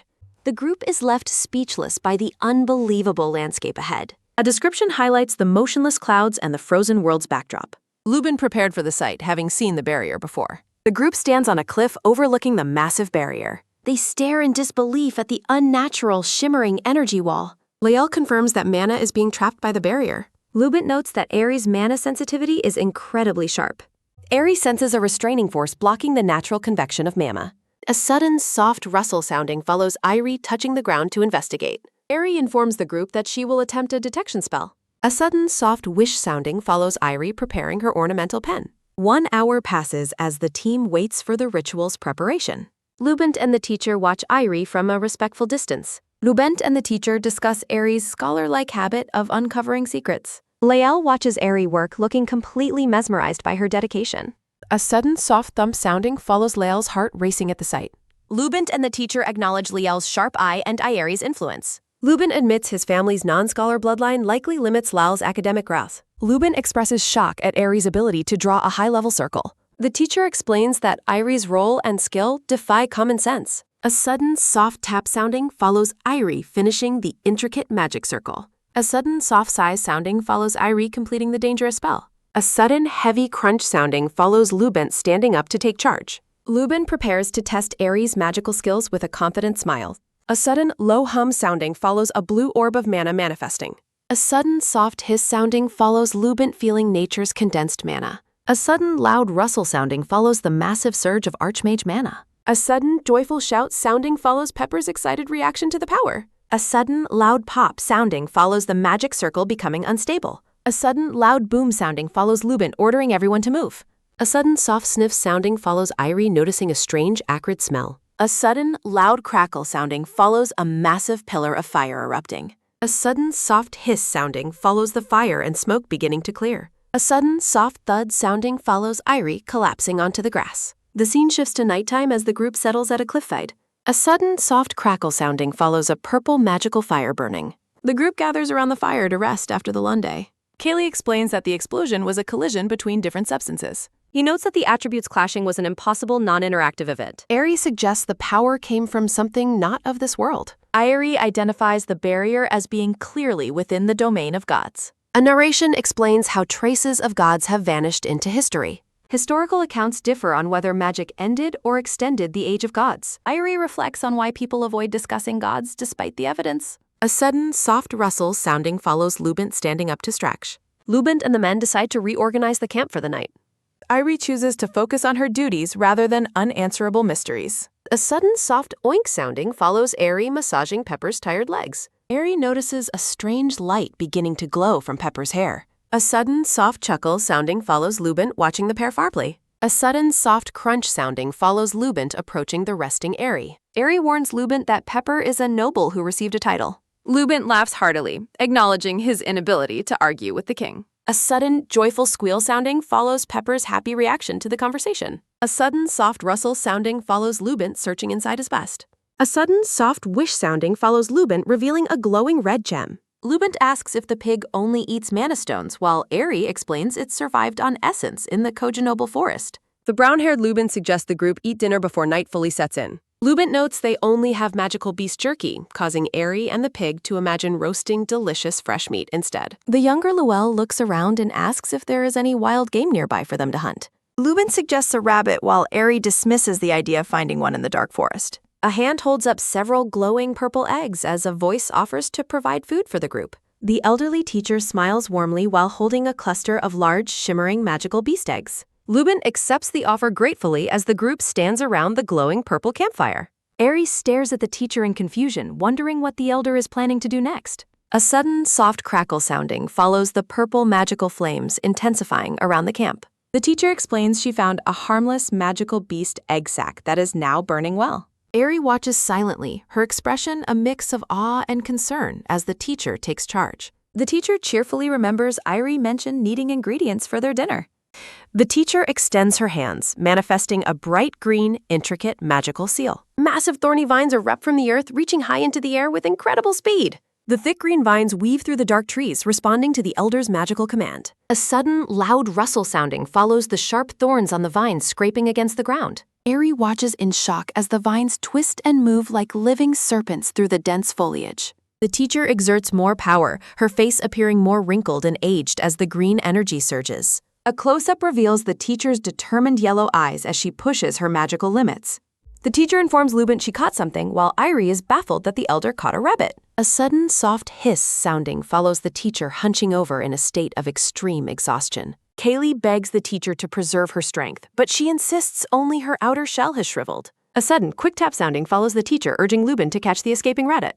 Lubint grabs Lael and offers to teach him how to hunt during the percent. The two men run off into the dark woods while Eri and Kaylee watch over the teacher. A sudden, soft tap sounding follows Eri looking at the hunched, frail-looking elder with deep worry. Eri admits the teacher's shriveled appearance is unsettling, despite the claim that she is healthy. Eri experiences a sudden realization of disharmony while recalling the teacher's various magical displays. Airi realizes the teacher isn't forbidden from taking life, but faces a severe restriction for doing so. The teacher smiles and praises Eri for being clever enough to understand the nature of her burden. The elder explains that making flowers bloom has forced her to lead many beings to their deaths. A sudden soft drip sounding follows the sight of blood-stained white lilies in the darkness. The teacher notes that Eri looks like she has many questions about the current situation. Eri decides it is for the best to save her questions for a more appropriate time. The teacher says she enjoys listening to her, but Eri feels her curiosity is causing harm. A close-up of Eris's eye reflects her deep internal conflict and growing sympathy for the elder. Eri reflects on how the cruel restriction forces those close to the teacher to remain silent. A sudden loud rustle sounding follows something heavy moving through the tall grass nearby. The group turns in surprise as the sounds of rustling foliage grow louder and closer. Lubent emerges from the bushes with a wide smile, though his clothes are heavily splattered with blood. Eri jokes that Lubent looks like a primitive chieftain, and he laughs, agreeing with the comparison. A sudden heavy thud sounding follows Lael emerging from the darkness while carrying a massive beast. Lael announces his return while Eri jokingly identifies him as the group's sub-chieftain. Iri's jaw drops as she realizes the rabbit they caught is a giant, monstrous black-furred beast. A sudden, heavy thud sounding follows the men dropping the massive creature onto a log. Lubint asks Eri to roast the meat while she stares skeptically at the enormous, dead rabbit. Eri roasts several large skewers of meat over the fire, noting that the visuals are surprisingly appetizing. Eri holds up a finished skewer and excitedly tells Lubent that the first portion is ready. Lubent takes a large bite of the roasted meat while Eri watches his reaction expectantly. Lubent praises Eri for the perfectly roasted meal. Eri brags about her company dinner skills while the teacher asks for more food. Lubent and Eri encourage everyone to eat the hot skewers while Lael smiles nearby. A close-up captures Lael's warm and serene expression as he watches the group. The group enjoys their meal together as Lubent offers a joyful invitation to eat. Kaylee approaches the magical purple fire, noting how delicious the roasting meat smells. Dawn breaks over the forest, signaling the start of a new day. Lubent checks if everyone is ready, while a sleep-deprived Eri struggles to stay awake. Eri confirms their objective to reach the rift today with Lubent's confident agreement. Lubent warns that the path to the rift through the gorge is extremely rough. The group follows Lubent down a sun-dappled forest path into the unknown. They arrive at a bright, rocky canyon under the intense morning sun. Eri complains about the rising heat while Lael calmly acknowledges the temperature. A sudden, soft gasp sounding follows Airi's intense struggle with the sweltering canyon. Airi's attention is taken by a sudden, soft hiss sounding as she screams about the insane heat. The scorching sun beats down on the rugged terrain of the canyon. Airi suffers through the suffocating humidity while wearing a cooling magic scarf from Labyrinth. Airi's attention is taken by a sudden, soft sigh sounding as she notices Lael's indifference. A sudden, quick tap sounding follows Airi grabbing onto the unaffected Lael's arm. A sudden, soft gasp sounding follows the flustered Lael's reaction to Airi's touch. A sudden, soft moan sounding follows Airi slumping over in total heat-induced despair. Airi is frustrated that she and Pepper are the only ones suffering while the archmages stay cool. Lael finds Airi's dramatic reaction adorable as he watches her with a blushing smile. A sudden, heavy thud sounding follows Airi clutching Lael's arm as if for dear life. Lael asks Airi to let go so they can speak, and she apologizes quickly. A sudden, soft sigh sounding follows the blushing Lael's awkward agreement to keep moving. A sudden, soft thump sounding follows Airi walking closely beside Lael for comfort. Lael explains that his bloodline makes him resistant to extreme heat and cold. Airi is impressed by the Salisbury bloodline's blessing as she leans on Lael. The teacher pities Pepper while Airi notes the pig's struggle as a baby spirit beast. A sudden, soft swish sounding follows the teacher explaining the pig's physical limits. The teacher explains that spirit beasts grow by reaching their limits in harsh conditions. Pepper reacts with a sudden, joyful squeal sounding after the teacher promises he will go. A sudden, soft grumble sounding follows Airi's jealousy over the pig's destined easy life. A sudden, heavy thud sounding follows Labyrinth stopping at the edge of a massive cliff. Labyrinth points toward the destination, signaling that they have arrived at the obstacle. The group stares in collective confusion at the impassable mountain before them. A sudden, soft gasp sounding follows Airi's disbelief at the sheer height of the cliff. A sudden, quick rustle sounding follows Airi noticing Labyrinth preparing to move. Labyrinth offers to carry Airi up the cliff, much to her flustered protest. Lal also offers to carry Airi, causing her to feel completely overwhelmed by the attention.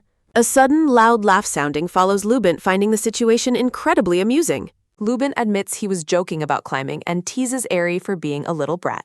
A sudden, soft groan sounding follows Airi's annoyance at Labyrinth's mischievous sense of humor. A sudden, soft wish sounding follows Labyrinth revealing a magnificent, glowing white staff. A sudden, low rumble sounding follows Labyrinth raising his staff to command the earth. A sudden, loud crack sounding follows the ground splitting beneath Labyrinth's boot. Labyrinth stands on a rising earth platform and warns the others he'll leave them behind. Airi is awestruck by the Archmage's power to lift whole layers of earth like elevators. A sudden soft tap sounding follows Airi stepping onto the rising magical color. The group stands on the rising earth platform as it ascends steadily toward the top of the canyon. Labyrinth activates an intricate green magical seal to further propel the platform upward. The massive pillar of earth shoots high into the air, carrying the travelers toward their destination. Airi falls to her knees in dizziness, overwhelmed by the sudden and intense speed of the ascent. The platform continues its rapid climb, leaving a trail of motion as it pierces through the air. Airi's soul seems to leave her body as she screams about the experience, feeling like a literal rocket launch. A close-up reveals Airi's wide-eyed terror as the force of the climb pushes her to her physical limits. The platform finally reaches the summit, and Labyrinth calmly informs a nauseated Airi that they have arrived. Lael steps forward to check on Airi while she remains slumped on the ground, struggling to recover. Airi rubs her eyes in disbelief as she begins to take in the strange, glowing environment surrounding them. Airi's jaw drops as she witnesses a massive, swirling wall of red and orange energy blocking their path. Labyrinth stands before the chaotic vortex of magical energy, his expression unreadable as the group looks on. Airi questions if Labyrinth's driving was responsible for landing them in such a bizarre and unsettling location. Airi covers her mouth in shock, realizing that they haven't reached a cliff but something far more dangerous. Airi notes that the interior of the rift feels disturbingly like being trapped inside a monster's stomach. The atmosphere becomes heavy with swirling purple and pink energies that obscure the horizon. A close-up of the organic pulsating red energy within the rift highlights the volatile nature of the area. A sudden, quick tap sounding follows Labyrinth stepping firmly onto the rocky ground to lead the way. Labyrinth points toward the edge of the cliff and instructs the group to follow him to see the rift. Airi walks cautiously beside Lael, her face full of worry as they approach the glowing abyss. Airi is startled by the sudden appearance of complex pink and gold magical circles around her. Lael explains he is casting protective magic on Airi to nullify potential attacks and ensure her safety. Airi urges Lael to save his strength, but he insists that there is no longer a reason to hold back his mana. Airi gazes at Lael with a gentle, appreciative smile, touched by his unwavering dedication to her protection. A sudden, quick tap sounding follows the two of them tightly clasping hands in a show of mutual support. Eri asks Lael not to let go, and he responds with a promise that he couldn't leave her even if he tried. The group advances toward the edge of the plateau, silhouetted against the vibrant, shimmering void of the rift. Kaylee expresses his deep revulsion at the sight of the chaotic energy squirming within the depths of the rift. Eri and Lalel stand in silence at the edge, staring down into the pulsing purple abyss with awe and fear. Lubin notes that the rift appears surprisingly stable today, despite its intimidating appearance. Lubin explains that once the rift reaches saturation, it eventually explodes as trapped beasts try to escape. The group gathers at the precipice, looking down into the vast and terrifying expanse of the magical rift. Lubin answers Eri's question, clarifying that the interior of the rift is rarely visible except during a major invasion. Eri admits she is disappointed by the calm, as she had prepared herself for a life-or-death confrontation. The teacher announces her plan to plant a tree and reaches into a small bag to retrieve some glowing seeds. Eri watches in total confusion as she wonders what the elder is planning to do with a handful of seeds. The teacher tosses the shimmering seeds over the edge of the cliff, letting them fall toward the rift's center. A close-up captures the teacher's intense focus as the glowing seeds drift down into the purple void. The seeds descend into the darkness, reacting with the magical atmosphere as they near the squirming energy. Eri expresses her concern that growing a tree directly in the rift might prevent it from ever closing properly. The purple energy within the rift begins to crack and surge violently in response to the teacher's seeds. A sudden, quick tap sounding follows Lael pulling Ayuri close and warning her to stay alert. Dozens of shadowy, bird-like monsters begin to emerge from the cracking energy of the unstable rift. The group is frozen in shock as a swarm of monstrous entities begins to pour out of the void. Amidst the chaos, a small plant suddenly sprouts and begins to grow rapidly within the heart of the rift. The teacher warns that the ground will shake as the plant grows, while Lubent asks about her true intentions. The teacher stands defiantly before the massive growing vines, promising to reveal the truth of what lies beyond. Lubent looks on in surprise while the teacher appears increasingly exhausted, her body surrounded by thick greenery. Eri begs the teacher to stop, fearing that the elder is sacrificing too much of her life force for this magic. A final close-up reveals the teacher's face has become severely shriveled and ancient as she pushes her power to the limit. The teacher insists her devotion to the group surpasses even divine concern. Eri frantically warns that the teacher's current actions are creating extreme danger. A sudden soft chuckle sounding follows the teacher's claim of acting for their sake. The teacher maintains she has no desire to harm them, only a duty. A sudden soft rustle sounding follows the teacher commanding the group to observe. The group watches as a swarm of monstrous, winged entities fills the rift. Violent slashes of purple energy tear through the chaotic atmosphere of the abyss. A sudden, sharp screech sounding follows a multi-eyed monster bearing its fangs. Ayuri is frozen in terror as a monster's shadow looms directly over her. Eri realizes with a jolt of horror that her eyes have met the monsters. A sudden, loud scream sounding follows Ayuri's absolute conviction that she is about to die. Ayuri shuts her eyes tightly as the massive beast lunges toward her. A sudden, heavy thud sounding follows the monster being repelled by a hexagonal barrier. Lael holds Eri close, explaining that the rift's barrier prevents the beasts from crossing. A sudden, quick tap sounding follows Ayuri's urgent plea to stop the collapsed teacher. The teacher weakly addresses Ayuri as she lies exhausted on the rocky ground. The teacher points toward the massive, thorny tree growing deep within the rift. Eri stares at the tree in silent confusion, struggling to understand its significance. The teacher explains her plan to touch the tree and grant it brief consciousness. Eri asks about the tree's identity as the teacher prepares her final revelation. A sudden, soft whoosh sounding follows the teacher revealing the tree is her mother. A sudden, bright flash sounding follows the ancient tree erupting in brilliant blue light. The intense magical glow within the tree pulses before slowly fading back into darkness. The teacher laments the broken connection, questioning if she has reached her limits. A sudden, soft swish sounding follows the last remnants of magic fading from the air. A sudden, heavy thud sounding follows Lubin rushing desperately toward his fallen master. Lubin demands an explanation for the teacher's reckless use of her failing life force. The teacher offers a faint, peaceful smile as she prepares to tell one last story. The teacher reveals she was originally born as the fruit of that ancient tree. The teacher asks the group if they understand the true origin of humanity. An ornate emblem illustrates the legend of God molding humans into spiritual seeds. The legend describes how God planted those seeds and brought humanity to life. Ayuri is struck by a sudden realization as she recognizes the details of the myth. Ayuri notes with growing shock that this is a story she already knows. The scene shifts abruptly to the modern landscape of Seoul in the year 2020X. A modern multi-story house stands silently under a clear and bright sky. A person's hands hold an old decorative book titled Sisselmersche with floral designs. A modern woman sits on a sofa, noting that her client is running late. Stained glass art describes a god planting a tree using the borrowed power of the moon. The myth continues, describing the birth of a beautiful flower from the moon tree. A close-up highlights the title of the book, self-reliance, held in the woman's hands. A sudden, soft groan sounding follows both women sharing a moment of shared frustration. A split view highlights the perfect resemblance between Eri and the woman from Seoul. Eri confirms her internal knowledge of the myth as the teacher continues speaking. The teacher explains that she has no direct descendants despite her ancient origins. The teacher notes that her siblings' blood survives in various noble and magical lineages. The mother tree continues to wither and die within the hostile environment of the rift. A sudden, soft creak sounding follows the teacher beginning to explain Irie's unique connection. An illustration depicts a spirit's resolve to inhabit a human shell and enter the world. The spirit vows to descend from above and walk upon the ground personally. A decorative frame proclaims she will be the very first. A sunlit path symbolizes her escape from a divine embrace.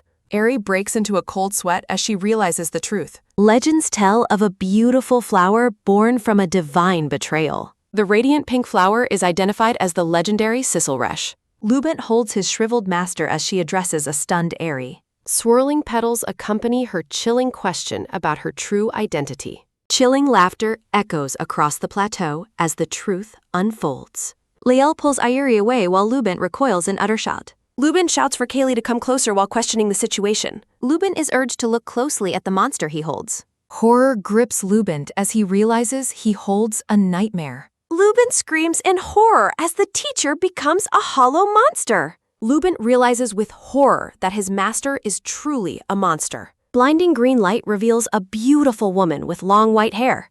The group stands frozen as the woman calls out to Eri. The white-haired woman thanks Iri for facilitating her safe arrival. She reveals that Ayuri was the blade specifically prepared for her. A dark, clawed hand flexes as ancient power begins to surge. Violent thorny vines suddenly erupt to ensnare the unsuspecting group. A moment of wordless shock follows the sudden, violent magical ambush. Thorny vines hoist Eri into the air while her companions watch. Eri gasps in pain as the thick thorns tighten their breath. Lael shouts Eris' name in a desperate attempt to reach her. Despite his injuries, Liel lunges forward with a grief-stricken cry. Lubent restrains a bloodied Lael, warning him of the extreme danger. Desperation fills Lubent as he realizes he must take immediate action. The white-haired woman looks on with cold, reptilian yellow eyes. A sudden, sharp crack sounding follows an energy blast repelling the men. Lubent desperately grabs the woman, but she remains entirely unmoved. The ancient being coldly commands her former student to let go. A sudden, sharp groan sounding follows Lubent being thrown back. Her glowing yellow eyes narrow as she effortlessly casts Lubent aside. She notes that they cannot harm one another despite the conflict. She warns against threats while pointing out their common enemy. Eri hangs helplessly over the rift as the woman takes control. The ancient being stands victoriously at the edge of the abyss. Golden vines suspend Eri over the chaos of the magical void. Eris' tears fall as the woman demands that she look ahead. The woman identifies the swarming monsters as Eri's primary enemy. Countless winged beasts circle within the glowing red and purple rift. The woman commands Iri to begin killing on her behalf. The scale of the invasion becomes clear as monsters fill the sky. The group is told that this horrific ordeal is ultimately helping. Lael lets out a final, agonizing scream as Eri is dropped. Eri is cast into the void, tangled in the remaining vines. The light of the rift swallows Iri as she falls deeper. Tears stream from Eri's eyes as she faces her certain end. Narrative text describes the final, heart-wrenching sight before she falls. Liel lunges into the abyss after her, reaching out with desperation. Narration describes hands being desperately outstretched during the heart-wrenching separation. Lubent uses magical energy to hold Lael back while the sky becomes distorted in red. Chaotic magical energy swirls through the dark atmosphere as the scene transitions. A sudden, quick tap sounding follows a foot stepping firmly onto the rocky ground. A sudden, heavy thud sounding echoes through the vast and empty darkness. A sudden, loud squeal sounding follows a small pink piglet tumbling through the air. A final message expresses gratitude to the readers at the end of the first season.